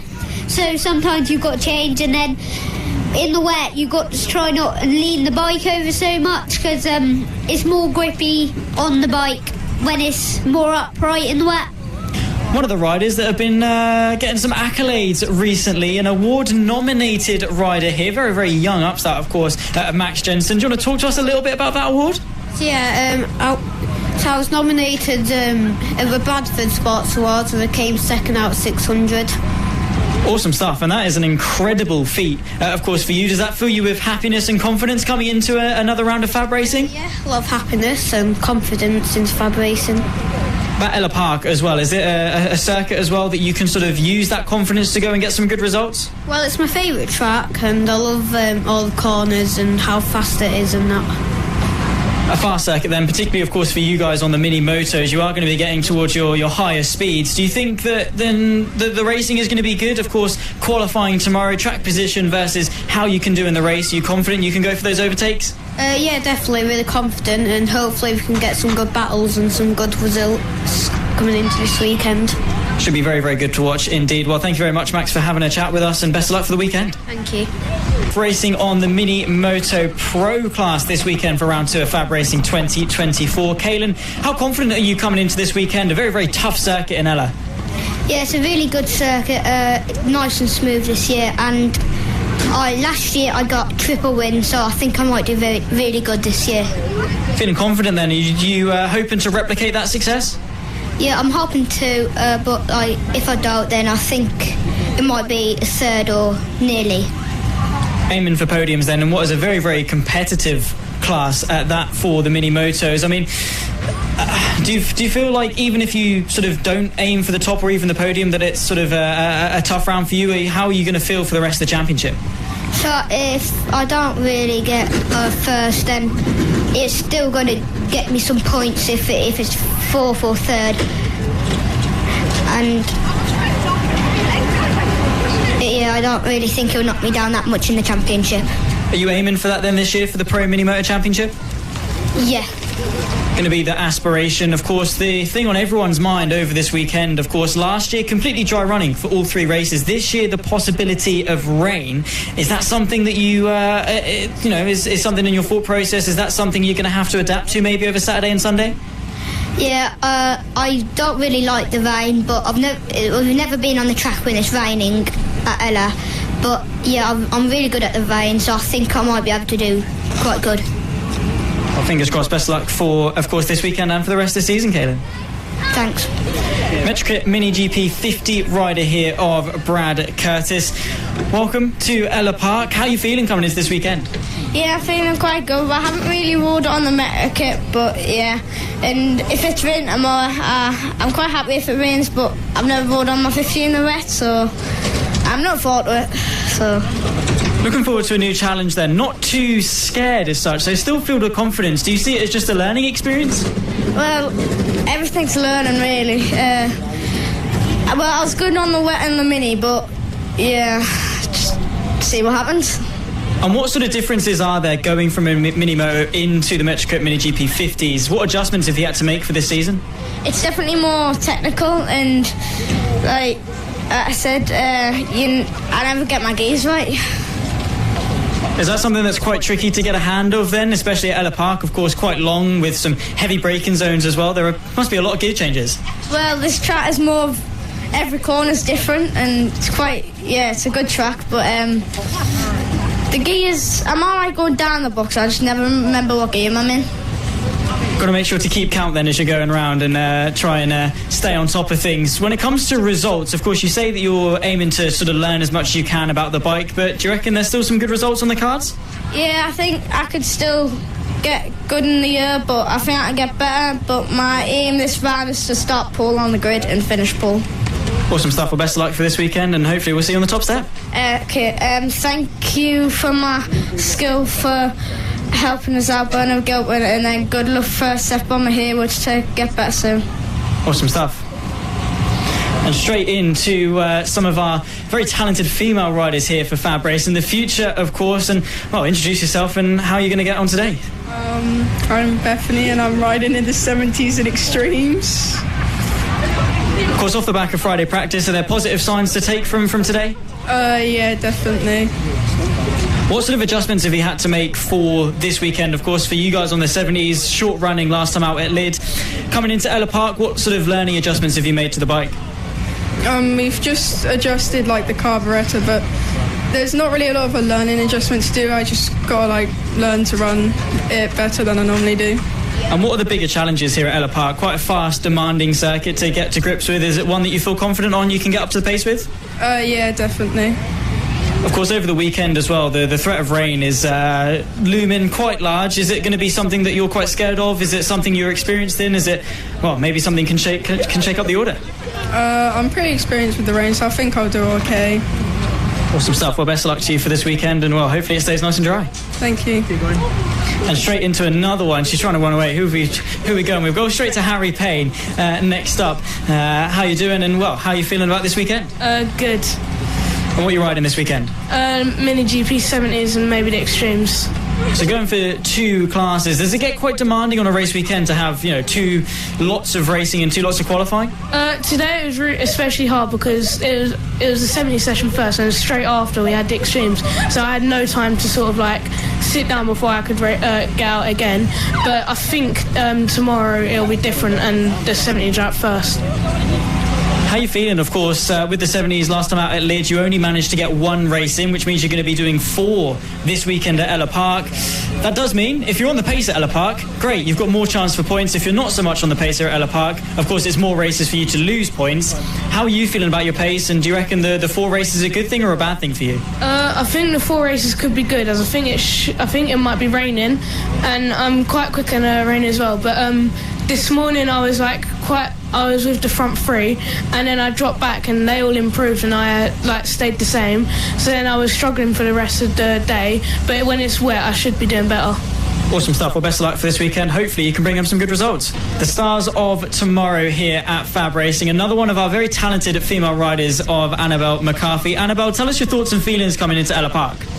At first, it was a bit like trying to get used to the track because I haven't been here for nearly a year. But then, now that I've got used to it, I'm getting into some of the times that I wanted. And we spoke to you, of course, last time out at Lid, and you're sort of trying to adjust to a new bike. Do you feel a little bit more confident after having a few races last time out? Yeah, I feel a lot more confident because now that I feel like I've bonded with the bike a lot more now.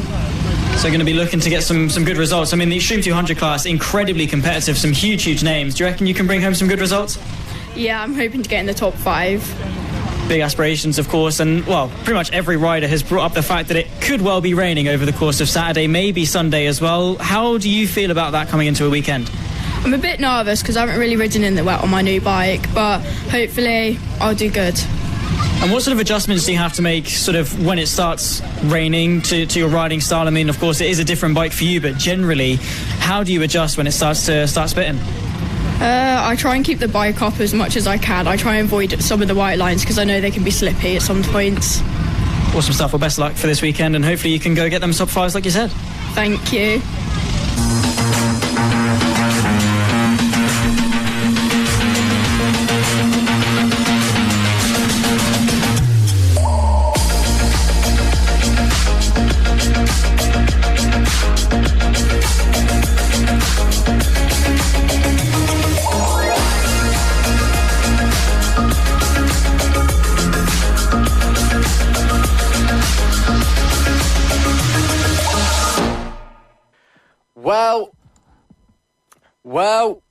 Well, we are back here at Ellough Park for Sunday's racing action in the afternoon, and it is great to be here once again for the second round of the FAB-Racing Minibike British Championship. Had a great morning's worth of racing, and now the sun is out, although still rather cold and rather windy. It's certainly looking like it's going to be dry running all afternoon, which is fantastic to see. So a whole range of weather options on display here today. You join myself, Ross McIntyre even, Zach Sweeney alongside me, should I say, in the commentary truck. We've been bringing you all of the action all weekend, and we shall continue to do so. Zach, a great mornings of racing. Again, we've got a few race 2s still to go, all of the race 3s, and, well, judging by what we've seen from this morning, should be very, very exciting. It should be. You are definitely not helping your accusations of secret admirer, though, it must be said. Wishing you and me. It's fine, Ross. I'm flattered. But yeah, awesome to be alongside you in the commentary booth. Awesome to be here at Ellough Park, and the amazing morning that we had is looking a lot drier, though. We were speaking before the lunch break, maybe a couple of people would gamble onto slicks, but over the duration of the break, so many of the riders and parents made their way out onto circuit just to, scrape their feet, put their hand down, see what the moisture level was like, see how slippy the track is going to be, and I think we are going to begin that transition onto slicks. Doesn't take anything away from the difficulty of racing, though. No, it does not. Again, Ellough is a very, very fast circuit, and, well, with the weather here in Beccles being as nice as it is, it doesn't take away from the treacherous nature. Despite being a rider favourite, a fan favourite, it can be tricky, and it will punish you if you make a mistake around here. So, riders still need to be on full focus, even with the sun beaming down and on those slick compounds that we are presuming everyone will be in. Well, we'll find out what tyres everyone's going on in a moment, because the first race 2 that we have coming, the first race 2 of this afternoon, should I say, the Extreme 200s, they've just been summoned to the dummy grid, so the riders will start to make their way over, so hopefully not too long until we go racing. If you have just joined us, hello and welcome. We are just returning from the lunch break here of the second round of the FAB-Racing Minibike British Championships here in Beccles at Ellough Park. Of course, this is the road to MotoGP. This is the road to the British Talent Cup, and this is where the stars of tomorrow in British bike racing are born and made. Of course, if you've been watching MotoGP over the lunch break, I'm sure you have been, and you've been watching, you're watching Moto3 this morning as well. We had the likes of, we had Scott Ogden running in some almost in the points positions there, a former FAB graduate, so great result for him there. Of course, Scott gets all of our best wishes for his results. And Josh Watley as well, let's not forget, up there, the 18-year-old, another former FAB graduate, already riding in on the World Championship stage, and another strong result for Josh as well, so big congratulations to them. Of course, MotoGP is currently on, but hopefully it should finish by the time we go racing, I think. So just the perfect time, if you are watching that right now, to tune over for our first race once that checkered flag has flown. And of course, it's been a a great day of it's been a great weekend even of sport. Obviously, had the FA Cup yesterday. You've got the Championship playoff final today. You've got the Monaco Grand Prix, the Indy 500.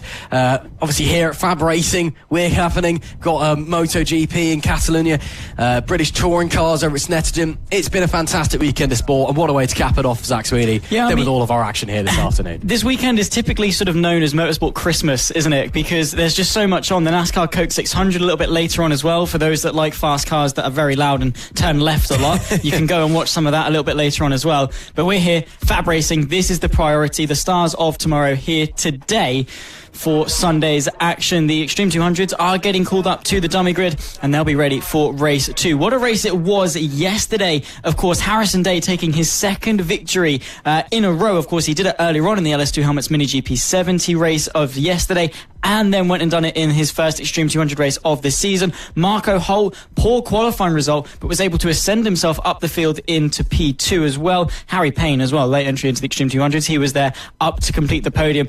Always a lot of action in the Extreme 200 class, some big names and some big competition. Absolutely. The following races are the final race 2s of the weekend that we've got coming up for you now. The Extreme 200s, the Senior Mini Motos, the AC40 Pros and the Pit Bike 140s. And then all of the race 3s to look forward to as we head further into the afternoon. Wind has changed direction yet again. Again, obviously here in Beccles and Suffolk, we're not horrendously far from Lowestoft and the coast. So although maybe not like Lydd last time out, where the sea breeze can cause a bit of chaos, the wind, it can be very windy here. We are seeing that now. It's now pivoted 90 degrees. I'm not entirely sure what direction that is entirely, but it's giving a big headwind down the main straight, but a big tailwind coming out of turn 1. So very pretty scenes. You can see the clouds moving off into the distance, and crucially, some riders getting ready in the dummy grid. Yeah, that's exactly what we want to see. Riders out on track, ready to deliver some fantastic racing, of course. And yeah, of course, the changing winds and stuff, it is fairly intense, actually. The flags here on the outside of the hairpin are flying fairly high. Strong winds on bikes, of course, narrow wheelbases. The centre of gravity, the centre of mass moves a lot, shifts a lot, and wind can very easily sort of manipulate that. I mean, even in go-karts and race cars, it affects them, let alone when you've only got 2 wheels as opposed to 4 to keep you nice and planted. When you're leaning into corners, trying to get back on the power, it does manipulate the balance of the bike ever so slightly. So that changing condition, even though it's not physical properties on the track, even if it's just the overall conditions in the air, it still takes effect, and it is still going to be something these riders are going to have to adapt to as the race develops. But as we move through our list of races that we've got on, we've managed to complete a good number of them. We managed to get 6 done before the lunch break. We're now moving on to 7 of 20. Race 2 then of the Extreme 200s, riders making their way out to the grid, and boy oh boy, well, it looks like it could very well be slick tyres. Certainly slick tyres on some of the riders anyway, from what we can tell out of our commentary box window. So now it's getting up to full pace. First time since Friday that these riders have run on slick compounds. So this could be very, very interesting. The order, the pace could be completely flipped on its head. And well, we've seen a great race already in the Extreme 200s, granted very different conditions to this. What's going through the riders' minds now that it's dry, Zach?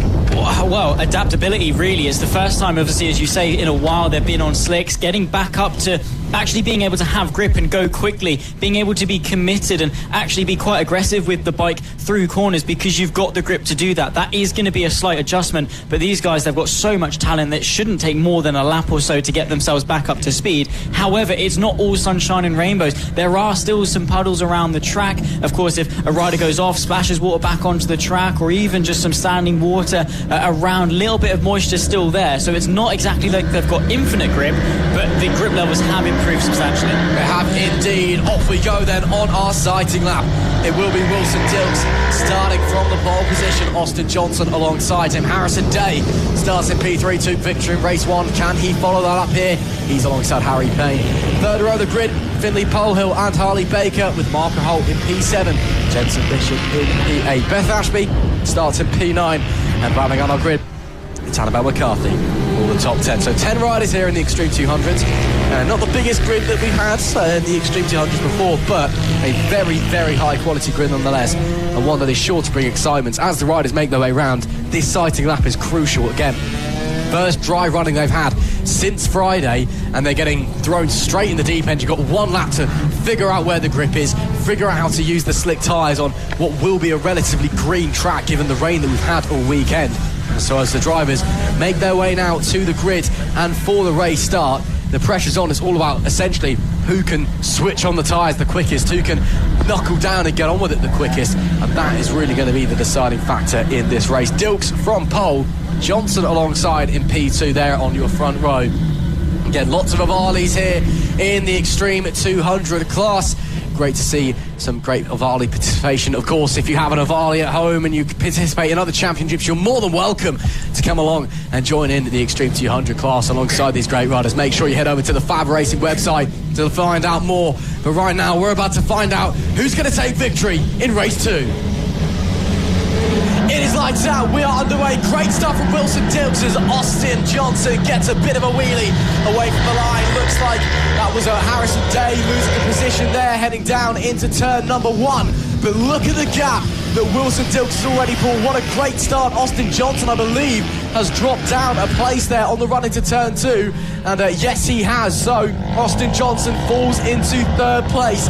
Wilson Dilks will lead up the front there. So great start from that young man further back in the pack. The riders trying to force their way around there. We see Annabelle McCartney and Bethany Ashby, two of our talented female riders here at FAB, doing a great job on this opening lap. But again, everyone trying to take every corner, figure out where the grip is, what they can do on this slick compound of rubber as we get thrown straight into racing conditions. And you can see there, if you make a mistake, go off the track, it is still very, very wet in some of the runoff areas. So lap 1 completed. Austin Johnson now under pressure from Harrison Day as Marco Holt actually has got into the lead on the opening lap. Yeah, Marco Holt doing a brilliant job. Of course, championship leader coming into this round, P2 this time yesterday, and is looking very, very strong indeed. Harrison Day, our race 1 winner, looking to climb his way onto the podium, but in doing so, he's going to have to topple Austin Johnson, and he's going to have to, of course, get on the back of him, and then, of course, overtake him. That's more the difficult bit. Jensen Bishop in the 911 looking very strong as well,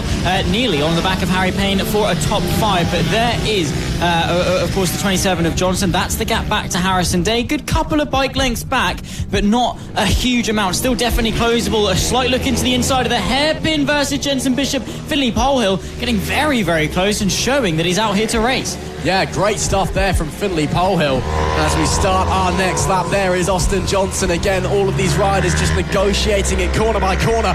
Finley Polehill, though, wants to get a move on up the inside of Jensen Bishop. That's a nice move. Jensen Bishop gets the switchback, but does not get the drive out of the opening turn.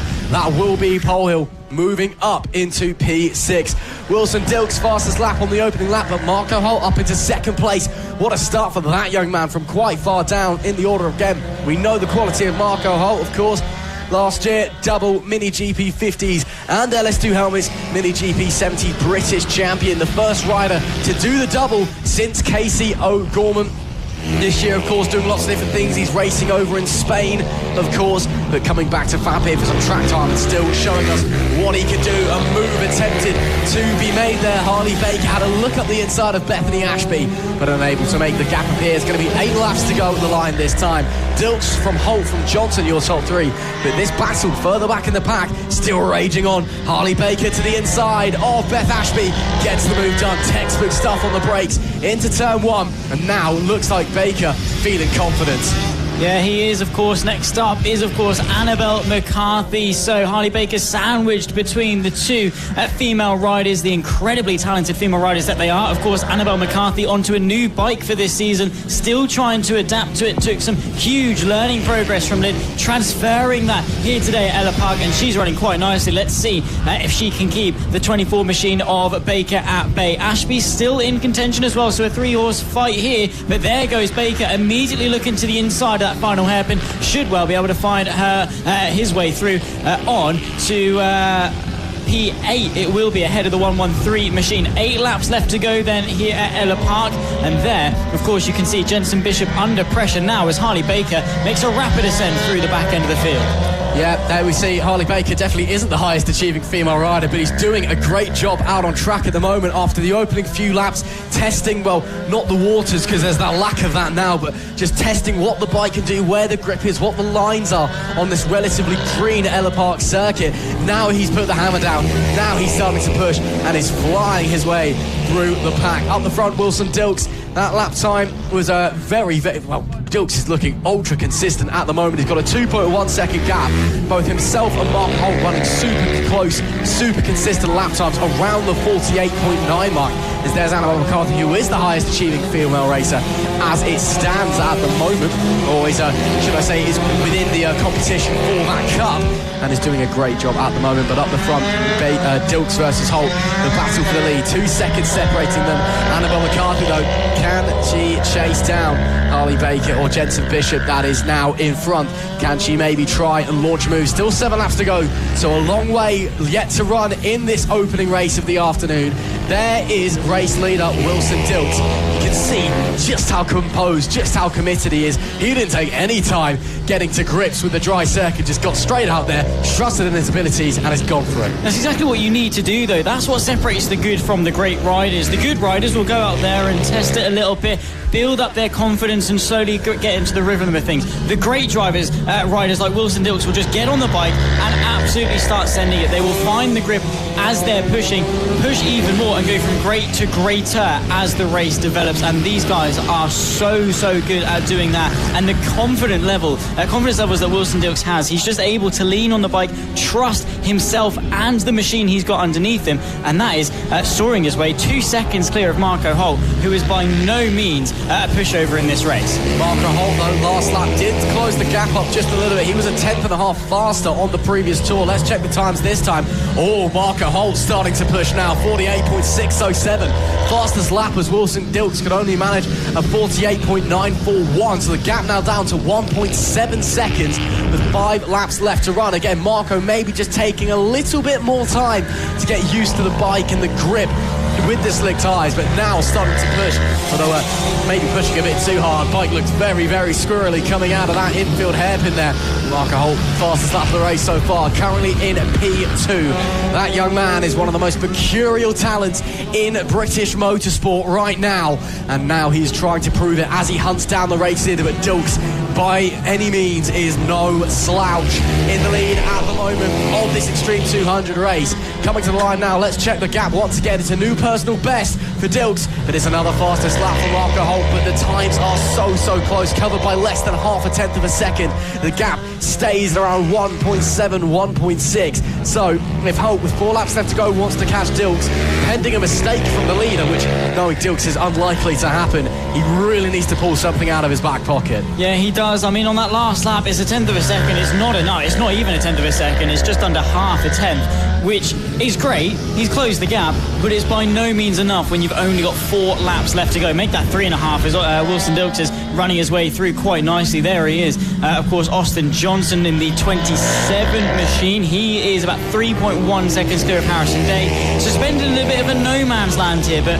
when you're running in a podium place, it's not bad going. Yeah, Austin's doing a great job nonetheless, even if the 2 in front have managed to extend that gap fairly significantly over him.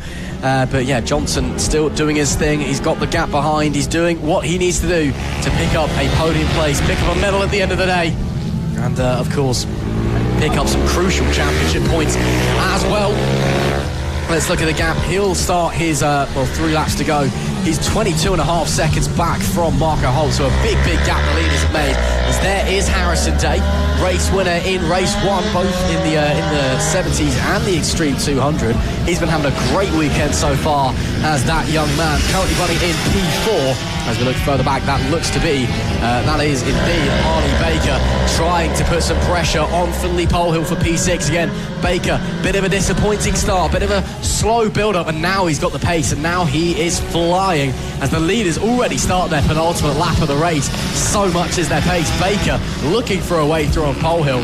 But Polhill doing a good job at the moment, just putting the bike exactly where it needs to be to hold the charging Baker behind. Yeah, exactly. Nice little look there as well as Baker nips his way up the inside. Beautifully done. However, the move might not be quite finished. A slight little look there to the penultimate corner, but no way through. So Harley Baker gets himself up into 6th place ahead of Finley Polhill. 2 laps left to go then. The penultimate time by Wilson Dilks, Marco Holt, 1.2 seconds. There we see further back in the pack, that's Jensen Bishop and Annabelle McCarthy battling, but there is Dilks for the race lead. And I tell you what, Marco Holt only a second behind him at another fastest lap, but it may be too little too late because there's only one more tour of the Ellough Park circuit in race 2 of the Extreme 200s to go. Marco Holt really needs something special. We know he can produce moments of magic, but this maybe looks a bit too far in front.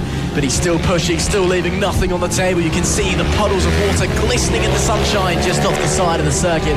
But heading into the final section now, Wilson Dilks will have a bit of traffic, maybe late chaos, but I think he should be able to negotiate it fairly easily. Coming into the final few corners now, there is Dilks. Where is the traffic? Where is Holt? Final corner yet to run. Wilson Dilks has been brilliant. He will take a fantastic victory in race 2 of the Extreme 200 class here in Beccles. Marco Holt flying once again, another fastest lap of 48.182. Ridiculous pace from that young man, but unfortunately it came just too little too late. A handshake from the riders and a wave to the camera, as always, showing the utmost respect after doing their battle out on the track. But for Holt, the pace came a little bit just too late, but it does show going into race 3, if he can continue that pace, he might be within a chance. Yeah, exactly that. Wilson Dilks then did a fantastic job. Marco Holt, as we say, unfortunately too little too late. The winning margin less than a second at the end of proceedings. Austin Johnson did a fantastic job as to round off the podium with Harrison Day, the race 1 winner, there in 4th, continuing his great streak actually of top 5 finishes this weekend. Harry Payne continues in the top 5 with Harley Baker, a sensational ascension to the top there in 6th. Finley Polhill only 7th for him, ahead of course of Jensen Bishop. Annabelle McCarthy and Bethany Ashby complete the top 10 and our field for the Extreme 200s. What a race that we just saw. They'll be back for race 3 a little bit later on. They will do indeed. Just telling you the pace of Marco Holt. Bear in mind, this is the first dry running they've had since Friday. Only 0.4 of a second off of the lap record. Holt looking ridiculously quick late on in that race. Up now is the second race for the senior mini motos. And the Birkin boys have some bad blood to finish off. Of course, in race number 1, Josh Birkin managed to save a big high side. Matt Birkin wasn't so lucky and snapped the chain in the process, leaving Josh to just cruise on home up the front in the wet. But now that it's dry, now they can push harder, and maybe the Birkin boys can put on a bit more of a display. The riders making their way out to the grid. Of course, this is one of the most chaotic categories that we have here in FAB-Racing, but it's always fun and it's always brilliant racing. Once again, though, Josh Birkin put on a masterclass in race 1 after doing battle with his brother. Can he continue that form in the dry? Let's hope, because of course the race that we saw yesterday was absolutely fantastic. Drama on the opening lap and an incredibly close championship battle as well. Rhys Gentry, by the way, leads the championship. He's yet to win a race this season. 3 P2s is all he needs, and that proves exactly why consistency is so key. Maybe a bit of a change up to the format of Senior Mini Moto, because often you find it's you win it or you bin it. Maybe Rhys Gentry now leading the championship with his consistency, showing that maybe it needs to be changed a bit. Josh Birkin starts on pole position, brother Matt alongside in P2. Rhys Gentry goes from 3rd with Callum White alongside. David Meyer is 5th and Chris Jonas completes the 3rd row. Nick Bennett is in P7 with George Rennick in E8, P8. Luca Allen is 9th. He was really quick in race 1. Let's see how far forward he can get as Gary Eldridge, he rounds out the top 10. Jerome Richards is P11 with Rob Gentry in P12. Isaac Greenstreet rounding out our 13-rider grid. Again, a very entertaining race, to put it mildly, in race number 1. Now that it's dry, we can see what these guys can do on maximum attack, maximum push, but given their pace in race 1, you've got to think it's got to be either Josh Birkin or Matt Birkins to lose. You'd think so, but again, no one's invincible, right? anything can go wrong at any time. Motor racing, it's indiscriminate like that, right? And you either love it for it or you hate it for it. It depends what side of the spectrum you're on, whether you're on the receiving end of the indiscriminate killing, or if you're on the on the benefiting side, like Rhys Gentry was yesterday, or Josh Birkin was yesterday when his brother, of course, broke his chain. All depends, obviously, what side you're on. But it happens to everyone. No one is safe, and you cannot get complacent. You cannot feel a false sense of security just because you're on pole position, just because you're the quickest rider out there. Things can still go wrong. Let's find out what's in store. We shall have to wait and see. Josh Birkin on the right of your picture, that golden number 1 plate shimmering in the sun as the last few riders make their way out into the grid. I believe the 22 of David Meyer actually didn't make it out to the sighting lap, but he's made it to the grid now, and the grid put their eyes to the red lights. It's lights out. We are underway. Great start there from Josh Birkin. Matt Birkin does get away well. Birkin bogs down. Meyer goes through, and it will be Matt Birkin who leads at the exit of turn 1, despite a good launch from the pole sitter. Just bogged down in that second phase and couldn't get the motor going as they hustle and bustle their way around turn 2 and into the infield section. Very, very tight racing already.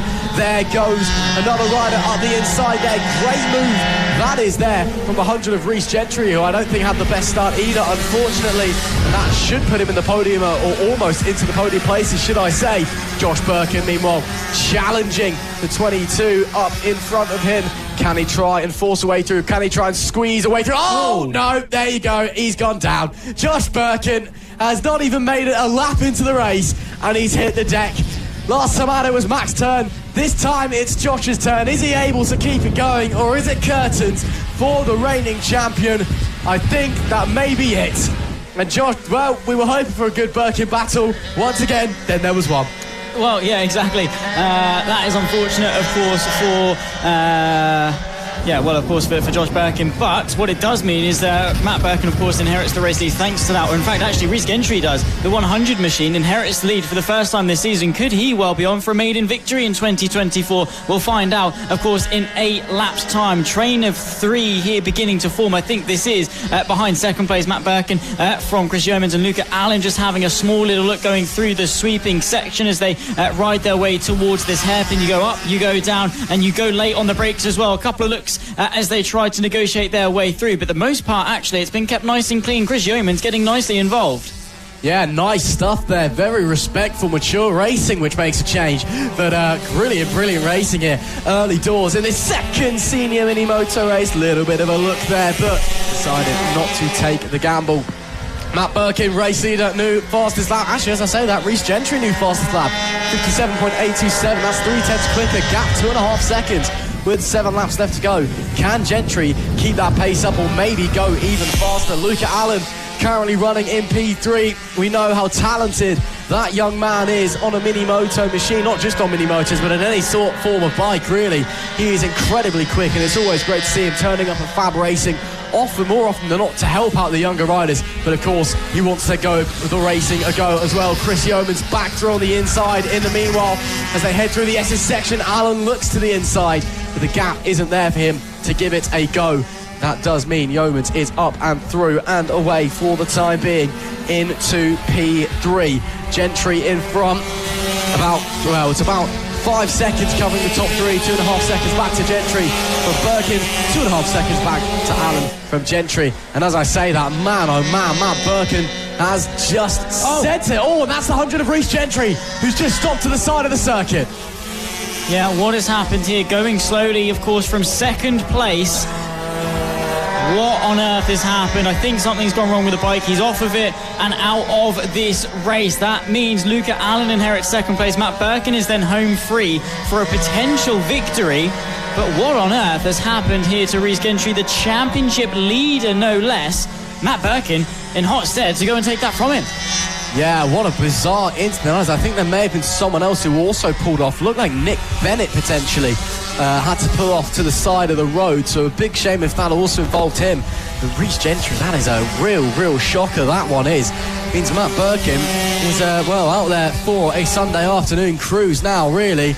As he will potentially, looking in the back. That is Nick Bennett, who has come to a stop before the start-finish line. He's just pulled into the pit lane there. Matt Birkin, bit of a glance down. Oh, the chain's off again! Matt Birkin The chain snaps clean off, and it is all over.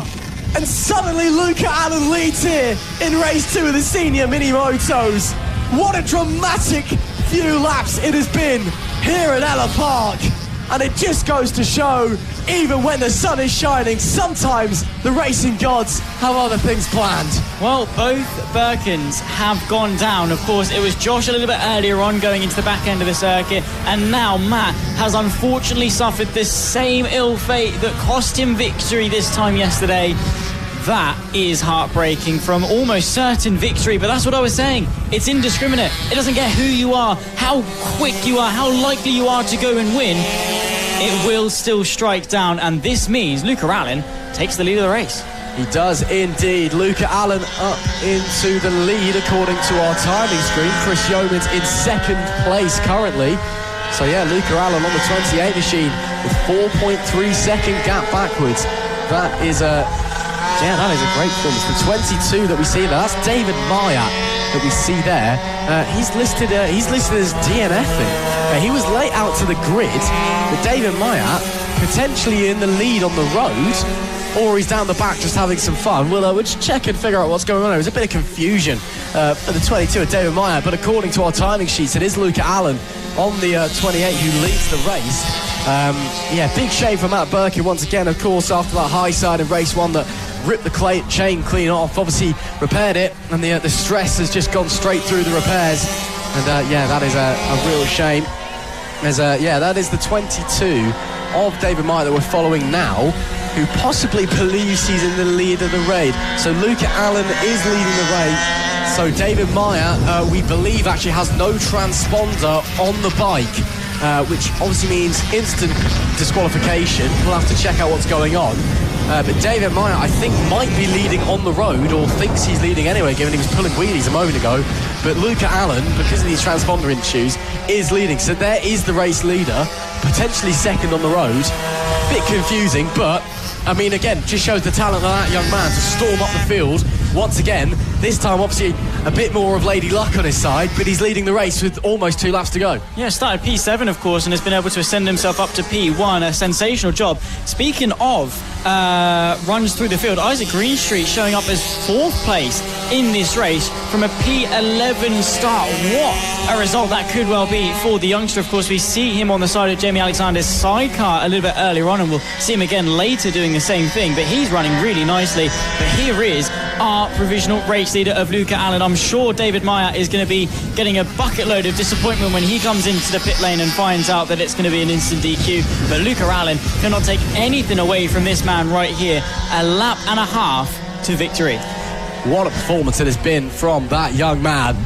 And as he just, again, I was talking about Matt Birkin being on a Sunday cruise. Luca Allen has, jumped in the hot seat and is certainly filling that role well as he negotiates his way. A little bit of a wobble there coming over the crest, just unsettled the front end of the bike a little bit, but nothing that would cause any panic realistically. Just looks a bit more dramatic than it is sometimes as he makes his way through the bumper crowd down there at the almost final hairpin.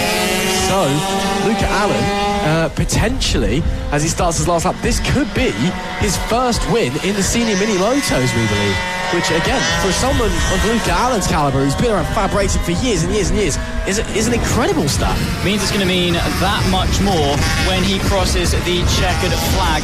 And we have just got confirmation that David Maya has got a transponder on the bike. However, it has malfunctioned, and he has now been reinstated if he crosses the line first as the race winner, because there's nothing he can help if he's got a faulty transponder on the bike. It seems that Luca Allen might have to wait a little bit longer.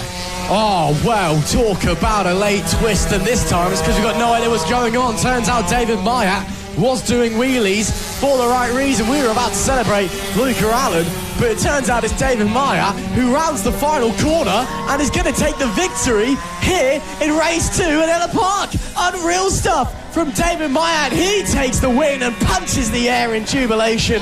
Luca Allen, it will finish first on the timing screen, but second in reality. And Callum White, as he sets the fastest lap of the race late on, a 57.167. What a lap that was from the 322. He will round out the podium But David Meyer, what a great ride that was. I mean, we thought he was at the back of the pack or was going to get disqualified. About half a lap from the end, turns out he's winning the whole thing. Yeah, well, yeah, exactly. I mean, fantastic job from David Meyer. He has pretty much been unbeknownst to the fact that he's had a faulty transponder and all the controversy behind the scenes around this win. However, he fully deserves it. He rode that race with such maturity and is now going to be able to reap the benefits of that. That was so good. He was inside the top 5 yesterday with a P4. He's taken the step not only onto the podium but all the way to the top. Yeah, great stuff there from them. But it must be said, a dramatic race once again in the senior mini motos. David Meyer takes the win with Luca Allen P2, Callum White rounding out the podium. Chris Yeomans is 4th with Isaac Greenstreet in 5th, Gary Eldridge P6, Jerome Richards 7th, George Rennick's 8th, Steve Johns 9th, Rob Gentry in P10, Nick Bennett was P11. Unfortunately, we lost Matt Birkin, Reece Gentry and Josh Birkin. Of course, all these guys, they'll be back out for another race later on.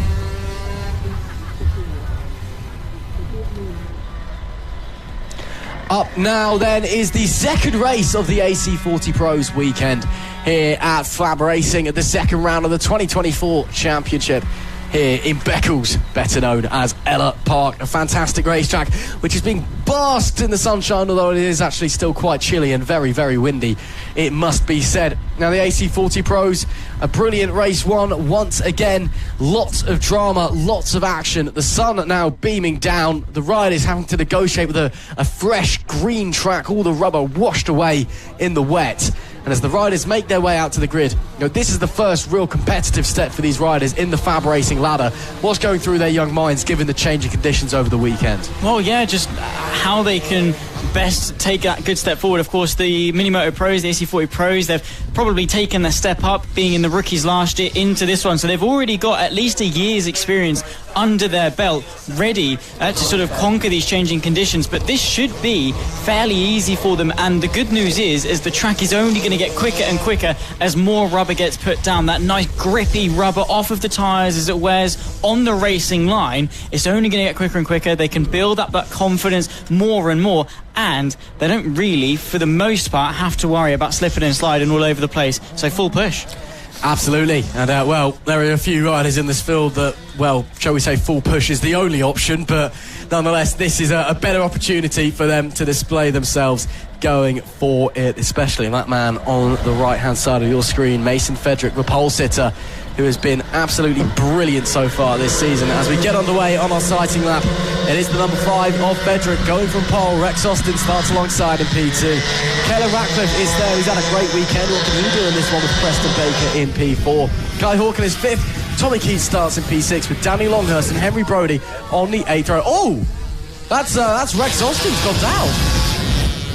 Well, bizarre incident there. Rex Austin has had a big issue on the sighting lap and has gone down.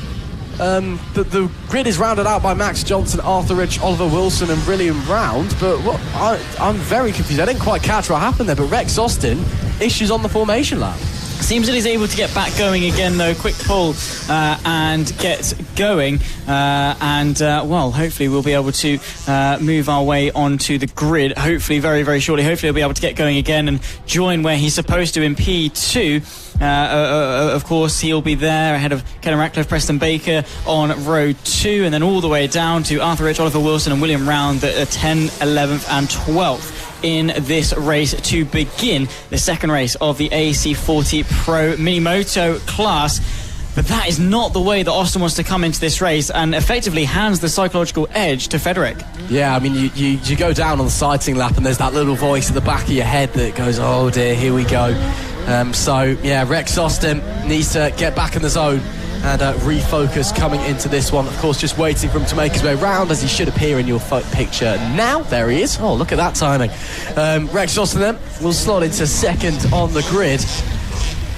Of course, a brief delay as he gets the last check from the roving marshals, and then it'll be all eyes to the red lights. Take it away, Flag Marshal Lee Clowes.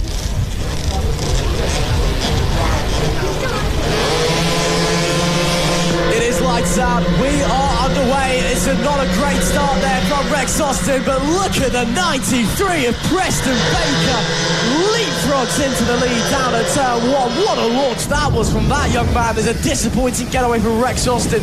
Sees him falling backwards. Further out in the pack, we've got a few riders trying desperately to negotiate their way through. There we see the 141 of Max Johnston trying to mount an attack, but unable to really make a gap appear as it stands. And now, actually, Caelan Ratcliffe has managed to get into the lead. So, elsewhere, the number 96 has shot up into the front. I believe it is still going to be Caelan Ratcliffe leads.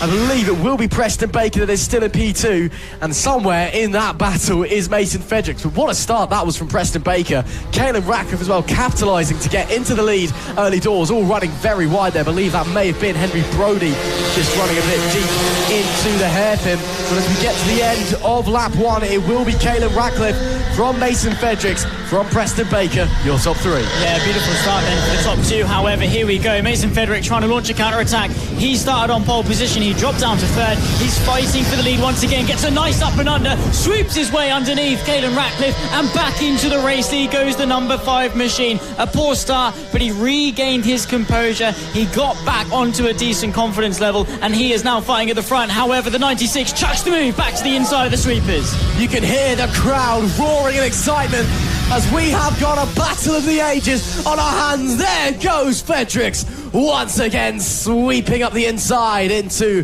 that hairpin chicane back section, call it whatever you want to call it now. The big hairpin down at the paddock. You can see the crowds watching along as they make their way into the final few corners. Preston Baker is now been overtaken by Rex Austin. So Rex Austin's recovered from that disappointing start, back up into 3rd place. Last lap though, fastest lap from Mason Fredericks of 55.979. First rider into the 59s, really starting to push at the front of the pack. Now he's got clean air, now that he has the lead of the race as well. And tell you what, Rex Austin, after that disappointing start, is looking absolutely mighty out there. Caelan Ratcliffe might have even more trouble on his hands soon enough. I think so, actually. Rex Austin, of course, went off on the sighting lap, but now he's sort of gotten into a rhythm, maybe shaken those doubts in his mind. He's settled into a nice groove and is riding really, really well. On the back now of the 96 machine of Caelan Ratcliffe, and wants that 2nd place back sooner rather than later. The yellow machine, as you can see just ahead, that's the 96 of Ratcliffe running in 2nd. Just in behind, of course, is Rex Austin. He's going to be tucked up, maybe trying to use a little bit of slipstream towards T number 1. And, of course, they've got Preston Baker. 3-way fight here, Ross, for P2. Yeah, it is very, very exciting indeed, because Preston Baker's trying to get involved, but Rex Austin wants to negotiate Caelan Ratcliffe as quickly as he possibly can. Again, Ratcliffe with some magnificent defence, holding that inside line into the hairpin, just making sure that Rex Austin, the 991 machine, can't quite find its way through. Shortly going to be 5 laps to go as you just see Mason Fredericks leaving your picture up in front. Oh, a little bit of a wobble, a little bit wide, missed the apex there to Caelan Ratcliffe. That maybe opens up the opportunity, but once again straight on the defensive and is able to just hold back Rex Austin for the time being. And Preston Baker, again, who got that absolute rocket ship start, is all the while in the background trying to have a look to the inside. Did get a good slipstream there. Oh, that's a bit wide, shattering the front end. He's the 991 of Rex Austin, but he's managed to get away with it on this occasion. Once again, pushing wide, the front end working very, very hard on Austin's bike. He's really putting a lot of trust in that front rubber and the front end of that mini moto machine. But it is paying dividends because it's showing that he's got pace. But right now, Caelan Ratcliffe in P2, just no way through that number 96 to head back into this section once again over the crest and then down right. This time a lot better through there from Ratcliffe, this time a lot worse from Austin, and he's lost a lot of momentum on that occasion after missing the apex. Almost had to surrender a place to Preston Baker there, but once again, straight back on it, straight back on the attack. As I said, Rex Austin very nearly went from trying to push behind Caelan Ratcliffe to giving up third place. Yeah, 4 laps left to go then here at the line. And Mason Frederick has got a dominant lead, 4.6 ahead of this train of 3. The 93, of course, of Preston Baker trying to attack the pink and black leathered rider of Rex Austin just in ahead. And they're all queuing up behind the 96 of Caelan Ratcliffe, who's not quite on the pace of the 2 behind him, but he's the rider of the 3 that's putting the bike where it needs to be, being quick where he needs to be, not making those vital clinical errors that are enabling him to maintain this second place. Of course, he was P3 this time yesterday and would like to maintain that run of form on the podium and slowly but surely ascend the podium. Maybe if he finishes P3 yesterday, P2 today, he'll be taken to the top step a little bit later on. We'll have to go and find out, but keeping the throttle open and looking for the inside, there goes Rex Austin. A good attempt, but no way through yet. No, not quite. Again, there's glimpses. There's almost barrages of just gaps that appear, but it just can't quite come into fruition, can't quite make it become reality as Caelan Ratcliffe continues to hold on to P2. He's not really doing that much defensive effort anymore. He's kind of just started to ride his own lines and ride his own pace, because I think he's realised that Austin is just struggling to find a way through, and he will lose less time just riding as normal and riding and doing his own thing, which I think is what he's trying to do. Look at the time that Ratcliffe gains in this section. He is almighty in that S's portion of the racetrack. And now coming through here as well, much tidier from Rex Austin on this tour. Shortly going to be 2 laps left to go as they head into the paddock corner. Rex Austin unable to wow the crowd with a late lunge, but maybe over the remaining 2 tours he'll be able to whip something up. Back onto the main straight once again. Preston Baker once again ducks out of the slipstream, has a look to the inside. Preston Baker trying to give it a go. They're going to be side by side. It's a drag race down into turn 2, but ultimately Austin is able to sweep back around and hold on to the position. But now Austin has 2 focuses. Now he knows he's under threat from Preston Baker behind. He can't just focus on attacking Caelan Ratcliffe. No, exactly. He's sandwiched between the 2 of them. Bit of traffic to contend with as well that they're going to have to negotiate. That is going to put Caelan Ratcliffe on the back foot, dismantle his momentum. Here comes Preston Baker back to the inside of Rex Austin, finds his way through. That was the opportunity he was looking for. Finds his way into P3. Ratcliffe now is going to be under pressure, and it got to the point for Preston Baker that Rex Austin had lap after lap after lap to try and attack, and he wasn't doing it. It got to a point where Baker said, I need to take this into my own hands. I need to pursue second place, but he's only got 1 lap left to do it. Yeah, crunch time for the battle for second, but time to celebrate almost for the man in P1. Mason Frederick has once again put on a performance for the ages after losing the lead early doors. Oh, here we go. It's not over for second place yet. Rex Austin still challenging Preston Baker. He can't find his way through into the hairpin, but it will be Mason Frederick with half a lap to go who will look back briefly and see a big margin of 8.5 seconds at the line last time, already waving to the crowd. So confident is that young man in his own abilities, and he knows that this has been a superb ride. Mason Frederick, race 2 winner in the AC40 Pros here at Ellough Park. The finger wag shows all you need to know. He's number 1, but who's going to be number 3? Caelan Ratcliffe takes second. I believe Preston Baker gets home into P3. Wow, what a finish in that battle for the podium places. But it is Mason Frederick who once again is on top. Yeah, what a race for that young rider. Of course, redemption for yesterday after coming off, I think, with contact with Caelan Ratcliffe. There is the 991 of Rex Austin, who stopped just after finishing, actually. Not entirely sure if there's an issue or something like that, but nonetheless did manage to cross the line in P4. But Frederick, of course, fell off and then came straight back through, still finished within half a second of a lead, came back today and has absolutely smashed it in dominant fashion with a race win. Mason Frederick takes the race lead, or the race win, should I say, with Caelan Ratcliffe in P2. P3 was Preston Baker with Rex Austin 4th, Kai Hawken 5th, Henry Brody in P6, Max Johnson was 7th, Danny Longhurst P8, Arthur Rich in P9, and Tommy Keats rounding out the top 10 with Oliver Wilson and William Round rounding out our field of 12 riders. Of course, these guys will all be back for one more race later this afternoon, but now it's time to get back to the awning, get back to the team tent, rest, recuperate, and figure out your strategy for race 3.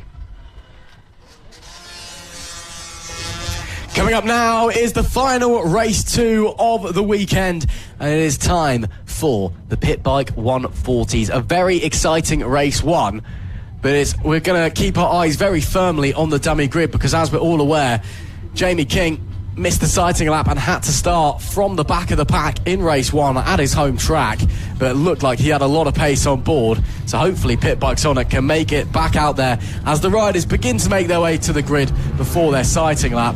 And well, once again, I'm not seeing Jamie King as it stands, so well, hopefully he's able to make it out there, but right now I'm not seeing him. Oh dear, Jamie King, he is there. He's just very quickly pushing his way through the paddock. And there you go, Jamie King has made it this time, and there he is. So Jamie King has made it to the grid this time. This time he can actually start from where he needs to start. Better late than never, I suppose, bringing his way onto the grid. Gave us a little bit of suspense there, but his pace is staggering. I mean, we spoke to him at Lid and he was looking forward so much to coming to Ellough Park, of course, lives in the local area. It's his local track, it's his home track. He assumes P2 alongside Lucas Brown, who came off yesterday and was still able to take a dominant victory. He needs some competition. Jamie King's the one to give it to him. It is indeed Lucas Brown, pole position with Jamie King alongside in P2. Charlie Eagling starts from 3rd on the grid with Alfie Garrett in P4. Rory Jones is 5th with Thomas Dudson in P6. Sean Whittaker 7th, Sam Sadler in P8 and Michael Collis in P9. So it's all eyes on that front row, really. We know the pace that Lucas Brown has got, of course, British Talent Cup rider, a former FAB-Racing champion. Jamie King, a full-time FAB-Racing champion, although hasn't seen the top step of the podium since 2022. Maybe this time at his home race, given the pace he displayed tomorrow, maybe this time is the time that David finally slays Goliath and Jamie King is able to get back up there onto the top step in the Pit Bike 140s. But for now, he's got to get through Lucas Brown and the likes of Charlie Eagling. It was looking very, very tight in the racing yesterday. But of course, the wet weather had come into effect. These guys now on slicks. They've had their one sighting lap to figure out where the grip is, where they need to do, what they need to do. Now it's time to go racing and hope you got it figured out in time. Yeah, exactly. It's going to be a quick adaptation. They'll line up on the grid. Lucas Brown, Jamie King, a battle for the ages for race number 2 of the PB 140 here for Fab Racing in 2024 at Ellough Park. All eyes to the lights as we go racing here in Ellough Park. Once again, lights out, let's go. The 76 machine gets a good launch. Jamie King takes the lead of the race into turn 1 as Lucas Brown has to back out. The 373 of Charlie Eagling actually worked his way into P3 as well quite nicely, maintaining that podium place that he was able to contest for yesterday as well. His best finish in race 1, taking P2, and he'll be looking to contest for that today. But look at the top 2 already. A good few miles ahead is, oh my goodness me, a bit of a mishap going into turn 4. Yeah, look like maybe Thomas Dudson who was forced wide there, but what a start that was from Jamie King. As it actually looked like it may be Charlie Eagling, I think, actually who got forced wide there, and maybe a problem. So that is a real shame for that young man. But as we focus, there is the 22 of Thomas Dudson indeed. Further back, it was Charlie Eagling who got shoved wide. What a shame for him. As yesterday, he came up and told us it was his best ever result after just 2 years of racing. And he's a local lad as well, lives in Haysborough, and has only been racing over the last couple of years. He's been working a lot with Jamie King here at Ellough Park to improve his skills. So after a great result yesterday, it's a shame to see him falling backwards early doors, but he looks like he has a lot of pace and can work forward. Here is someone who has a lot of pace though. Jamie King in the lead of the race and now has his eyes set forward. Lucas Brown, of course, he's leading the British Talent Cup at the moment. The RNG British Talent Cup, where many of the young riders from FAB go on to star in, given it is the next step up into the world of bike racing, whether it be MotoGP, World Superbikes, British Superbikes, whatever it may be. British Talent Cup is certainly the thing to win if you want to go there. And Lucas Brown, clearly by leading it, we know he's no slouch. But as it comes to be 10 laps to go, in just a few moments' time, it is still Jamie King from Lucas Brown at P1 and P2. Yeah, looking very, very strong as Jamie King, actually. That good start gave him the momentum he needs to now just sort of solidify this race lead. Of course, Lucas Brown in hot pursuit, and when you're behind a rider, you find more pace because you're motivated to go and catch. I don't know what it is, it's just subconsciously that when you're behind trying to catch, you find pace, you work your way up, and that's exactly what Lucas Brown is trying to do. The gap is teetering on the edge of about half a second or so Jamie King for now looks fairly okay, not under too much pressure, but still with 10 laps left to go, things can very quickly change. Well, last time out, Jamie King was about a tenth and a half quicker. We're waiting to see what the split is at the line this time. 7/10 was the gap between the pair of them. It looks a lot closer on this tour as they blast past our commentary box. Let's have a look. Jamie King. And actually, he's grown by about half a tenth. Oh, and who's that pulling off to the side of the road? That looks to be an issue for Thomas Dudson, I believe. That may be. No, it's Rory Jones, in fact. Yeah, Rory Jones pulling off to the side of the road. Big shame for him. Jamie King, though, fastest lap last time at 51.895. Speaking of Thomas Dudson, he did come up and have a word with us last night after his, what we thought was a blatant jump start in race number 1, which, while he had a great position on the road, obviously got a hefty penalty for it. Turns out he told us the bike just went into gear and just went while he was on the clutch. Very, very bizarre mechanical issue there, but luckily that didn't happen today, so he's been able to keep going, currently running in P8. And actually, Thomas Dudson, I believe it was Thomas Dudson actually who had the issue, because he's dropped right down the order, so maybe it is Thomas Dudson. That is a big shame. Coming to the end of another lap though, 8 tours left to go. Jamie King, and this time Lucas Brown a little bit faster, gap down to 5/10 of a second.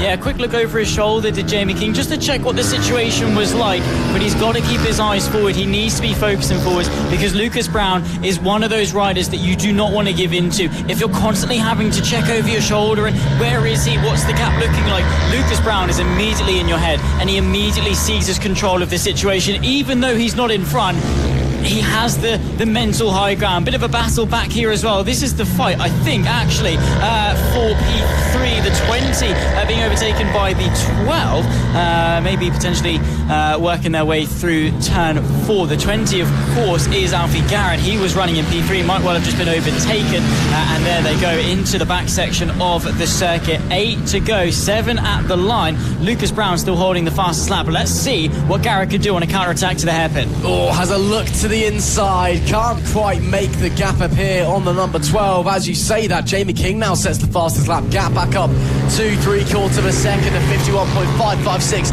up the front. Jamie King and Lucas Brown trading blows as we see that further back in the pack as well. And it's actually Sean Whittaker on the number 12 AMR machine, it looks like, normally running the 01 or the 07 plate. Sean Whittaker on the 12 today, causing a bit of confusion up the inside though. Alfie Garrett has a look. Whittaker was very, very wide coming out of turn number 1, but he's managed to hold it in, and look at the big sweeping lines that he's taken, leaving a lot of room available for an attack on the inside, but on the other hand means he can just maximise his entry speed into a corner and just keep pushing as hard as he wants. Of course, that AMR bike, it's a higher bike that you can, a higher pit bike you can get here at FAB-Racing. AMR, they're a racing, they custom build the pit bikes so you can turn up on the race weekend, hire them and go racing. That's clearly what Sean Whittaker's decided to do this weekend. Back to the battle for the lead though. Looks like on this occasion Lucas Brown's a lot closer because Jamie King made a mistake last time, and as the gap was very small at the line, now the gap has disappeared because Lucas Brown is in the lead of the race with 5.5 laps to go. Yeah, still half the race left to go, but Lucas Brown takes control, leads the race. Now, Jamie King, this can either make or break this race. Does he use this as fuel to the fire, or does he let the foundations crack and crumble underneath him? He cannot lose motivation. He has to stay focused, has to stay with Lucas Brown. Otherwise, it's going to be the 07's race to lose. Yeah, what a lovely move that was from Lucas Brown. Fastest lap of the race that time from Lucas Brown at 51.472, with the gap only 0.5 of a second at the line. Jamie King, of course, lost a big chunk of time. I think he made a mistake somewhere the previous lap, then obviously got shoved out of the way for the move, so that's going to cost him time. But here you can see Pit Bike Sonic staying hot on the tail of the RNG British Talent Cup Championship leader, and of course the Extreme 200 Championship leader as well. This is a great fight we've got on our hands here. Jamie King, could this be another day of misery for him?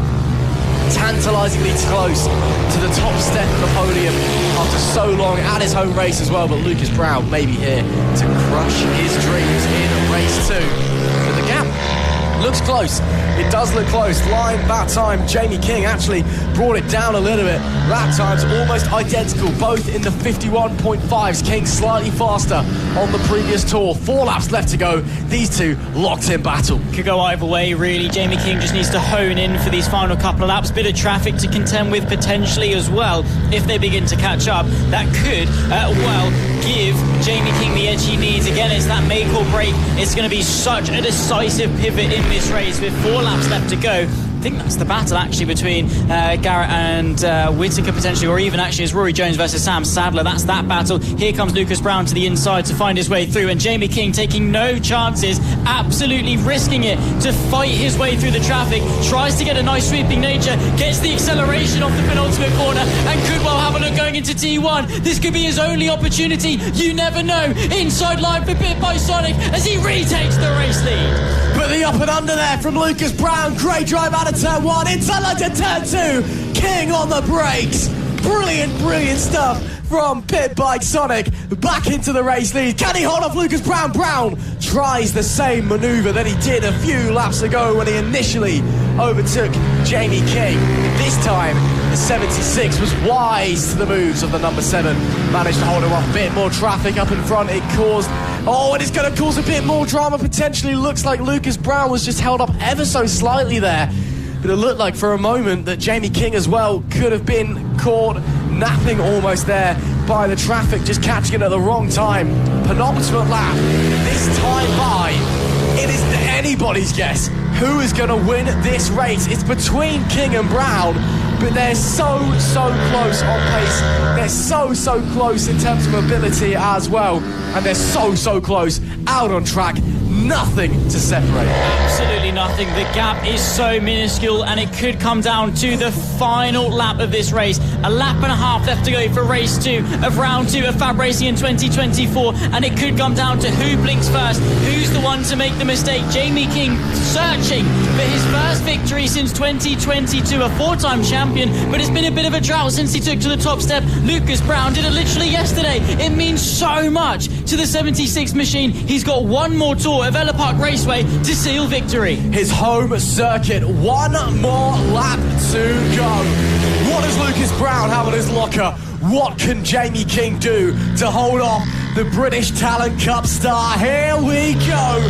FAB-Racing at its absolute best. King defensive into turn 2. Brown unable to make dividends on that occasion, but coming into turn number 3 and 4. This is where he made the move previously. This is where he's making the move again. King squeezes Brown through with half a lap left to run. Lucas Brown retakes the lead of the race. Can Jamie King respond as they head into the final section? It looks like it may be too far back at the moment. A small mistake there from King as well.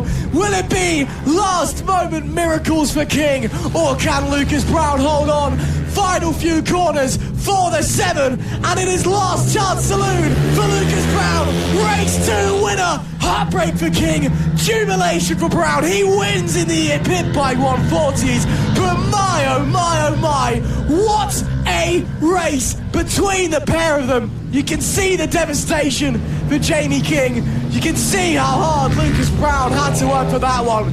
But for lap after lap after lap, nothing to separate them, doing battle out on track, and it is one we will be showing and talking about for years. That is why we love what we do. That is why we come racing, for moments like those. So close, yet so far for Jamie King. The door was left open, and Lucas Brown, you could tell just in his body language, he was setting that move up, and he wanted just to keep the throttle open, stay to the left, wait for that gap to open, and then outbrake and absolutely send the move. He did it. Clinical precision and the confidence it took to take that. Jamie King fought it as hard as he could, but it wasn't quite enough in the end.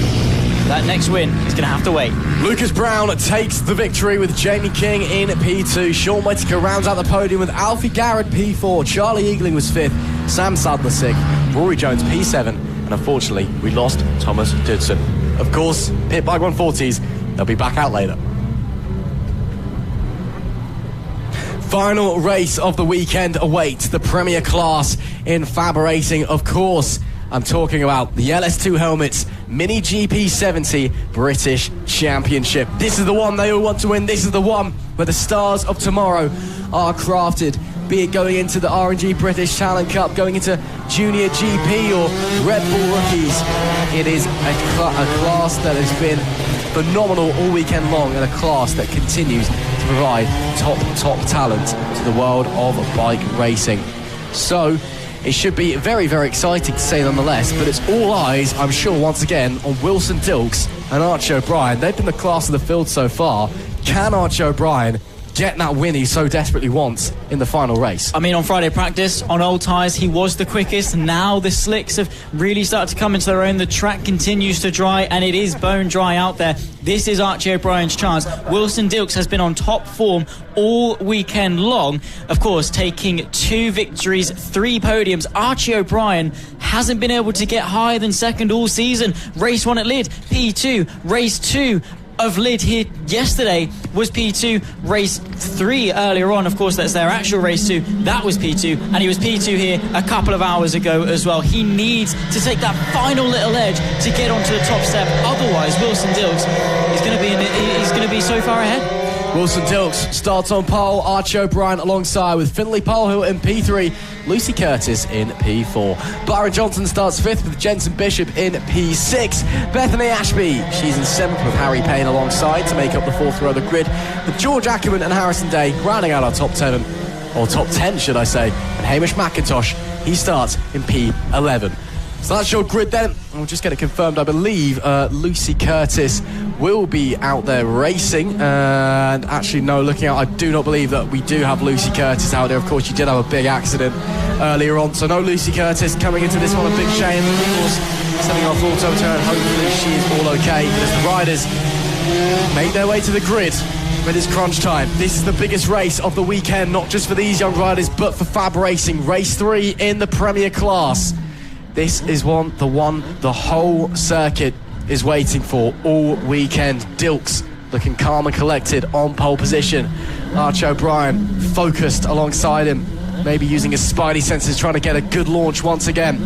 But it is time for the biggest one of the weekend. It is time to go racing in the LS2 Helmets Mini GP70 British Championship. It's lights out, we are underway. Good getaway for Byron Johnson there. Archie O'Brien also away well, but it will be Wilson Dilks who maintains the lead down into turn 1. Byron Johnson had a look to the inside of O'Brien, couldn't quite get it done. That's Finlay Polhill looking to the inside of Johnson in the fight for 3rd place. Now O'Brien, great launch out of turn 2. Himself and Dilks already trying to break away from the pack as they have done so before here. And you can see already big gaps forming between the front 2. They've been the class of the field this weekend. Great start for Hamish McIntosh there. He has managed to shoot up straight away and is already getting involved with some big battles further back in the pack. There we see Harry Payne, and Harrison Day. Wow, great move on Jensen Bishop there from Harrison Day on the opening lap. Stuck it up the inside, last second, and managed to get it slowed down in time as well. But lap 1 is Dilks from O'Brien, from Byron Johnson, your top 3. Yeah, good start, good initial getaway, and look at the pace differential from the top 2 to the rest of the pack. Wilson Dilks at the moment has got the measure over Archie O'Brien, but let's see how this race develops. Let's see who comes into their own, how the consistency starts to manage. Byron Johnson, and initially a good start, but that's going to start bunching up behind. Look out for Harrison Day. He is an attacking rider. He will throw moves. He's got the confidence. He's won twice already this weekend. He's not even finished outside of the top 5 all weekend long, and he's been racing in 2 separate classes. He will make those cutthroat moves when they count. So decisive on the brakes. Look out for him as he ascends maybe onto the podium. Yeah, this could be a great performance from Harrison Day in the making, already trying to put the pressure on. It looks like we do have Lucy Curtis out on track actually. I can just see her out of my commentary box window. So great to see that Lucy Curtis is back out there. Looks like we have lost Beth Ashby unfortunately, but 9 laps left to run then. Up the front it's Dilks from Archie O'Brien, your top 2.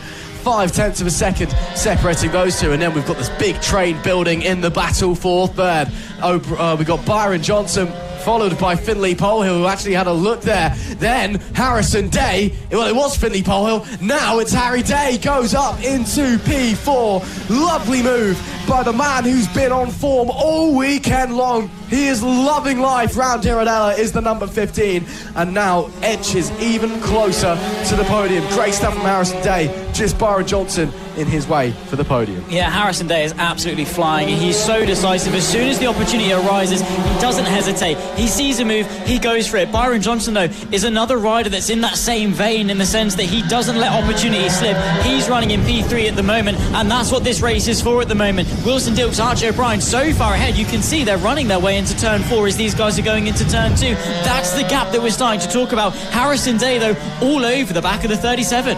Yeah, Harrison Day looks like he really wants to push through and find his way onto the podium. But Byron Johnson, of course, he wants that podium place as well. Can Day have a little bit of a look through the S's section? No, not quite on this occasion. But Byron Johnson surely knows the pressure that's under. Oh, actually, slight mistake from Day there.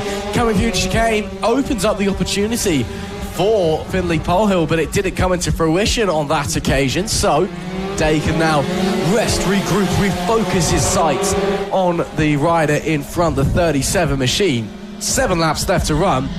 And well, Harrison Day once again looking on magical form. And as I say that, looks to the inside, goes to the inside. Harrison Day, can he hold on to it? Oh, has to sit the bike up slightly as their trajectories crossed. And now Finley Polehill may be looking to the inside. Cool, we got a great battle on our hands here. Harrison Day just launched his first attack on Byron Johnson. I'm sure another one soon to follow. Yeah, show of strength more than anything, but well held there by Byron Johnson. Saw it coming, backed off, went for the momentum, got back underneath the 15 and was able to find his way back through. This fight, though, is far from over. Still over half the race left to go. Bit of a wobble at the front. There are our top 2. The 85 of Wilson Dilks and then the Spider-Man helmet hunting in behind of Archie O'Brien, trying to swing his way closer for the race lead. 6 laps left to go. A fight for the lead, a fight for the podium. This is LS2 Helmets Mini GP 70s. And LS2 Helmets Mini GP 70s at its absolute finest as well. Dilks versus O'Brien once again. 5.5 laps left to run, and these guys are absolutely inseparable up the front. Dilks has withstood great pressure all weekend, but can O'Brien finally get a little crack into the 85? Only time will tell as they come and make it. 5 laps left to run on this occasion. See there, just to the right of your picture, race director Roger Keys. Watching on Roger, of course, has been around motorcycle racing for years and years and years and has helped nurture young British talent all throughout the years. Of course, he managed Scott Redding for a long time. Scott, of course, one of the very first FAB-Racing graduates. And, well, watching what could be, the next superstars of British bike racing in front of his very eyes. Archie O'Brien faster on the last lap, fastest lap of the race as well, a 48.813. But, as I said, it's less than a tenth quicker than Wilson Dilks. Those two are lapping so consistently, so close together. Further back in the pack, meanwhile, Day is through on Johnson, so Day's moved up and has managed to start bolting away.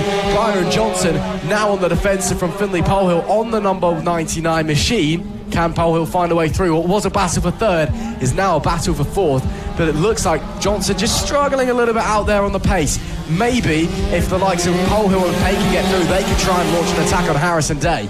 Yeah, maybe so. I think that Day has got the pace measure over the 3 behind him, though, and Byron Johnson is just trying to pick and choose his battles as well as he can. I don't think he knew, or I think he knew that Harrison Day wasn't quite in his race. His race is there for 4th, and he is going to be battling with Polehill and Payne for the rest of this race, doing his best to hang on. I think that is a more achievable goal. Harry Payne, though, on that 11 bike looks very, very sharp in the background, just constantly eyeing up, maybe thinking of a move to the inside of turn 4. Thinking about it, eyeing it up, but his opportunities are wearing thin, and if you're third place in a 3-bike train, at what point do you press the button and start moving your way through?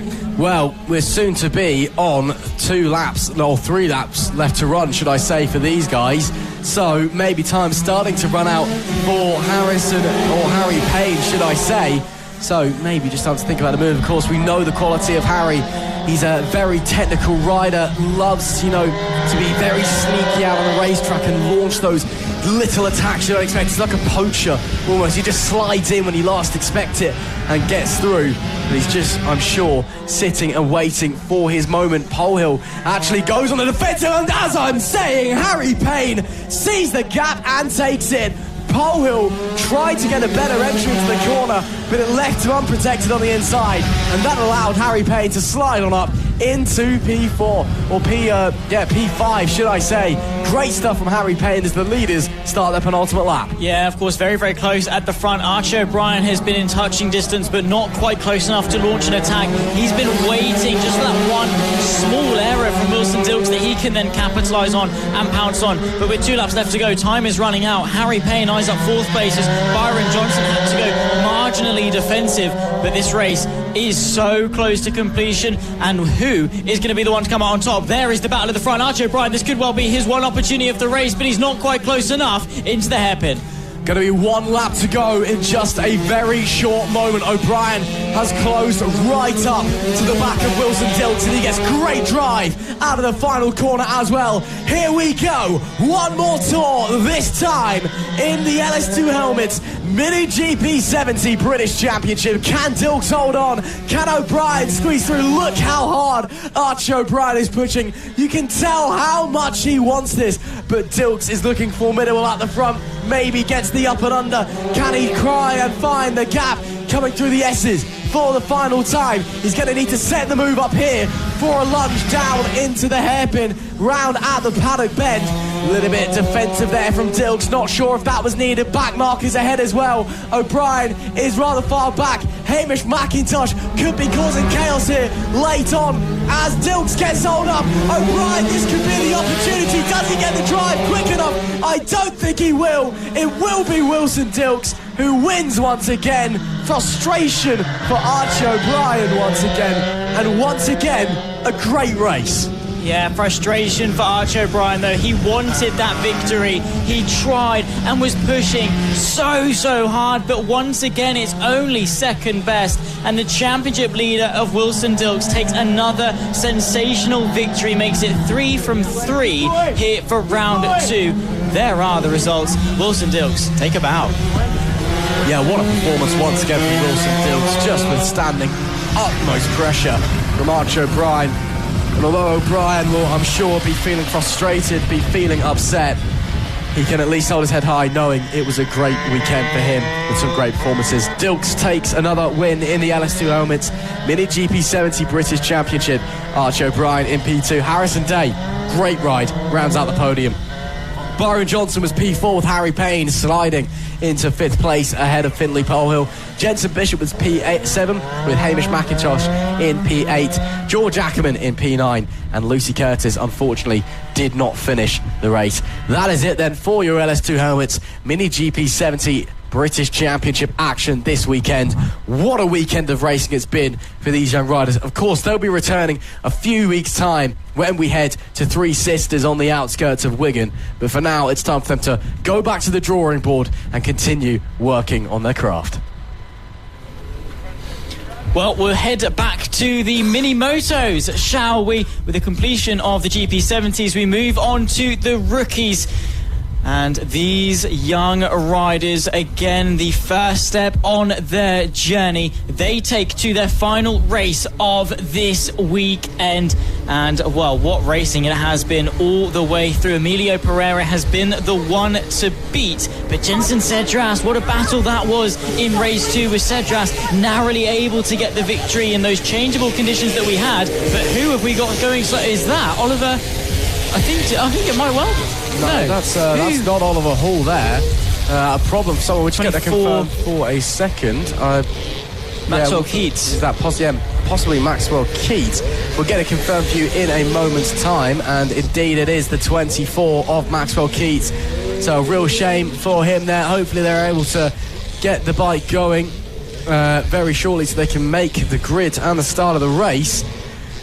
But yeah, what a battle it was in race 2 in the changeable conditions. Now we're in the dry. Maybe the game will change again. Maybe we'll have a different race winner for the 3rd time this weekend. You can see there, front row of the grid, your 2 race winners so far, Emilio Pereira and Jensen Cedras. The number 2 was charging in race 2. Can he continue that pace, or can Emilio Pereira use the sunshine to his advantage and plough on ahead. Shall we get underway for our sighting lap then? It is Emilio Pereira.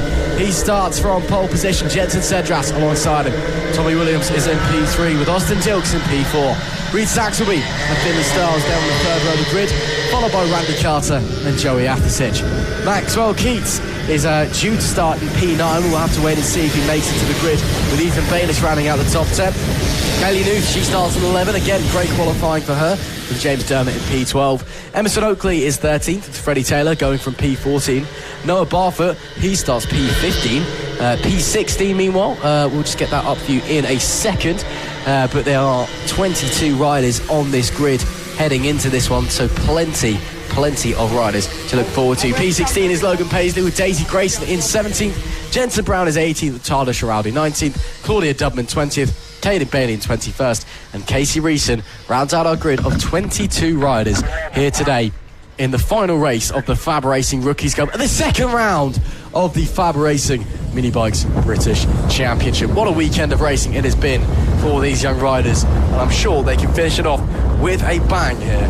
And well, Zach, you know, obviously it's been a long weekend for these young riders, some of them as young as 6 years old, but I'm sure they'll want to go out and give their utmost in this final race. I think so as well. It's their final race, obviously, of the weekend. It's been a long, tough weekend. Of course, the torrential downpour that we had yesterday, the changeable conditions this morning. Now we head our way to bone dry running.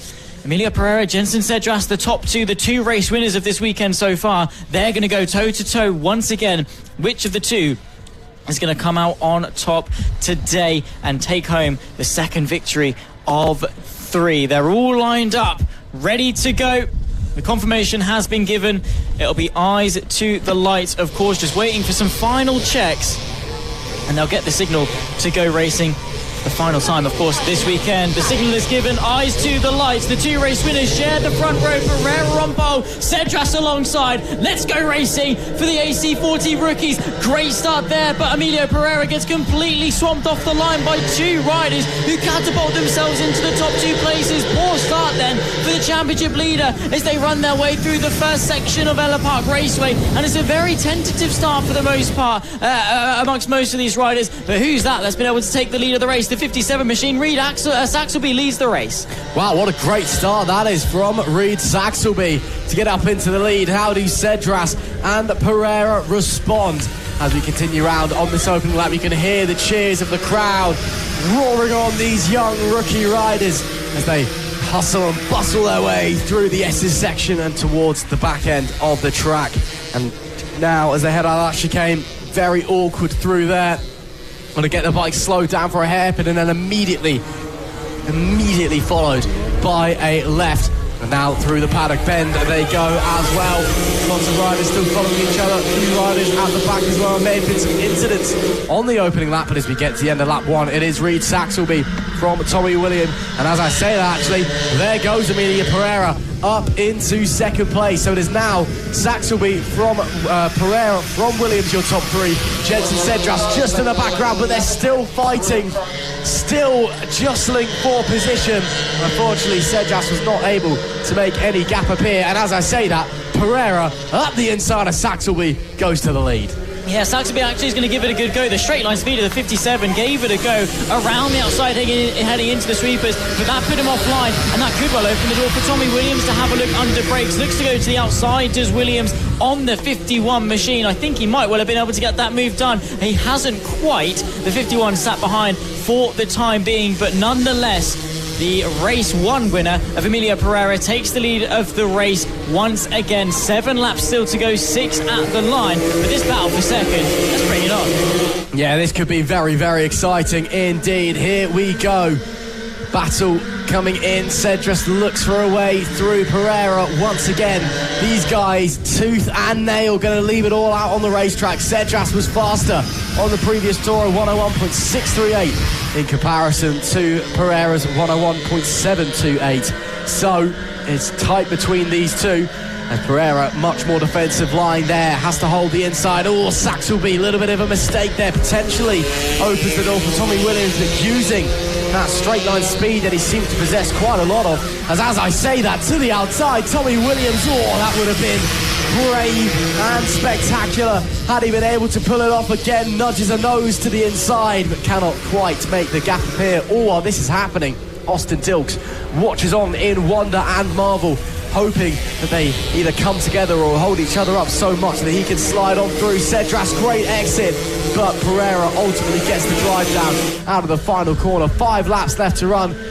We see there some of the back markers further down the pack. That's going to cause some problems, as there we see is that the number 19, Finley Styles, doing a double overtake, or attempting to anyway, 3 wide there. As there we see Saxelby holding on to his 3rd place, swiping through the traffic they go. And you can see there, obviously with a high vis on, that means they are not just a rookie rider, but this is the first time they're racing required to wear a high visibility jacket, just to notify the other riders so that they know that they may potentially be just a bit lacking in pace in comparison. It's their first time on the bike in a competitive manner. But as this battle rages on, it will still be Saxelby that holds on, but they're swapping positions everywhere we go. Tommy Williams and Austin Dilks trading blows like a heavyweight fight for the championship. This is brilliant racing, as there Tommy Williams manages to hold on to it and maybe start to have a look at Saxelby.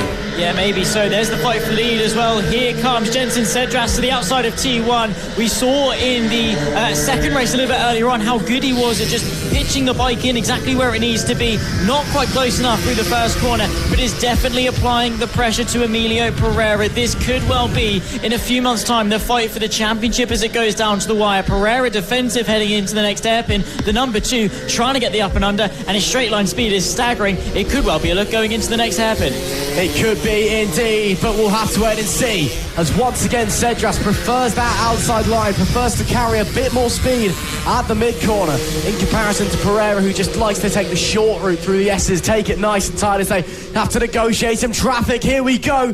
Pereira was held up. Cedras goes through to the lead of the race with nearly 3 laps left to go. How does Pereira respond to losing his winning position? Of course, the traffic coming in to play on that occasion. Bit more traffic there for Cedras, but negotiated beautifully as they rocket down the front straightaway, nearly reaching speeds of ridiculous pace for the age these guys are at. But as it stands, Cedras leads from Pereira. These front 2 once again building a decent gap over the likes of Austin Dilks in P3. 6 seconds back from the race leaders is the number 85. But the number 2 and the number 31 continue to battle up the front, as they have been all day today. Obviously, race number 1 in the wet conditions was Pereira's to lose, but since then Cedras has given him an almighty challenge and continues to do so. With nearly 2 laps left to run, it will be Cedras from Pereira at the line. Yeah, exactly. Penultimate lap of the race then coming up. Cedras seems to be the one with the measure, but look at how busy it is amongst this mid-pack. A very abundant field is the AC40 Rookies class. There are a lot of bikes on circuit at any one given time, but how close are they all? I mean, behind Pereira, it's Dilks versus Saxelby, Williams and Styles. That's the fight for P3. Of course, the 85 leading that respective train, coming on to their penultimate lap. The 51, of course, of Tommy Williams behind, of course, the 85 of Austin Dilks. That's the fight for P3. This is Finley Styles under pressure from Saxelby, who momentarily led the race at the very beginning. He's tumbled his way down to P6 at the moment. But what a hotly contested battle this is, all the way up to P3. Very, very tight indeed, with 2 laps left on the clock. Can anybody try and get in front of Austin Dilks? Tommy Williams looks to be the certain favourite. Finley Styles, Reed Saxelby still very much in the conversation as well. A whole gaggle of drivers very, very close together out on the racetrack, as you can see, and all fighting hard for position. And, well, it's going to be very, very tight between these guys as the leaders coming onto the last lap very, very shortly. We wait to see them come into shot. They should be appearing now. There is Jensen Cedras. And oh my, the gap back to Emilio Pereira has opened up big time. 1.5 seconds. I wonder if traffic got in the way, because we've gone from a battle to the lead to suddenly, with 1 lap left to run, Jensen Cedras looks fairly comfortable out in front. I do wonder if maybe there was a mistake, or almost certainly if traffic got involved and got in the way and just held up Emilio Pereira, who will be disappointed with a second his second place in a row after what has been a mesmerising weekend for that young man. But Jensen Cedras, he's here to reap the reward. Well, here we go into the final couple of corners. Jensen Cedras has absolutely smashed at this race. He has been the rider on top form, has to negotiate this final bit of traffic, but he's going to win this race with a decent margin back to Emilio Pereira, and he is going to take his second victory of 3 races for round 2 of FAB Racing in 2024. Take a bow, Jensen Cedras victorious in the final race of the weekend, and that is points closed in the championship. Top scorer of round 2 in the AC40 rookie class, Jensen Cedras. What a performance from Jensen Cedras. What a race once again from the FAB-Racing Rookies Cup. Never fails to disappoint. Of course, that is it for these guys this weekend. 3 races done and dusted. With Jensen Cedras taking victory in race 3. Emilio Pereira was second, with Tommy Williams third. Finley Styles in P4 with Reed Sachs will be 5th, Randy Carter in P6, Joey Athisic in 7th, Austin Dilks in 8th, James Dermott in P9, and Ethan Bayliss rounding out our top 10. Of course, the FAB Racing Rookies Cup will return at Three Sisters in just a few weeks' time. Of course, we're going racing on a Friday and a Saturday rather than a Saturday and a Sunday, so make sure you're tuning in for that one to see more of the FAB Racing Rookies Cup. LC40 Elites presented by OH Logistics coming up next. And well, we've had some spectacular races from these guys this weekend, especially with the rain hammering it down. But now, even with clouds still in the air currently over the circuit, it is sun, sun, sun. And well, hopefully the racing is fun, fun, fun.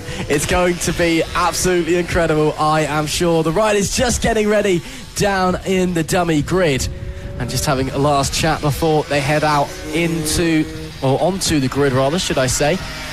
But it has been a brilliant, brilliant weekend from these guys so far. Of course, Mason Fedrick has been the one to beat on top of the grid, but you know, we've seen the likes of Rex Austin, Caelan Ratcliffe, Preston Baker. All of those guys have been, that's not right, but all of those guys in the LC40 Elite have been absolutely phenomenal, and we're looking forward to another great race once again. Yeah, we are indeed. Of course, they'll be making their way onto circuit. They'll take to the grid for their sight lap and then head off to the lights, then underway for their final race of the weekend. Of course, a quick recap of how things went on in race 1. Logan Cousins took the victory ahead of Rex Austin, and Henry Brody rounded off a very hotly contested podium. Come into race 2 though, and Logan Cousins continued that strong form, winning the race ahead of Oliver Hall, who got redemption for the DNS that he of course got yesterday. P2 and the fastest lap went the way of the young rider, with Mason Fedrick completing the podium there in 3rd. Losing some ground, of course, but not bad after the DNF that he had yesterday after a fairly sizable incident at the final corner in some torrential rain. Not bad going for the bruised and battered, very young, very talented rider. But there you can see the LC40 Elite Mini Motos heading their way to the grid. They've got 1 formation lap and will be underway for the elite class of Mini Moto racing. Well then, let's see what these young riders can do, making their way out to the grid. You can see on the left of your screen Oliver Hall focusing in, pole sitter Logan Cousins looking ready, looking focused. Last few words of advice from the roving marshals as they make their way out to the grid. There you see Oliver Hall's dad Daniel on the left hand side, just giving a quick piece of advice to his son. And then of course the flag marshal will the flag marshal Lee Clowes will wave them on their way. And someone having a problem on the right hand side there, but we're going to go for 1 sighting lap. It will be Logan Cousins who starts from pole, Oliver Hall alongside with Mason Fedrick in P3 and Henry Brody in P4. Kai Hawken is 5th with Caelan Ratcliffe alongside. Danny Longhurst and Rex Austin make up the 4th row of the grid, with Tommy Keats and Max Johnson rounding out our top 10. 11th is Arthur Rich with Josh Perkins in P12. And rounding out our grid, it's William Round and Oliver Wilson. Looks like whoever had the issue did get away in the end. I'm not entirely sure who that is, but luckily they've managed to get away well, which is great to see. and we can get away in this OH Logistics LC40 Elite race with a full grid of 14 riders for what should be a very exciting final race of the weekend. Yeah, of course, these guys, the final step, really, when it comes to mini-moto racing, unless they go into the senior mini-motos, but a lot of these young riders will make their progression onto the Metro kits, into the 50s, into the 70s, and this year is the year they can prove themselves before they take that next step. What a plethora of talent we've got on this field. Cousins, can he make it the triple here in Ellough Park? Well, Oliver Hall was looking quick in race 2. Maybe race 3 is the time that he's able to finally push onwards. The riders making their way onto the grid now, moments away from the final race of the weekend. Cousins and Hall lining up on the front row. Of course, just behind them, Fedric and Brody as well. All very, very quick riders. In fact, everybody in this field is a quick rider, it must be said. This is, of course, the top level of mini-moto racing. Available here at FAB for junior riders before they step onto the mini GP bikes. Who right now, it's all about paying attention to those lights and getting forward and getting the race done. It is lights out. We are underway. Good start there from Logan Cousins. Mason Fedric away well as well. Oliver Hall able to hold on to second place as they negotiate their way around the first corner. Cousins already trying to bolt. He thinks the best way to combat this race is just to push as hard as he can early on and build up a big gap as a few riders further back as well getting disappointing starts. Hall under big pressure there from Mason Fedric and Henry Brody as well, but able to hold on. Caleb Ratcliffe looking to the inside of Mason Fedric. Meanwhile, Ratcliffe goes up there into third place. Oh, neck and neck. That's Fedric and Caleb Ratcliffe still doing a great effort, but it is Oliver Hall that holds on to second, and it is indeed Caleb Ratcliffe that slots up into third place. So very, very tight racing there for the podium places. Action everywhere you look out on the track as well. You can hear the crowd roaring on the young riders, urging them on to do their absolute best as we complete the first lap. Caleb Ratcliffe looking to the inside of Oliver Hall. Hall slams the door. Right now it is, of course, Logan Cousins that leads, but Ratcliffe still trying to have a go. Ratcliffe looks pretty fast this early phase of the race. Yeah, he really does, but is it going to be too little too late by the time he finds a way past Oliver Hall? If he finds a way past Oliver Hall, Logan Cousins, could the damage have already been done? 3 seconds clear, look at the gap, but a three-way fight for second place beginning to form. It's Hall from Ratcliffe, then Fedric making up the rear end of this train. Hall trying to make it 2 second places in a row. His pace has been remarkable. Fedric looking for a little bit of a move to the inside, but a bit too late on the brakes, and now into the hairpin. Ratcliffe is going to be trying to attack now on the back of Oliver Hall, who is definitely feeling the pressure, a little bit twitchy, a little bit unstable on the bike at times, but is keeping it under wraps for the time being. We tick over then to start lap number 3. 7 laps to go here for race number 3 of the LC40 Elite class. In the mini-motos, the 96, there you can see the very vibrant yellow of Caleb Ratcliffe tucked up, sandwiched between Hall and Fedric, both in front and behind. Probably in the trickiest position of the bunch. Small mistake as Fedric looks to take to the inside of turn 3,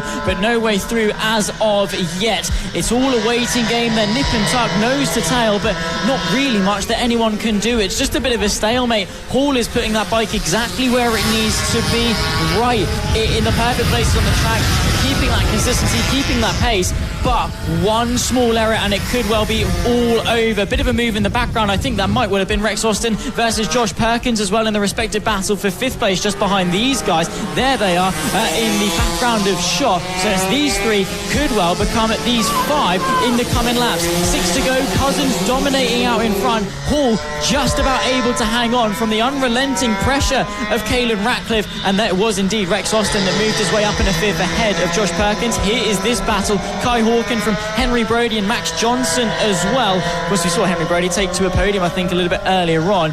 Maybe, I think, in the pros, he did a sensational job and continues to do one inside the top 10 of the elites. There's Fedric looking to the inside of Ratcliffe because now he's got some pressure on his shoulders. Rex Austin arrives on the scene on the 991 machine and is trying to do battle with the number 5, the young rider of Mason Fedric, who started on the front row but has since fallen back. Oliver Hall, though, still doing a brilliant job, but the pressure from Ratcliffe is not going anywhere anytime soon. Hall defending for his life right now, but managing to hold on with an exquisite display of his defensive capabilities as Fredericks has a little look to the inside there of Ratcliffe, but unable to do anything as they come onto the straight though.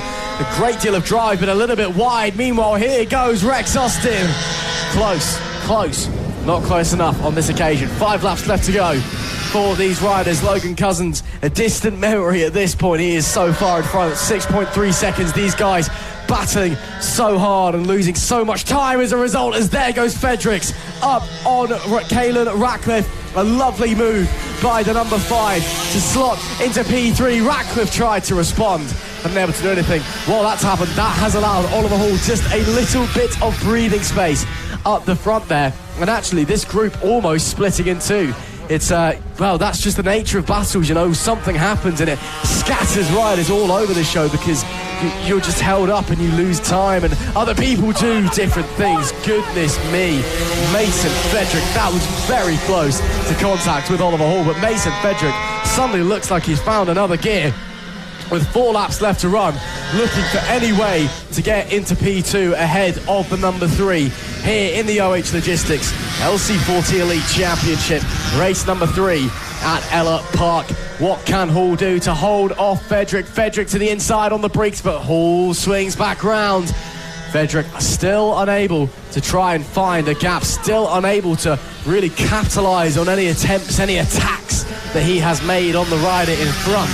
But right now, it is Cousins from Hall, from Frederick, from Austin, from Ratcliffe. Your top 5 looks like Rex Austin got by Caelan Ratcliffe as we were focusing on the battle between Oliver Hall and Mason Frederick. There is your race leader though, Logan Cousins. And again, look at the space that he's got behind him.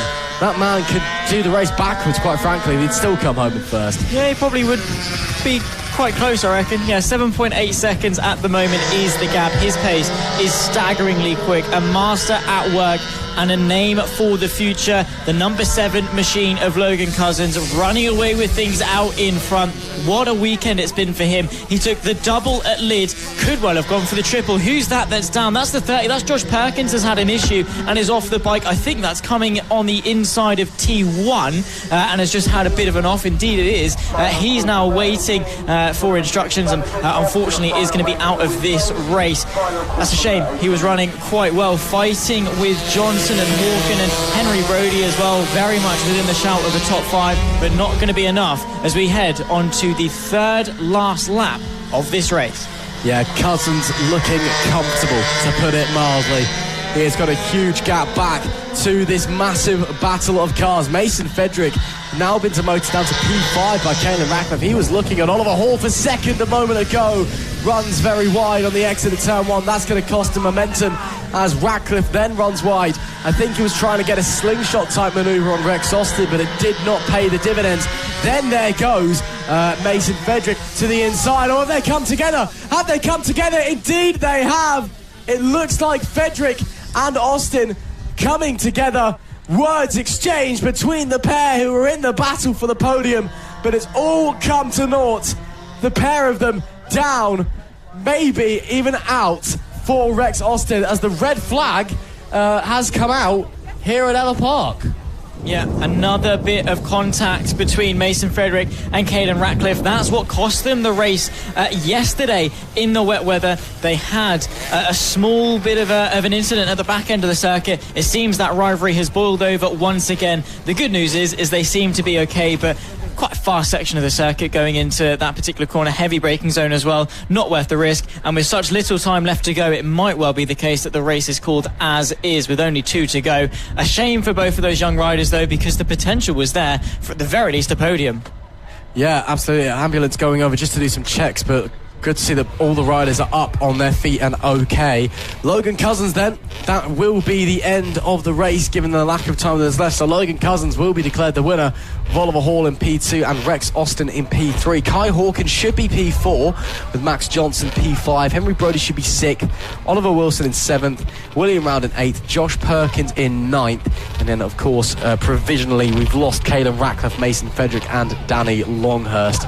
We will get these results confirmed for you of course, but a bizarre end to that race. Of course, safety is paramount, and obviously the officials felt it was the correct decision to bring out the red flag there. So obviously you don't want to see the race end how it is. We just had that confirmed. That is the race result. Race has been ended there as a result of the red flag. But yeah, that is a shame to see the race not end under the checker. But that is the race result. You see, of course, Caelan Ratcliffe and Mason Frederick, they will not be within the top 10. So William Brown will actually be promoted up to P8 because Caelan Ratcliffe and Mason Frederick will not be classified as a result of falling off and causing said red flag. So Logan Cousins then, it's 3 from 3, but probably not the way you wanted to do it. No, you always want to cross the checker flag. It feels better to do it that way, but win's a win at the end of the day. Don't really matter how it happens, how it comes about, as long as you cross the... he didn't cross much of a line. He started the second last lap in first and was then able to win the race, which is good for him. That's the LC40s done for the weekend. They'll be back when we head to Three Sisters in a couple of weeks' time.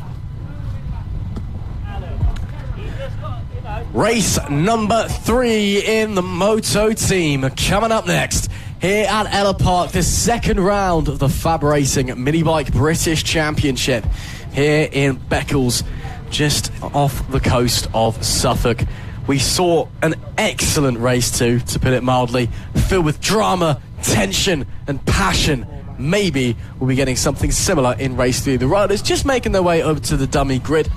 Of course, we did have a slight delay to the start of this one as a result of the red flag that was just called for some reason in the LC40 Elites presented by OH Logistics.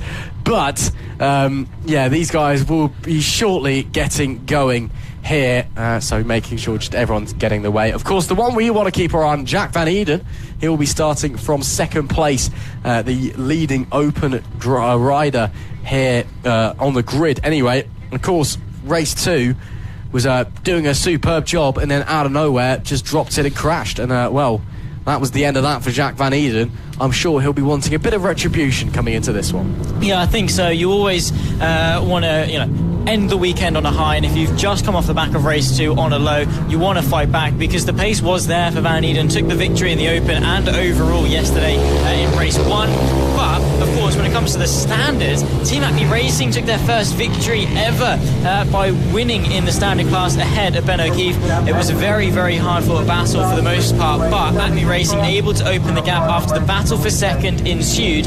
What a race it was. And then of course it was Malcolm Stein that was able to then take the victory in the Open after narrowly being able to hang on to the bike after the incident that happened with Jack Van Eden, who was able to, of course, stay out of the way. There was a bit of contact, but for the most part was fine. These guys, though, are going to head off for their final sight lap of the day. It will be Team Acme Racing starting on the pole. Jack Van Eden in P2, the leading open class rider. Ben O'Keefe, P3 with Malcolm Stein in P4, that's second in the open class. Harrison O'Keefe is 5th with Team Ernie the Badger in P6. Sam Sadler is 7th with Sean Whittaker 8th. Madison Martlew is 9th and Guy Kite is 10th. And 11th and 12th is our other 2 Moto Team open riders, Charlie Ems and Gary O'Keefe. So that is your grid for the final Moto Team race of the weekend. And, fingers crossed, this is exciting as it was in race 2, where we had some great battles. Of course, the heartbreaking ending to race 1 as well, with the commentator's curse coming in for a home run. Hopefully this one will have maybe not so much the latter, but definitely excitement, definitely drama, definitely tension. Yeah, hopefully no more commentators' coincidences over the course of race 3. These guys, they've got to keep themselves on the bike. I know that sounds obvious, but it is definitely easier said than done. Mistakes are costly, especially here at Ellough Park. All the riders, the general consensus is the margin for error is just so slim. These guys are going to be heading off for their final race of the weekend. Of course, it's down to the bike, not necessarily the rider that scores points. A little bit different, and that's what makes these guys so interesting. But they'll be heading to the lights very shortly. Can Acme go for 2 race wins? Time will tell. Red lights on, red lights off. We are underway. Great start from Team Acme Racing there. Looks like Ben O'Keefe. Bit of a wheelie. Jack Van Eden goes to the lead up the inside at turn 1. Now leads overall, not just in the open class. We saw a similar thing in race 2. Can he hold on to that and stay on the bike this time as well? But yeah, a great launch there from Jack Van Eden using that inside line. But here come Team Acme Racing up the inside on the number 8, retake the overall lead of the race again. Jack Van Eden, Team Acme, different classes. These guys battling does not really mean anything in terms of championship points, but it means everything in terms of leading the overall race and the glory and the passion that you see from the Moto team guys as they head and sweep through the S's. You can see some great action there. Further in front though, we've got, that is the number 11 we can see of Malcolm Stein, who started in P4, 5 even I want to say.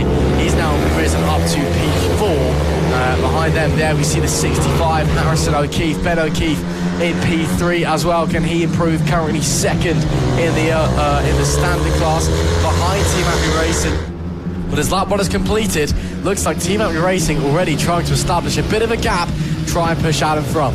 Yeah, they are, and that's obviously going to be very important for them, just to manage the gap as the race develops. Don't forget as well, they have got a bike between themselves and the next standard bike of Ben O'Keefe. Jacques Van Eden is in between them, so that gap is actually even bigger, about 2 seconds back to the next standard class bike. So Team Acme Racing firmly in control of both the overall race and of course their respective class race as well, which is just going to be great news to the rider of the number 8 machine. Jacques Van Eden though could well be able to close that gap. Bit of a kerfuffle going down into the final corner, and that could well be why. Is that the 64? Oh, more issues, Ben O'Keefe. Oh, heartbreak for Ben O'Keefe. Bike comes to a stop. That could potentially be clutch related there, or it's either come to a stop because actually maybe trying to get the thing started again. Issues then. Hopefully he's able to get it going, but Ben O'Keefe, oh, that is a real shame for the number 64. Further back, there is Sean Whittaker to the inside. Oh, goodness me. That was to the inside of Malcolm Stein and shoving him out of the way. No, it looks like it was Ben O'Keefe, Harrison O'Keefe even. Brave stuff from Sean Whittaker. Aggressive stuff, pushing the envelope, but still absolutely fair from him.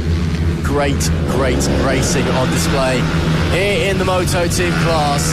Now Sean Whittaker can set his sights in front. Of course, yellow flag out, no overtaking, so he's going to have to be stuck behind the 119 of Team Ernie the Badger as they go through the danger zone. That is where Ben O'Keefe is stranded, just in front of the pit lane on the left-hand side, heading through that section. Now they're throwing Sean Whittaker, put the hammer down, try and start pushing. Look at the gap that Team Acme Racing have already. Of course, Jacques Van Eden leading the open class. Sean Whittaker, or I should say Malcolm Stein, is P2, Charlie Emerson P3 in the open class. Standard class is Team Acme Racing, followed by Ernie the Badger, followed by Sean Whittaker. So these guys, well, racing for an overall podium, but especially for Whittaker and Ernie the Badger, those guys are racing for championship points. And as an overtake happens, we see more issues. Who's that that's pulled off to the side? Is that Malcolm Stein that's maybe having problems there? I'm not sure who it is.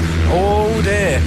Yeah, I'm not sure who it is. That's Charlie Ems on the 2-3-1, I think, has had issues. Meanwhile, there goes Sean Whittaker up into second overall and second in the standard class. Whittaker with a lot of pace.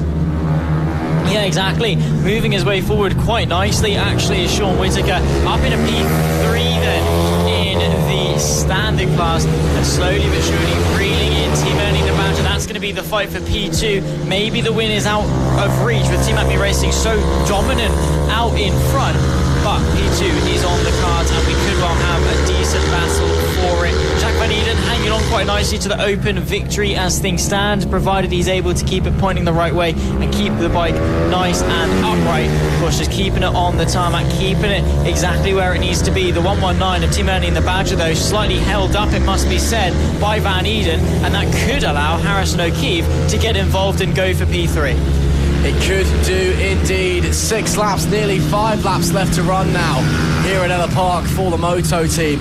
Jacques Van Eden holding on to that position. Of course, he's essentially in a race of his own unless you put Malcolm Stein truly in the equation. But with 2 bikes in between them, I think Jacques Van Eden is looking pretty comfy in the lead of the open race at the moment. We've got Team Acme Racing and Sean Whittaker now trading fastest laps. 5 laps left to go, and well, Sean Whittaker on that previous lap, goodness me. What is that? That's what? 1.2? Yeah, that's 2.2 seconds. No, 1.8 seconds faster. I can't get my numbers right because it was a 57.5 and a 55.7 and it threw me for 6. But Sean Whittaker, that is ridiculously fast on that previous lap. 1.6 seconds separated the pair of them at the line last time. They are going to be very, very close, very, very quickly. Yeah, there's a reason they say never trust a commentator's mouth. However, they are going to be sliding their way through the sweeping section. That's the 11 of Malcolm Stein on the back of this train, of course, led by Jacques Van Eden, the 119. That's Team Earning the Badger going for the move. Look into the inside of the hairpin, across class battle, but a battle nonetheless that is going to affect each and every single one of them. That 65 machine you see there. However, a change for the lead. Sean Whittaker catapults himself the long way around in Team FAB-Racing. That is a fight for class position, and the standard lead changes to the 01 machine of Sean Whittaker. What a move by Sean Whittaker. That was brilliant. Another fastest lap as well at 55.602. He is flying along at the moment and doing an absolutely excellent job. Fantastic stuff from Mr. Whittaker on the 01 machine to get up into the lead, not just of the standard class, but the overall race lead as well. And now that he's in the lead and he's got fresh track in front of him, he can just sit back, relax, and push to his heart's content, continuing to bang in fastest laps, I'm presuming, as well. Brilliant stuff from him. He's going to make it 3 laps to go in a moment's time. There's still battles still going on. Of course, this is still Moto Team, so anybody could be on the bike. But Sean Whittaker on his own machine doing a fantastic job at the moment, even though because he's named his team Sean Whittaker, if it wasn't Sean Whittaker on the bike, it would still be called Sean Whittaker. Won't get around that one, but that actually is Sean Whittaker on the bike. So, yeah, bit confusing, but still, action further back as well. There we see Malcolm Stein, again, still trying to chase down Jacques Van Eden for the open class win. But there are still 2 bikes in between the pair of them, Harrison O'Keefe and Team Ernie the Badger, and they're both fighting as well for the final podium place in the standard class. So it is a bit problematic, but that's the nature of multi-class racing. It gets beautiful like that sometimes, a beautiful mess as wow, what a move that is from the 119 to get up into the podium places in the standard class and overtake Harrison O'Keefe there. Great stuff from them. It's going to be 2 laps to go very, very shortly, and these guys are still racing right to the line.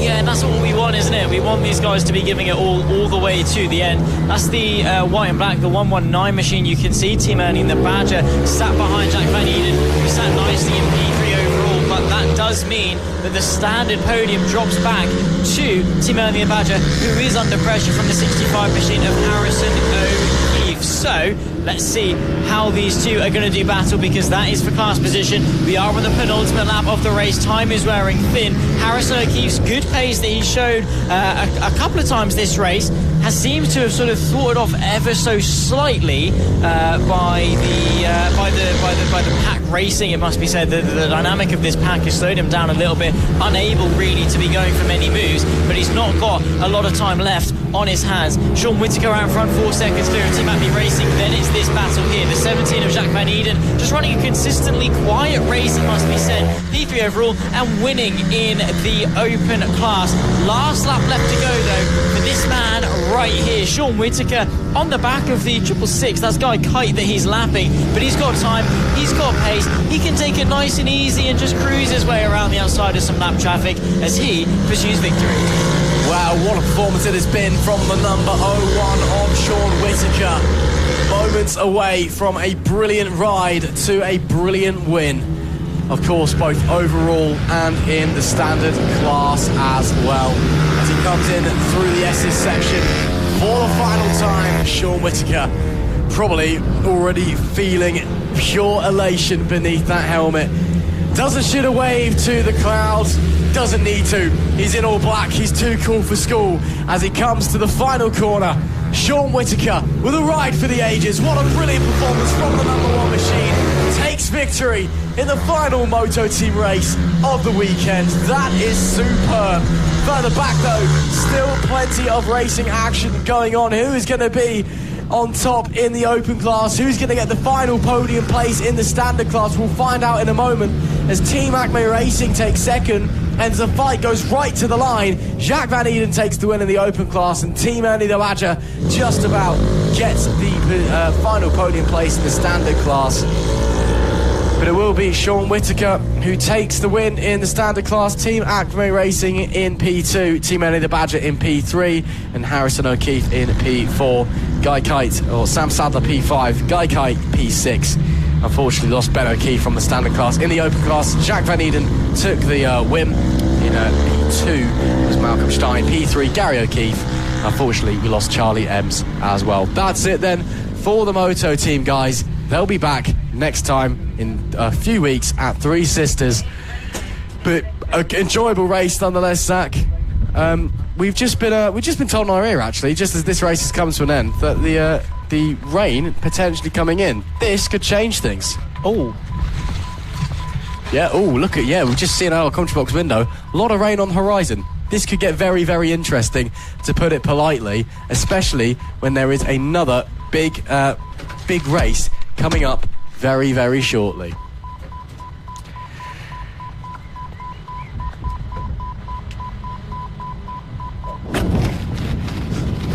Well, ladies and gentlemen, the threat of weather continues here at Ellough Park. It's been sunshine and rainbows for the best part of today, but a huge, huge dark cloud looms over the circuit. The threat is looming, and we've only just gotten our way back onto slicks. But welcome in if you're just joining us. We're heading out for the Mini GP 50 Championship, brought to you by King's Two Wheels Centre. Myself, Zach Sweeney, still Ross McIntyre alongside me in the commentary booth. If you are just joining us, let us know how you're feeling. Who are you cheering on? Where are you watching from? Your thoughts, your feelings, queries, questions, whatever tickles your fancy. We're here in the commentary booth. We're elated, and we've just got a second boost of excitement because there could well be some more rain.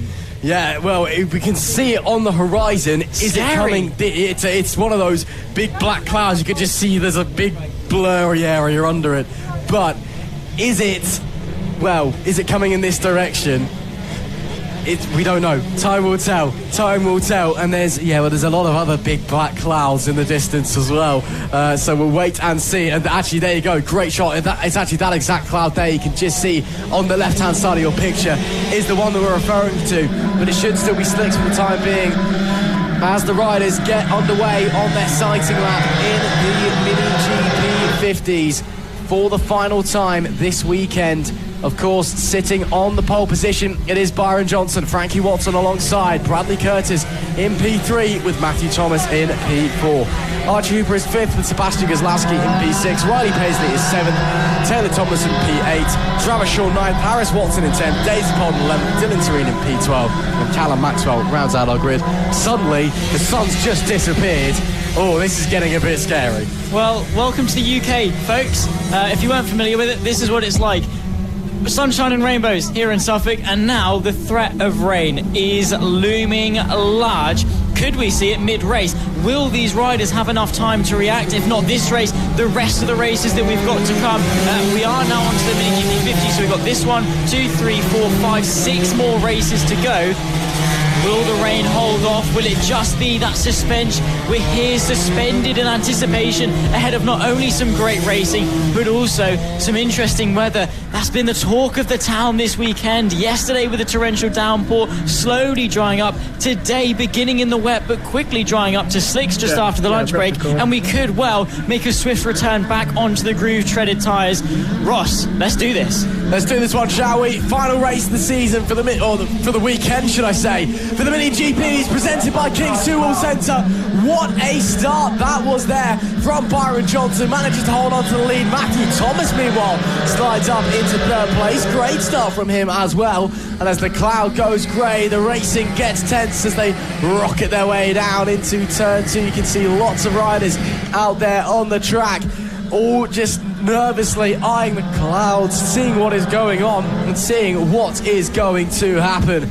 It is anybody's guess, but as we continue round on the first lap, it's going to be very, very tense indeed. There is Harris Watson, Callum Maxwell on the light down the back of the pack. Wind picking up here as well. But as they negotiate their way through the S's section, coming to the end of the first lap. And we can see that is the number 4 of Travis Shaw, currently down the back of the pack.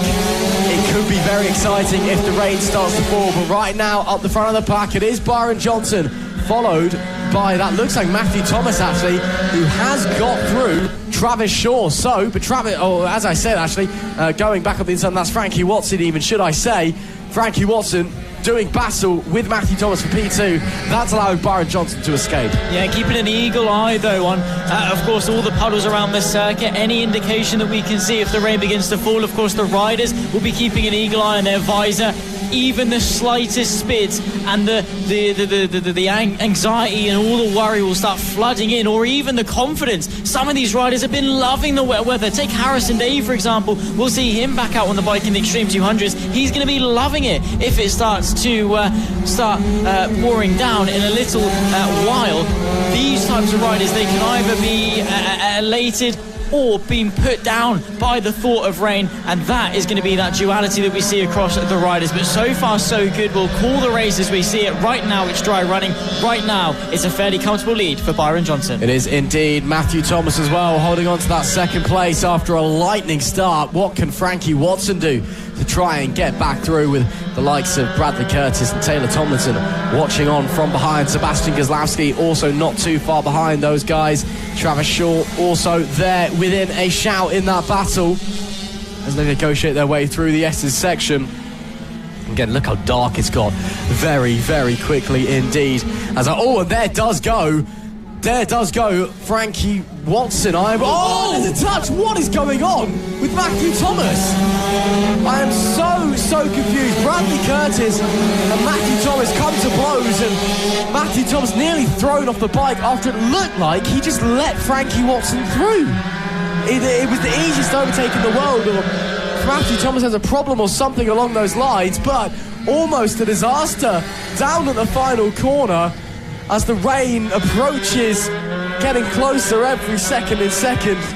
Wow, this is just crazy stuff here in the Mini GP 50s, presented by King's Two Wheel Centre, as now Bradley Curtis tries to put the pressure on, getting up into a podium place. That contact between himself and Matthew Thomas has allowed Frankie Watson a healthy gap. Yeah, the fight for third is coming down to exactly that. The top two, Byron Johnson, Frankie Watson, they know where their job is. Here comes Bradley Curtis up the inside of Matthew Thomas, that 47 Welsh dragon-powered machine that he's on. But through goes Curtis up into third place, and that's what they're doing. They've realised that Watson and Johnson are unattainable, and they're just hunkering down, anchoring down for a podium place, because for a lot of them that means a lot. That's all they can really hope for, and they need to race this race with their own expectations and sort of make sure it's realistic expectations. At this stage, anyone in P3, are they going to win?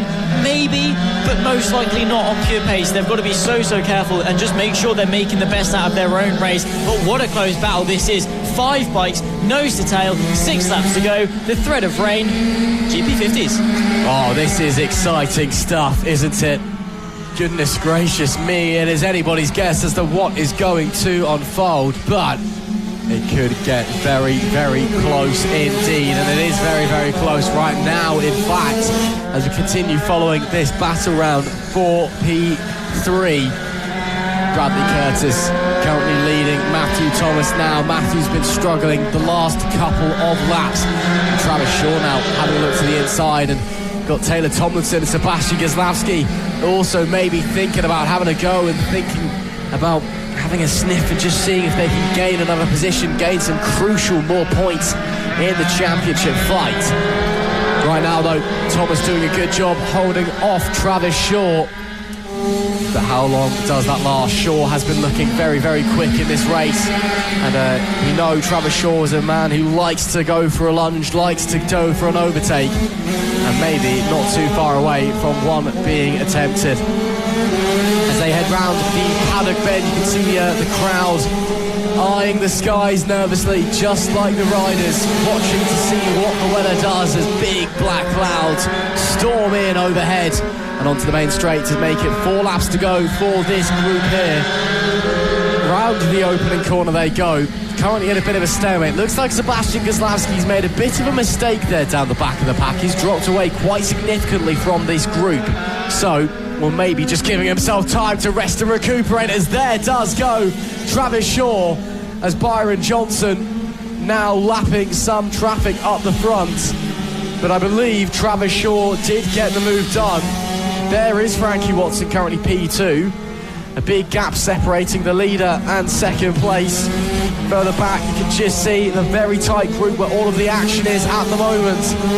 But, unfortunately, just not quite sure what's happened there. Byron Johnson leads from Frankie Watson in second. I believe, though, as Bradley Curtis comes in third, and indeed, Travis Shaw is in P4. Yeah, looking very, very good. The number 4 in P4, running very nicely. Travis Shaw, good couple of moves so far this race. There you can see the 14, Frankie Watson, as things stand, in second place, closing in that gap actually to just under a second and a half. Bit of traffic contention for the 37 machine. That's put him off rhythm ever so slightly. That's going to knock his confidence, maybe, knock him out of rhythm, and obviously, most definitely, most importantly, slow him down ever so slightly. Maybe Frankie Watson can reel him back into contention, obviously, after issues in race 2 and not making it onto the podium in race 1. Watson, if he wants a championship charge and wants that momentum going into Three Sisters in a couple of weeks' time, needs a good result. What better way than a win? Yeah, that would be absolutely incredible for Frankie Watson, and he is starting to turn the pace up, but is there enough time to go with only 2 laps left in it?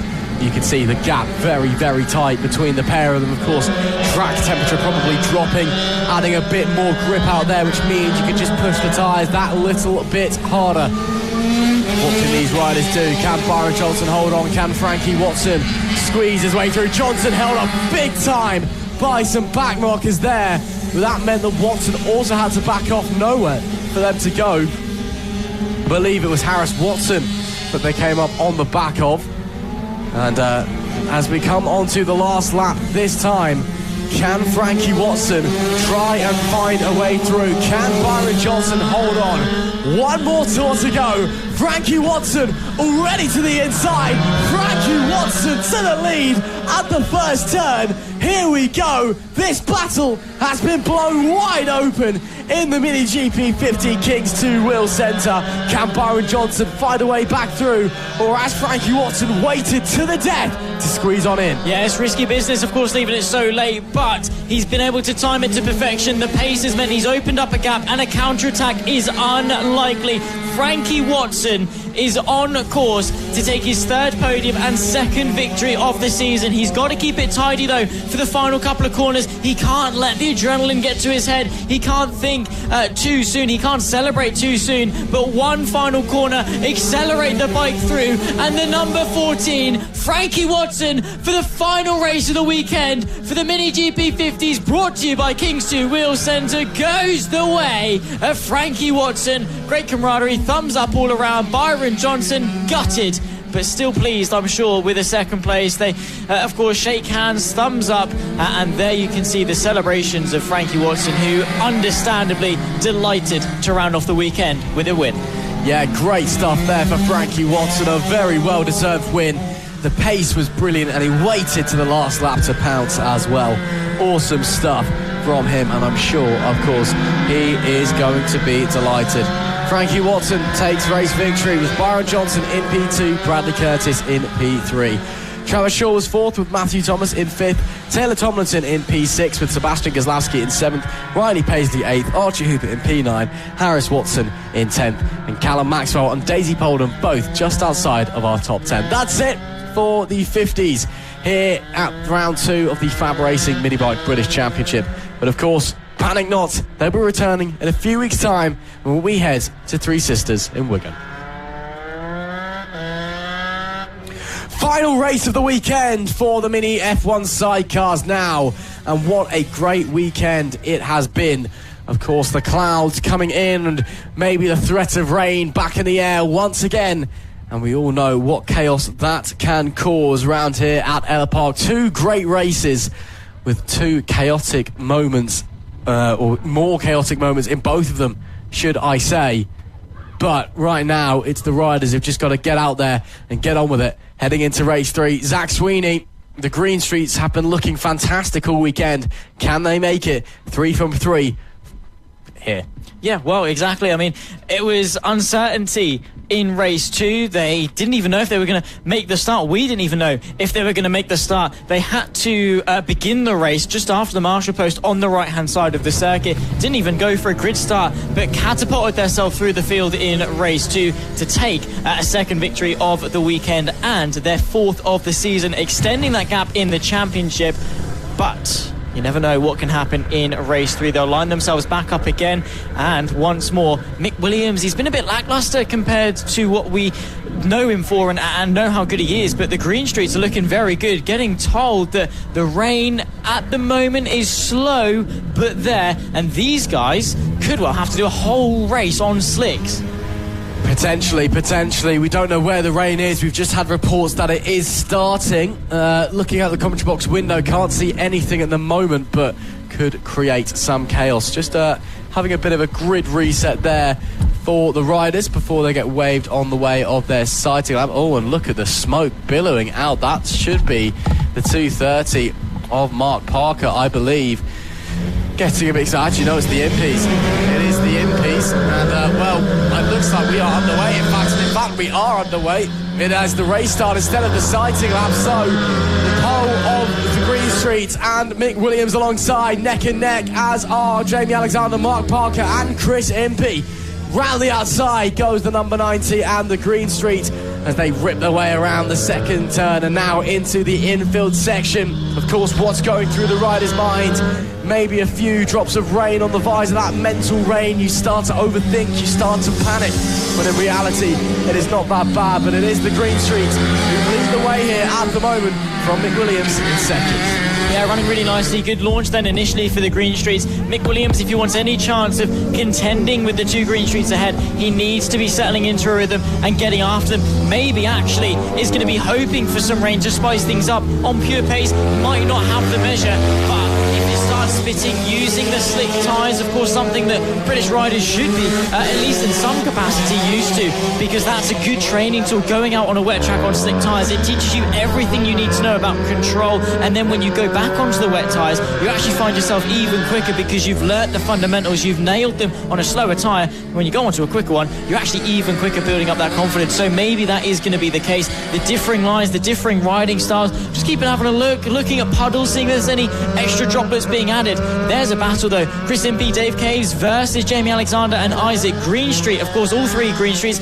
on the podium earlier on. Can they keep that record up with another P3 and P1 here respectively? Again, 6 laps left to go. The 457 in hot pursuit, hunting the 2 ahead. Of course, a very light chassis is that 11 machine. Helps them on the straights, not so much during the corners because you rely so much on that ballast. And now a huge lunge. Look at the late braking from the 457 as Chris Impey moves their way up ahead of Jamie Alexander. Sensational move to take P3 away. Up ahead through 5 laps left to go. Where is the rain? Is it coming? How intense will it be? What sort of a shake-up will it make not only to this race but future races as well? Ellough Park has been full of surprises, intrigue, turns, plot twists all along the way. The anticipation has been there. If you are just joining us, make sure you stay tuned for the rest of this weekend, but go back and watch the rest of the races because they have been absolutely sensational. Top class stuff, as is to be expected from FAB-Racing 2024, the premium grassroots entry into motorcycle racing, the stars of the future here today. And of course, these guys, a lot of them seasoned veterans, already proven themselves, but some of the most courageous riders are the sidecar riders, particularly the drivers, and of course the passengers that are alongside them as well. You can just see how they've literally just got a handlebar, no seatbelts, no nothing. They are pure grip strength, hanging themselves on as they chuck their way either side of the bike to try and get it rotated. It takes a lot of bravery, a lot of skill to ride one of these sidecars quickly. Well, bravery and skill is one way of putting it. You could go insanity as well, because these guys are a little bit mad, some of them, trust me.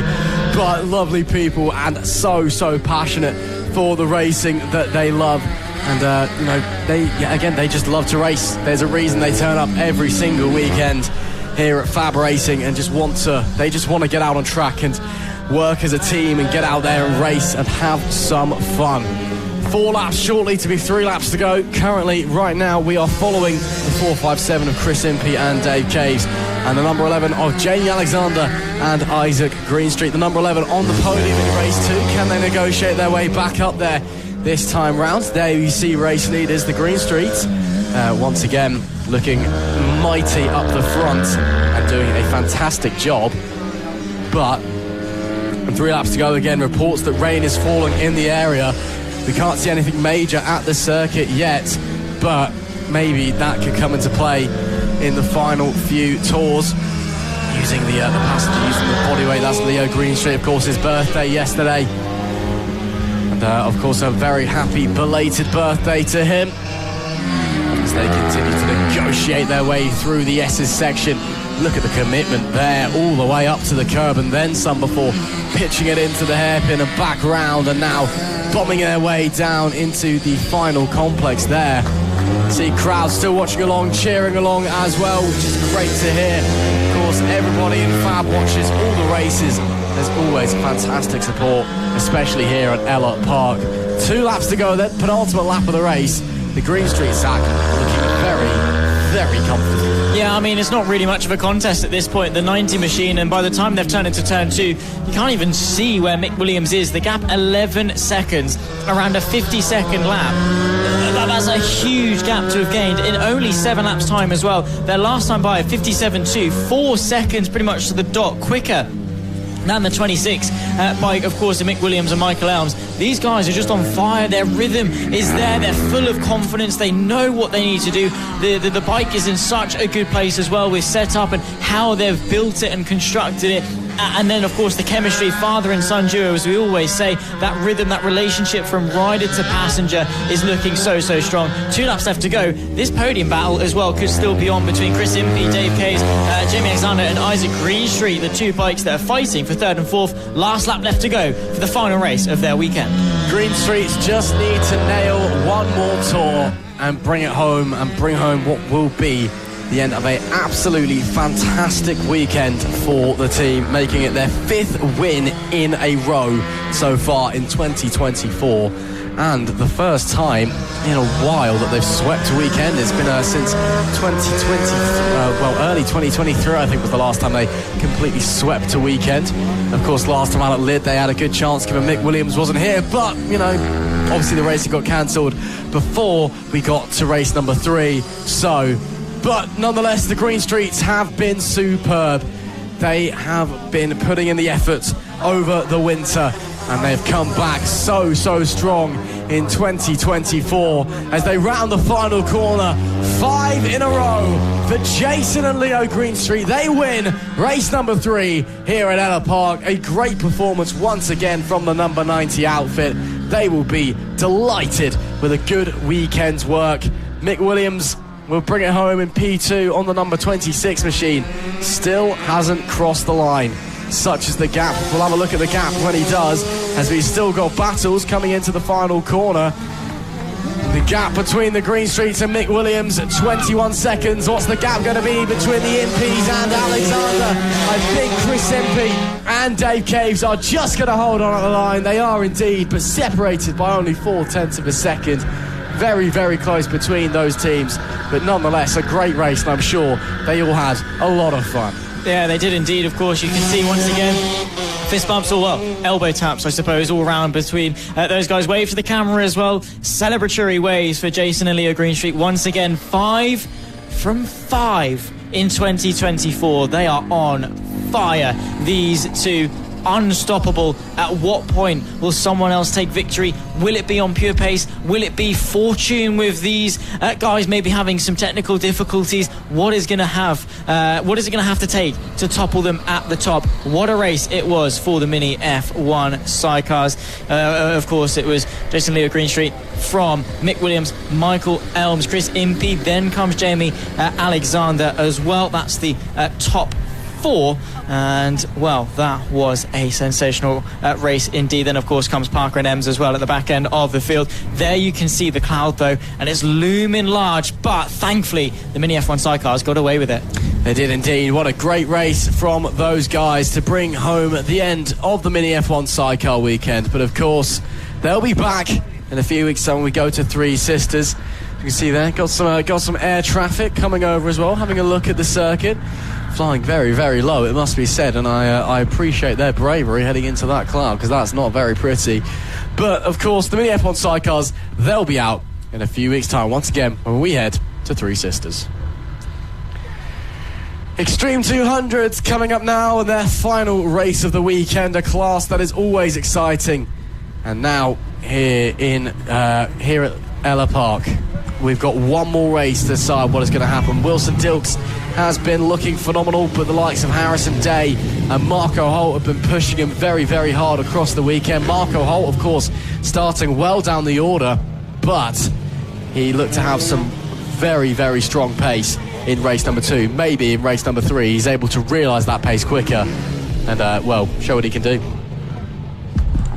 Yeah, exactly. What a weekend we've had for Extreme 200s. These guys have been on top form indeed, and really looking forward to seeing how they got of course, this weekend. Harrison Day was victorious in race 1, but Wilson Dilks, Austin Johnson, Harrison Day, Harry Payne, the front 2 rows, big names, big battles, and of course the uncertainty with the weather. What is to come from the Extreme 200s, the final race here in Ellough Park?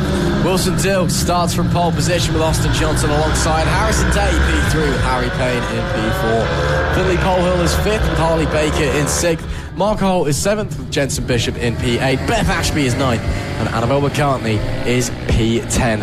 And last of our riders. What's going to happen then in this race is going to be very exciting, I am sure. We've had two brilliant races in this category so far. Surely we're going to be given one more. We're moments away from what could be very exciting. All eyes, well, my eyes certainly, will be on Marco Holt in this one. He showed some ridiculous pace in race number 2, but it took him a few laps to get to grips with the first running on dry tyres. Took him a few laps to get forward and get out there. Maybe if Marco Holt is up to scratch, up to speed early doors, he can challenge Wilson Dilks much closer for that race win. Coming on to the grid spots now. There you see Lee Clowes at the front, the flag marshal just holding the riders in place as they come into the grid slots. A few conversations with the roving marshals. The riders there, you see Marco Holt with the 27 on the back of his leathers, but it's now all eyes to the lights. It is lights out. We are underway. Great start there from Wilson Dilks. Harrison Day away well as well. Austin Johnson unfortunately didn't get the drive that he wanted. Marco Holt also away fairly decently. Is Harley Baker again utilising that pace that he found early doors in race number 2, but it will be the old pole sitter Wilson Dilks from Harrison Day in P1 and P2, and that is Marco Holt, who's already up into 3rd place. Yeah, beautiful start. Great, of course, for Harrison Day as he tries to pursue his 2nd win of the weekend in the Extreme 200 class. Of course, he was loving the wet weather. Maybe the colder temperatures working better for him and for his bike, and you can tell that with the pace that he's got so far in this race. Let's see if that can continue, but so far so good. Of course, for our race leader, they're going to round past the first lap. Wilson Dilks is able to lead from Harrison Day. Marco Holt then in P3 as he tries to work his way up the order. Of course, 2 P2 so far this weekend with the championship lead to go with it. Marco Holt, one of the stars of the future. Let's see what he can chase in race 3. Yeah, Marco Holt looking rapid on the early phase and already all over the back of Harrison Day. Can he maybe find a way through very quickly? Because looking at the pace and the ability of Marco Holt, goodness me, that was some avoiding action. And then straight up the inside, Marco Holt, vintage stuff from him to muscle his way up into 2nd place after just about avoiding an accident. And already, with not even 9 laps left to go, Marco Holt's up into 2nd and has already got his eyes on the 85 of Wilson Dilks. They cross the line now. Gap is 1.8 seconds. Marco Holt was a 10th faster on that occasion. Dilks is lapping very quickly, it must be said. But now that Marco Holt's got some clear air in front of him, you'd surely think is going to turn the pace up even more, find something else, and just really start to hound the 85. Yeah, that's what he's going to be going for, of course. He just needs to pick up the pace, settle into it. There's only 9 laps left to go. These FAB races, very short, very sweet, and of course only a minute lap time. You've not got that long to get acclimatized. You need to be settled in. You need to be up to pace very, very quickly, and he needs to be chipping away at that gap of Wilson Dilks, who at this stage, with nearly a 2-second lead, just needs to be in management mode, just doing enough, the bare minimum, to keep Marco Holt at bay. Doesn't need to be pushing too hard or taking too many risks, just doing enough at the bare minimum, matching what Marco Holt can do. That last time by matched in terms of lap time, in fact actually Wilson Dilks a 48.6 going the way of the 85. He's turning up the pace. Marco Holt, I don't think there's a big enough delta for him to close in. Well, we'll have to see what Marco Holt has up his sleeve with 8 laps less to go. Last time, Wilson Dilks 2 thousandths faster. Millimetres in it. It is so close between those two. But Wilson Dilks, he's turned up in this race with the pace that Marco Holt had, certainly in race 2. So we'll wait and see how it's all going to unfold. Further back in the pack, that is Harry Payne and Austin Johnson fighting for P4 as it stands, as Harrison Day has managed to pull a bit of a gap ahead in P3, the final podium place. Austin Johnson, unfortunately, he's just been struggling a little bit this weekend. Harrison Day, though, has felt right at home here at Ellough Park. Some spellbinding performances from that young man. And, didn't know the name Harrison Day, you certainly do now. He's really put his name on the FAB-Racing map here this weekend and shown what he can do. And what he can do is certainly a lot. Some phenomenal performances from him. Up the front though, it is still Dilks from Holt, your top 2. Harrison Day, you see on your picture now, he's in P3. Austin Johnson is P4. Harry Payne, that is your top 5.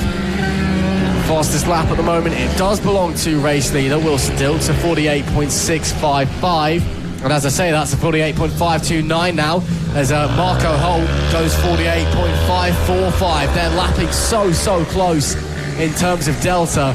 Wilson Dilks just ever so slightly faster at the moment. And with 6 laps left to go, if Holt wants to catch Dilks with the gap at 2 seconds, he really needs to find something now. Or he needs to wait for the heavens to open. Maybe that could be an opening for him, but doesn't seem to be the case as of yet.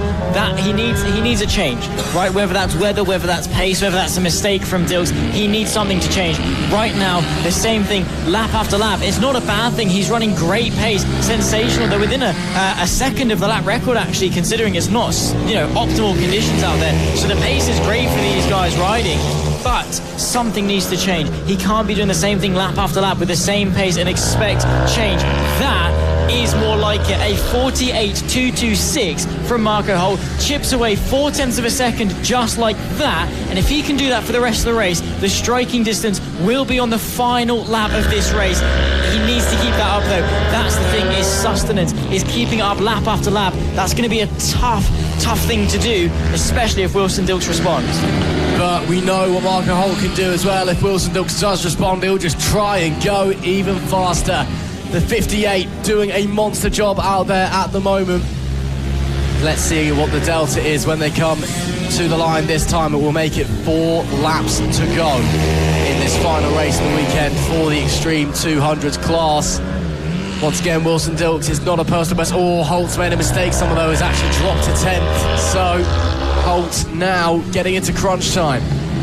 Of course, he's got to catch Dilks and then pass him as well. With 4 laps left to run, he really needs to start chipping away at that time if he wants to make his way onto the top step of the podium.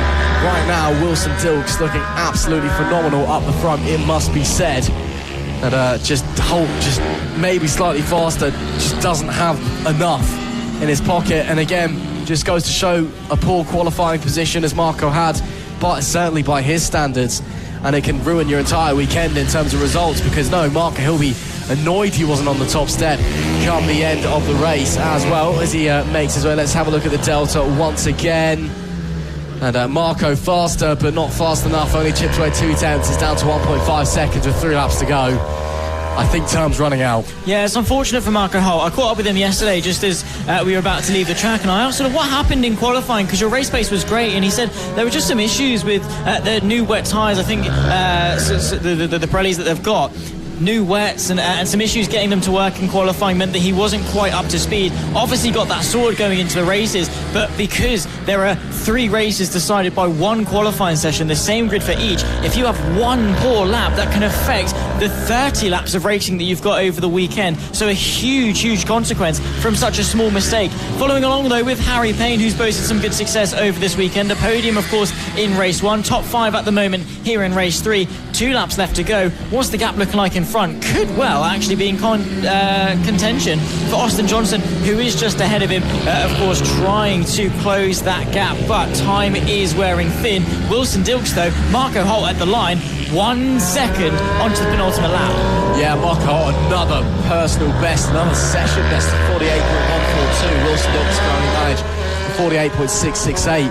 Once again, we're seeing from Marco Holt, he's finding something else at the end of races that no one else has, but it's at the end of races, so it's too little, too late. They'll be coming to start their very final lap shortly. We'll be seeing them come to the line now, so we'll wait and see what the times are going to be as they head onto the main straight. And there they are, last lap chances, and this time it's 0.8 of a second, so doable if there's a mistake or Holt finds something else. But right now Wilson Dilks is sitting as well, the man in control of this one. The 85 once again has been brilliant in this one. Of course, the 58 Marco Holt has been charging hard, the 2 mirror numbers. But who's going to finish on the top step? Yeah, well, we'll see.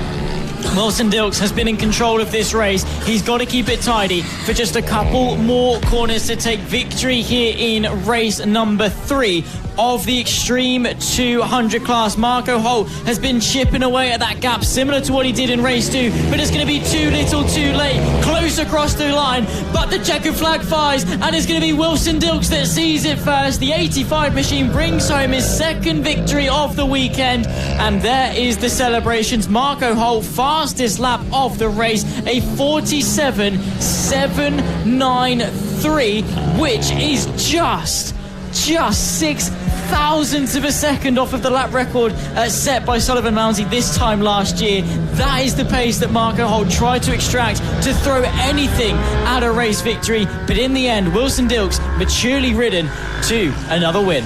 Man, oh man, Marco Holt, that was close, but it is Wilson Dilks who takes victory. Marco Holt in P2, Harrison Day in P3 with Austin Johnson P4. Harry Payne was 5th with Harley Baker in 6th, Finlay Pohl 7th, Jensen Bishop in 8th, and Annabelle McCarthy rounded out our 9 riders in that race. What an exciting way to extend or to end the Extreme 300s class here at Ellough Park. Of course, they will be back later on, going over to Three Sisters, but for now they say goodbye and we move on for our next races.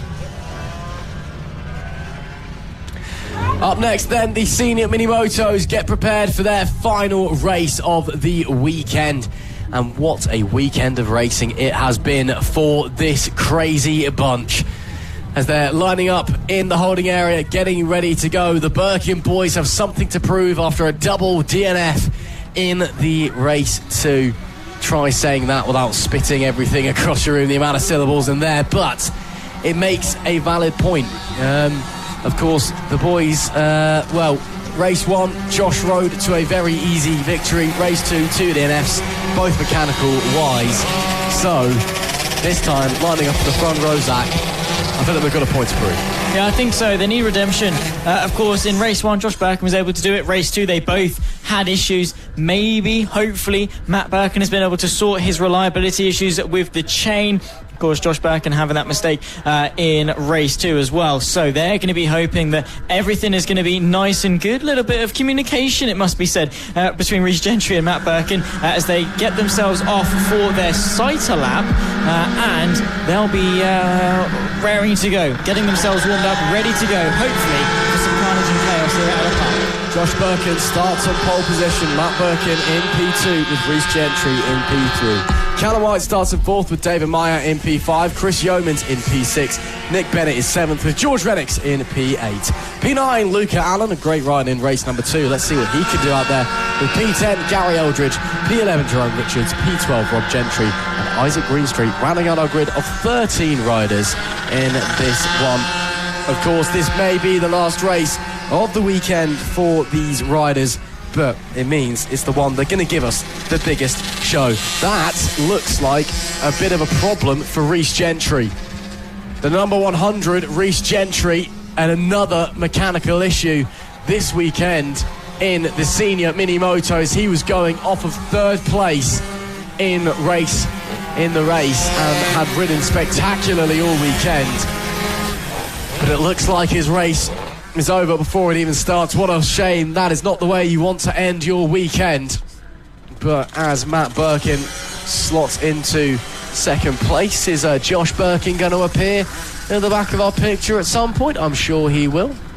Yes, there he is. There is the pole sitter, the reigning champion. Oh, he's going from the back. Of course he is.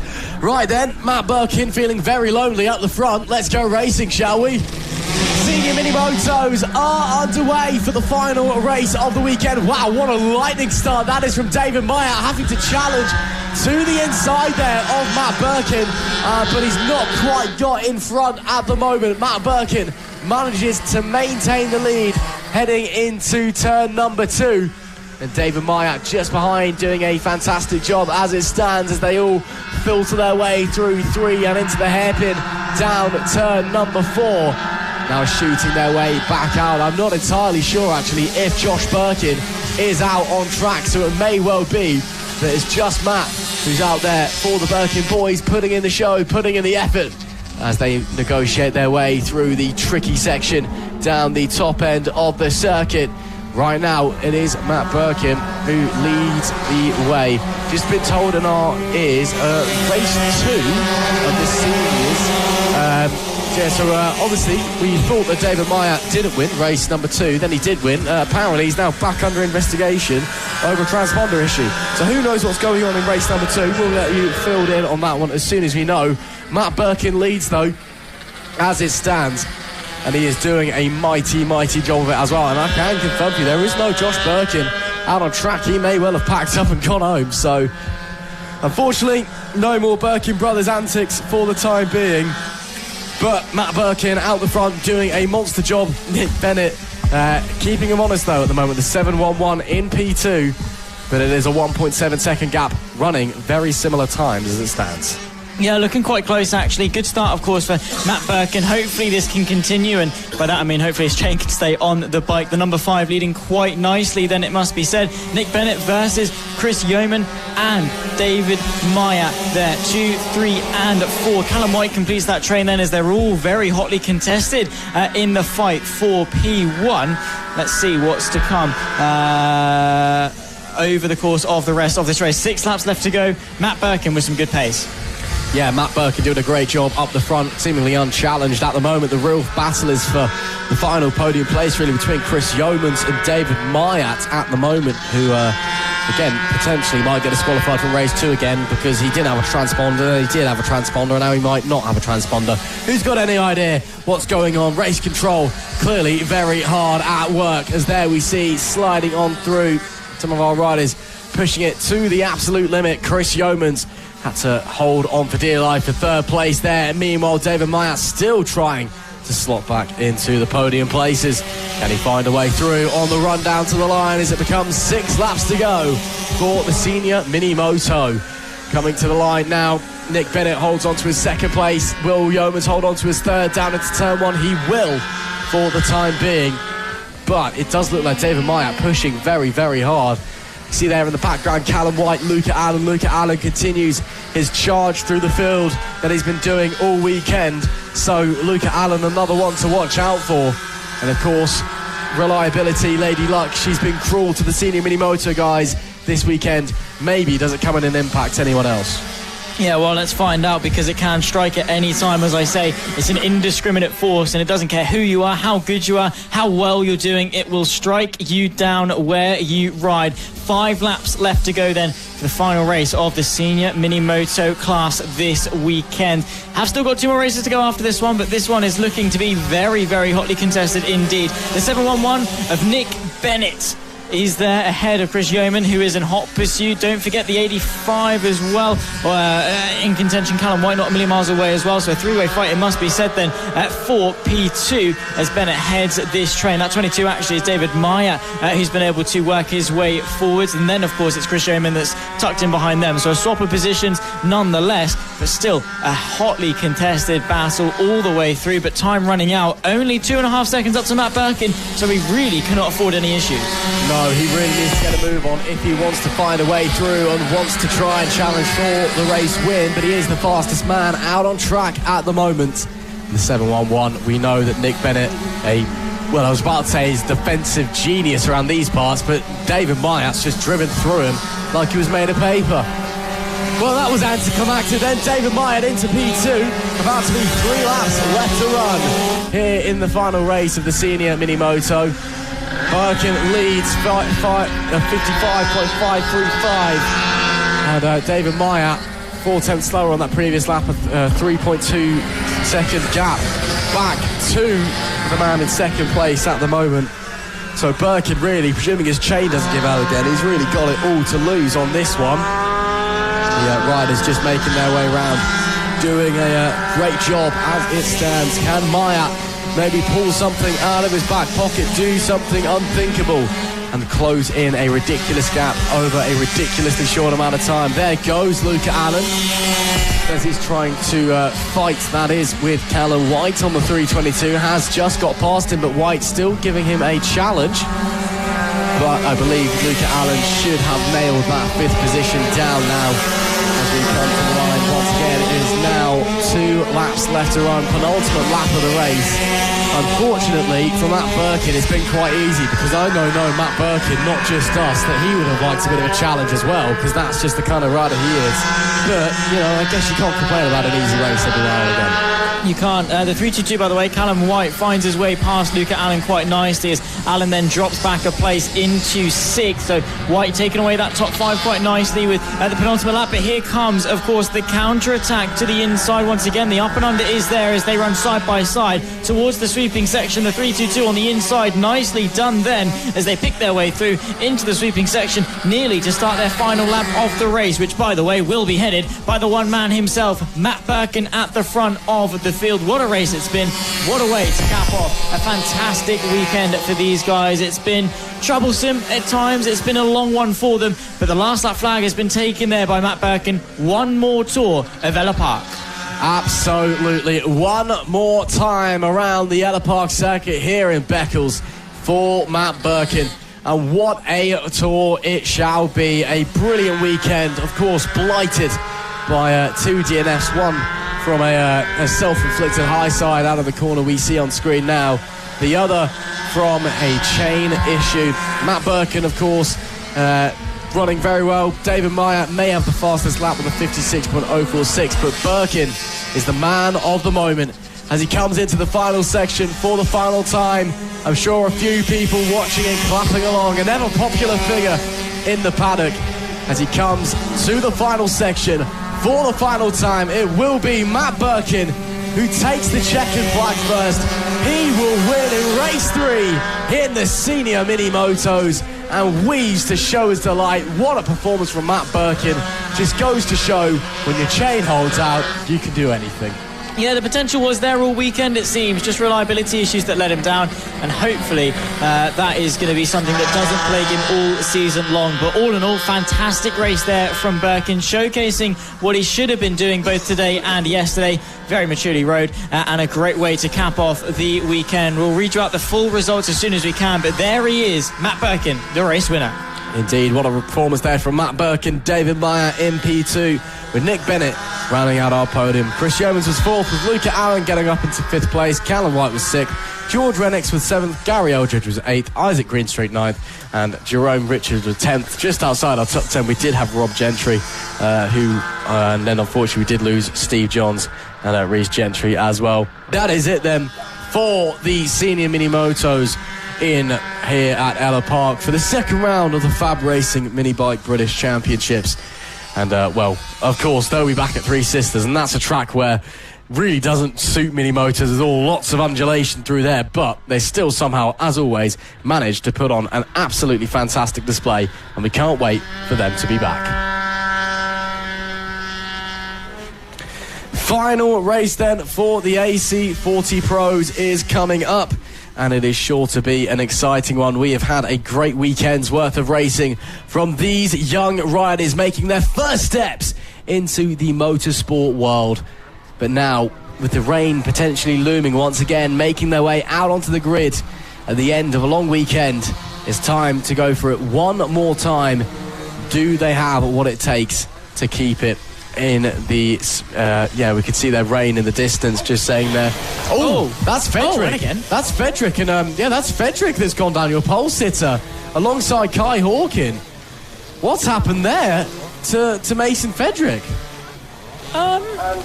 Well, not the first time that we've seen a rider go off before the race even started. We saw it yesterday with the rookies with Randy Carter, of course, but a peculiar incident nonetheless. Interesting that it collected another rider with him as well, but not the way you want to start going into the final race of the weekend, particularly Fedric as the pole sitter and arguably one of the favourites.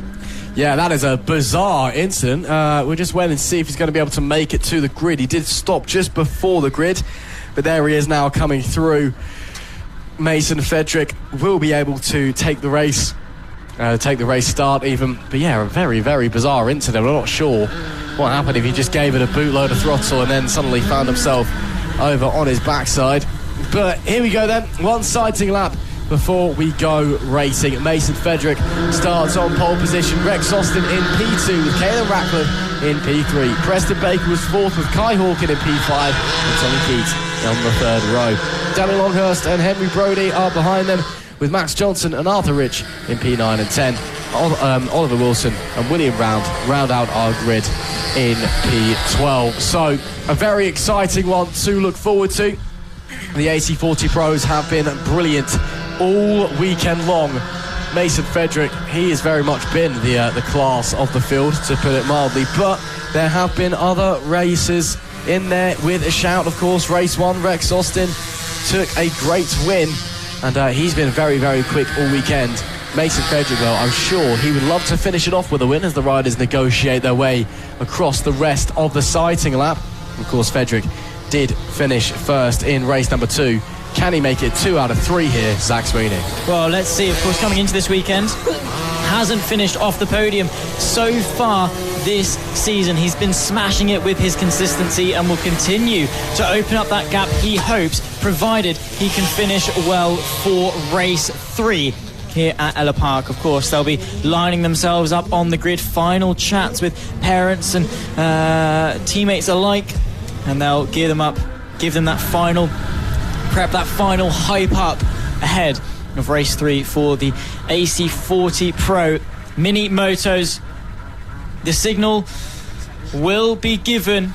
These guys are the stars of the future, wanting to prove themselves on the world stage. The lights come on. Ellough Park, race 3. The AC40 Pros are underway. Good start from the front row, but there's the 93 of Preston Baker trying to pick his way past Caleb Ratcliffe, who's fighting with him as well. The 96 able to settle himself in P3. Mason Fedric leads, but here comes Rex Austin to the inside of turn 2. The 901 tries to find his way past the number 5 of Fedric, but no way through as of yet. It is still Fedric, despite the small incident on the run to the grid, that still leads, but very narrowly. Oh, look at that, looking to the inside of Fedric, getting through on the inside of Fedric. What a move that was to take the lead of the race. Mason Fedric can only sit and watch as they fly on by. So through goes Rex Austin. Fedric under pressure once again. We did see him go down on the formation lap, because that maybe caused a bit of a problem for the number 5. He's now under real pressure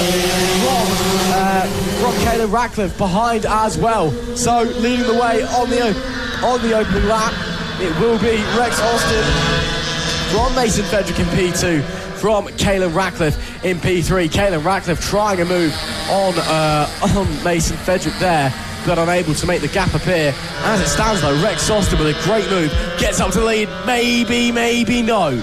not quite for Mason Fedrick. He'll have to sit and wait for another opportunity. Yeah, he will. Here comes Caelan Ratcliffe, though, to the inside of the sweepers. Great acceleration and bold, brave, brilliant move to the inside of the first part of the sweepers.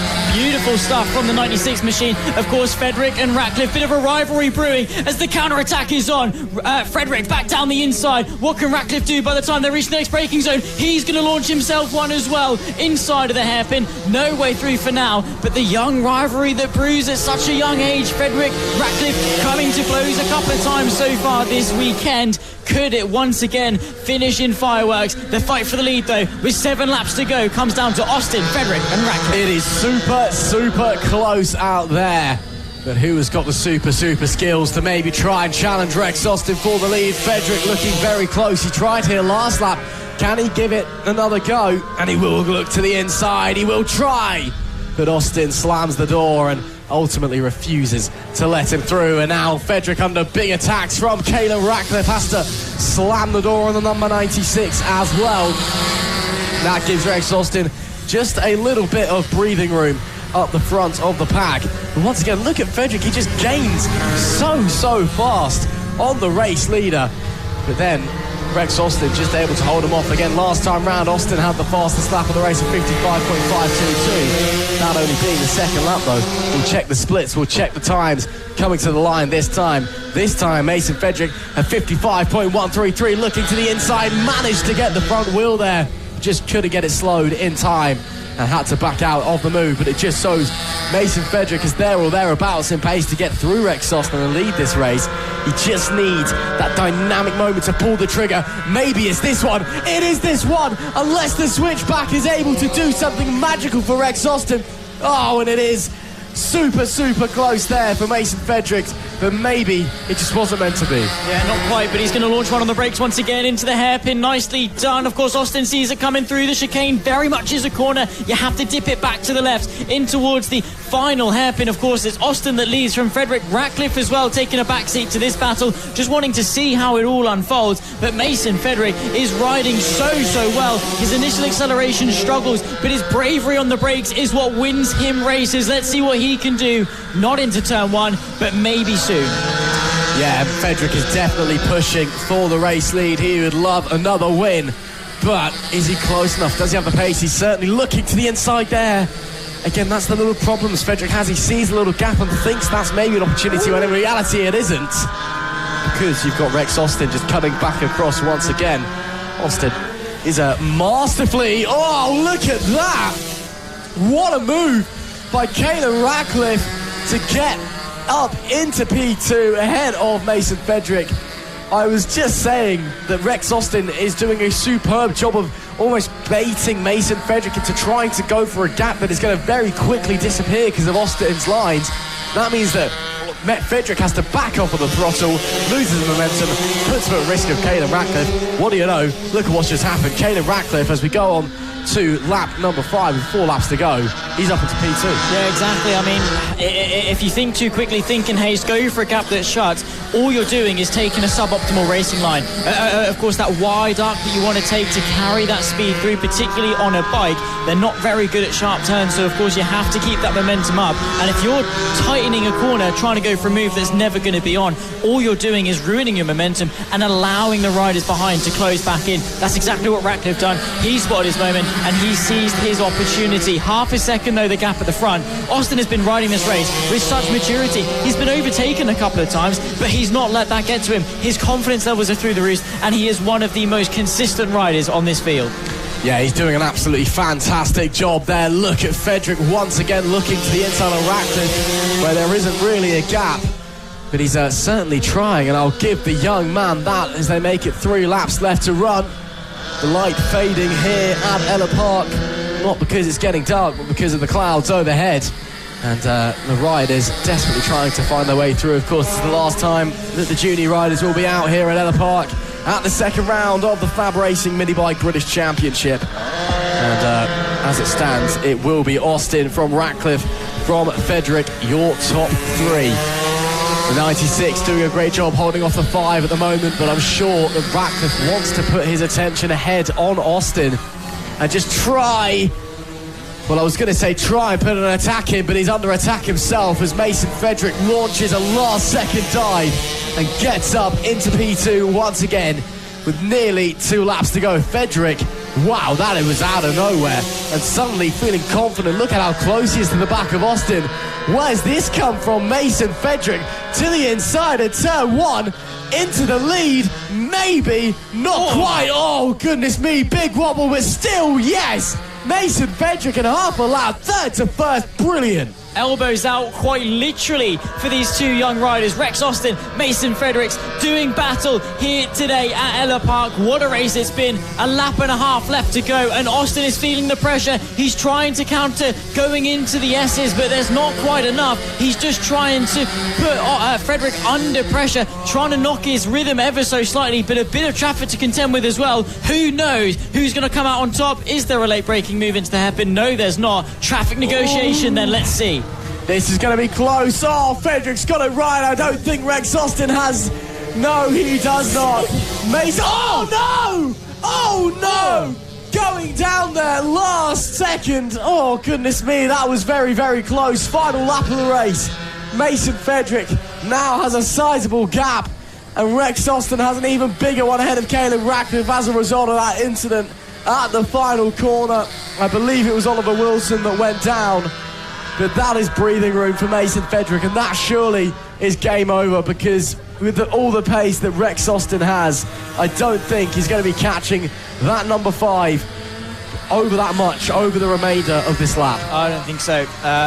Of course, Rex Austin didn't want to take any chances, didn't want to get stuck behind the traffic. He gave it a good go. In the end, there probably wasn't too much, and it's his job to lap safely, but it is close. Is there going to be a last lap send into the final corner? Not quite enough, and his opportunities have worn thin. Mason Frederick, take a bow. The final race of the AC40 Pro is going to be a drag race to the line. Who gets it? It goes the way of Mason Frederick. Makes it 2 races in 3 here in Ellough Park. He bounces in excitement, and that did not come easy. Jumping up and down like Jefferson Starship, but look at the gap between Mason Frederick and Rex Austin. Less than half a tenth of a second between the pair of them at the line. Where did Rex Austin find that pace from? Unbelievable stuff. Caleb Ratcliffe rounded out the podium there, but man, oh man, oh man, that was close between the leaders at the line. Frederick just about holds on. I mean, had the finish line been 10, 20 metres further on down the racetrack, we could have had a different person on the top step of the podium after that one. Yeah, unbelievable. But it wasn't. It wasn't 10, 20 metres.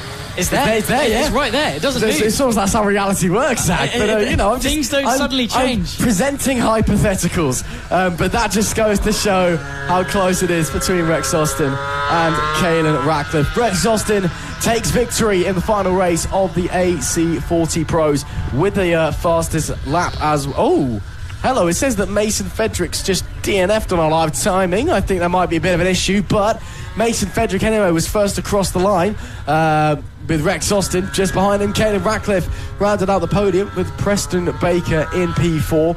Kai Hawken was 5th with Max Johnson in 6th. Henry Brody 7th. Arthur Rich in 8th. Tommy Keys 9th. William Round rounded out our top 10. And Oliver Wilson was P11 at the end of that one. Of course, there will still be plenty more action from the AC40 Pros over the remainder of this season, but that's it from them at Ellough Park. They'll be back next time at Three Sisters.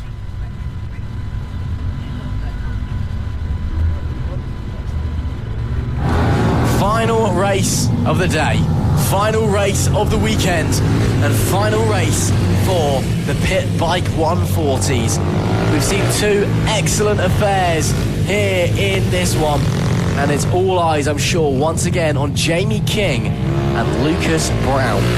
They've been the class of the field this weekend, must be said. And, well, a titanic tussle in race number 2. Hopefully we get a repeat of that in this one as well. But Jamie King will be hoping that he finishes on the top step of the podium this time. Lucas Brown starts on the pole position with Jamie King in P2. Charlie Egan from 3rd. Alfie Brown is 4th with Rory Jones in P5, Thomas Dudson 6th, Sean Whittaker 7th, Sam Sadler in P8 and Michael Collis in P9. Zach Sweeney, what does Jamie King have to do to finish on top of this one? Finish ahead of Lucas Brown. Easy as that. Oh, wow. Really? Wow. Just ride a bit quicker, do it a bit better, and you'll be fine. Simple as. Absolutely not. Lucas Brown is the next generation of talent. Of course, in the British Talent Cup, he's leading the championship, but Jamie King, he's a veteran. He's done this for years.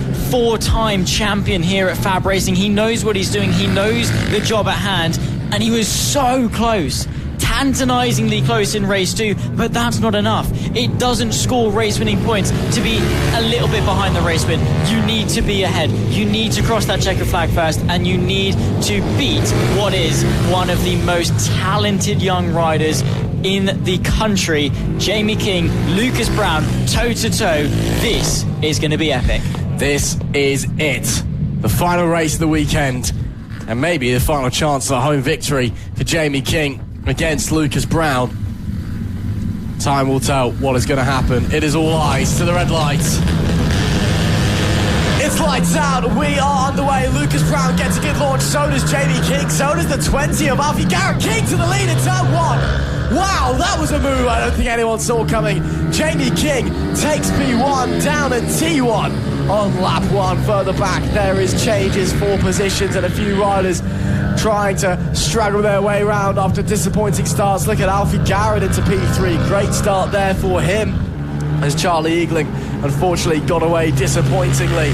But Jamie King into the lead at turn 1. Now he just needs to hold it. Well, yeah, that's the most difficult job. It's such a long race. Still 11 laps left to go. It'll be 10 at the line, of course. A bit of contest down at the backside of the circuit. That's the 22 of Thomas Dudson. Of course, fighting clutch problems over the course of yesterday. Has managed to sort them for this race. And he's followed very closely by Charlie Eagling. Of course, the young rider just turned 16. His best result so far came yesterday with a P2 and continued that success into today. Lap 1 in the books. Jamie King from Lucas Brown. Well, this is a race. We've got it on our hands. Jamie King is throwing everything at this race as if he's got nothing to lose.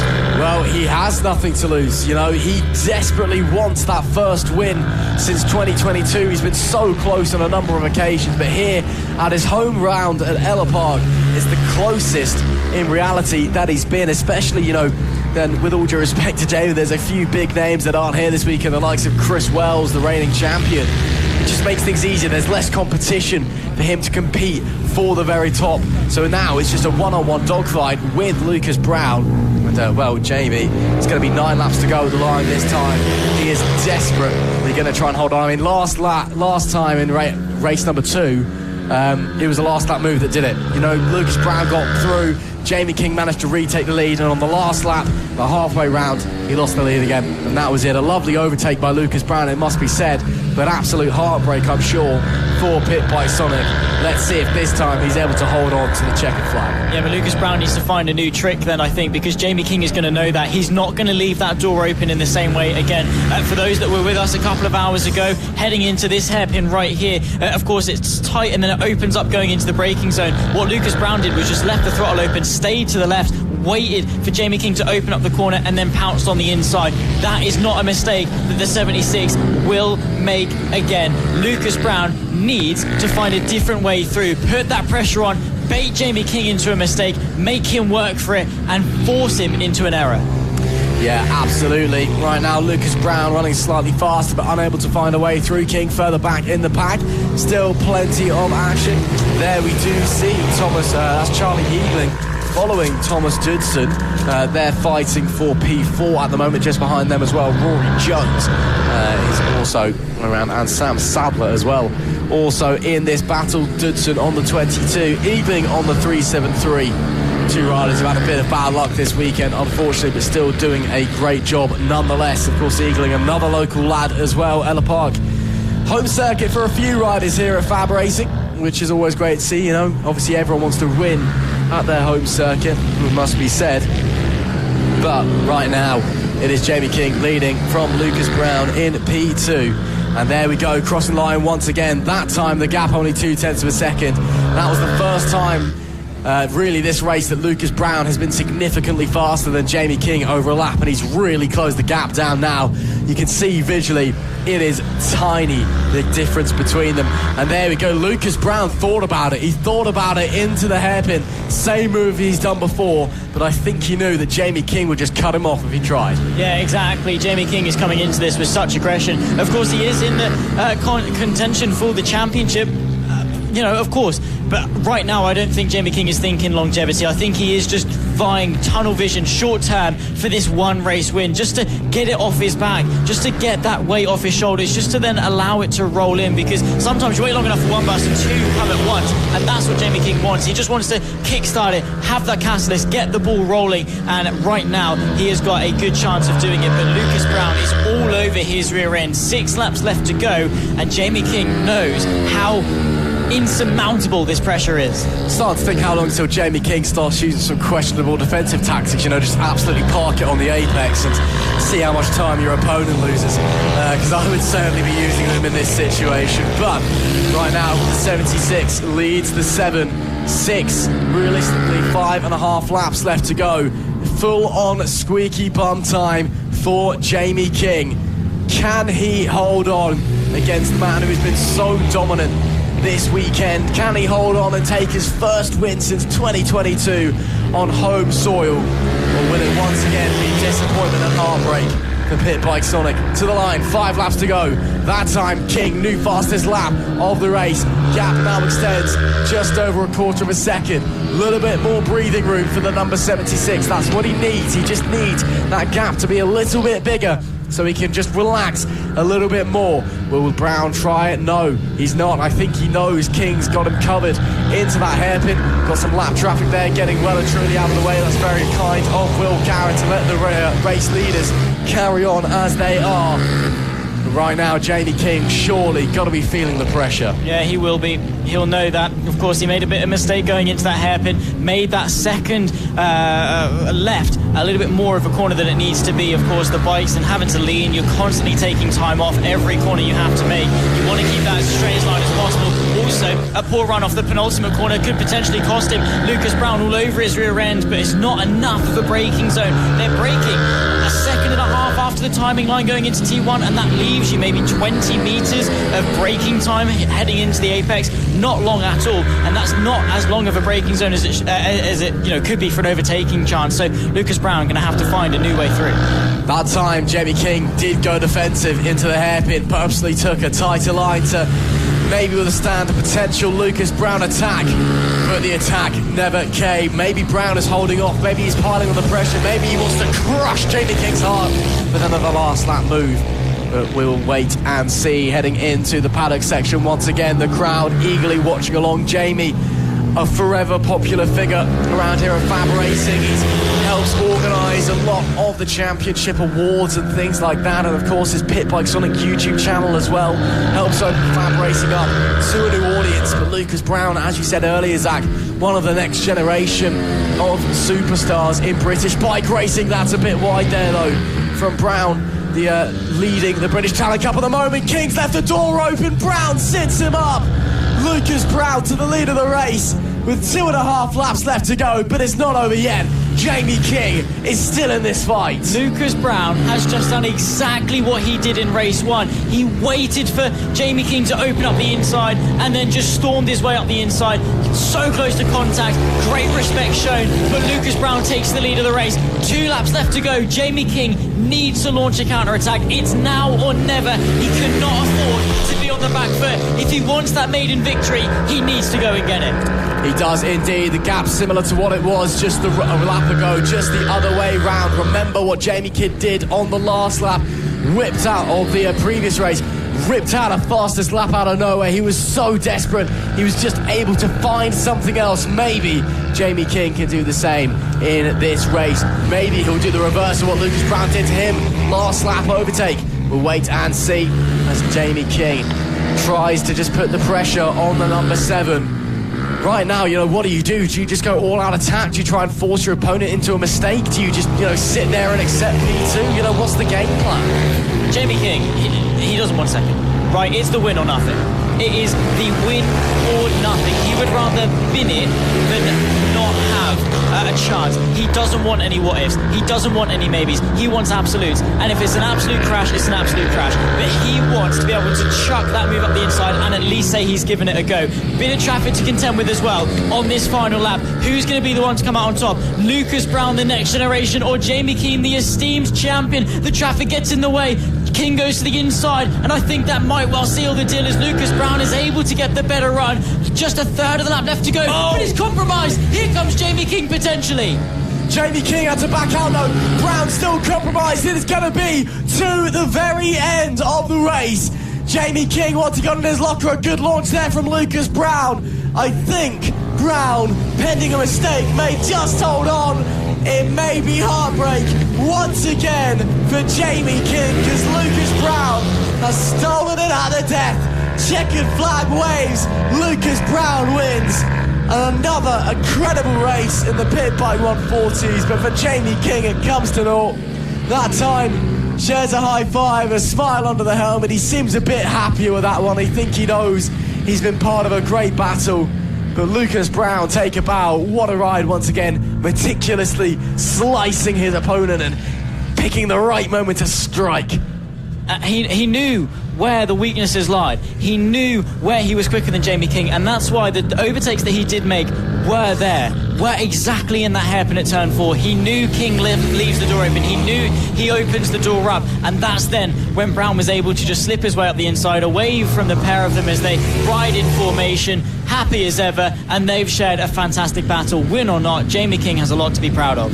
He does indeed. What a race we've just seen to end the weekend's racing here at Ellough Park in FAB-Racing. Lucas Brown takes a victory after once again crushing the heart of second place Jamie King. Alfie Garrett was P3 with Charlie Eagling in P4, Thomas Dudson 5th, Rory Jones in 6th, Sam Sadler in 7th and Will Garrett in P8. Of course, the pit bike guys, they'll be back out in a couple of weeks' time when we head over to Three Sisters on the outskirts of Wigan. Oh, Jamie King, you can tell he's exhausted after that one though. Just head in his hands, needs a moment to breathe. Handshake.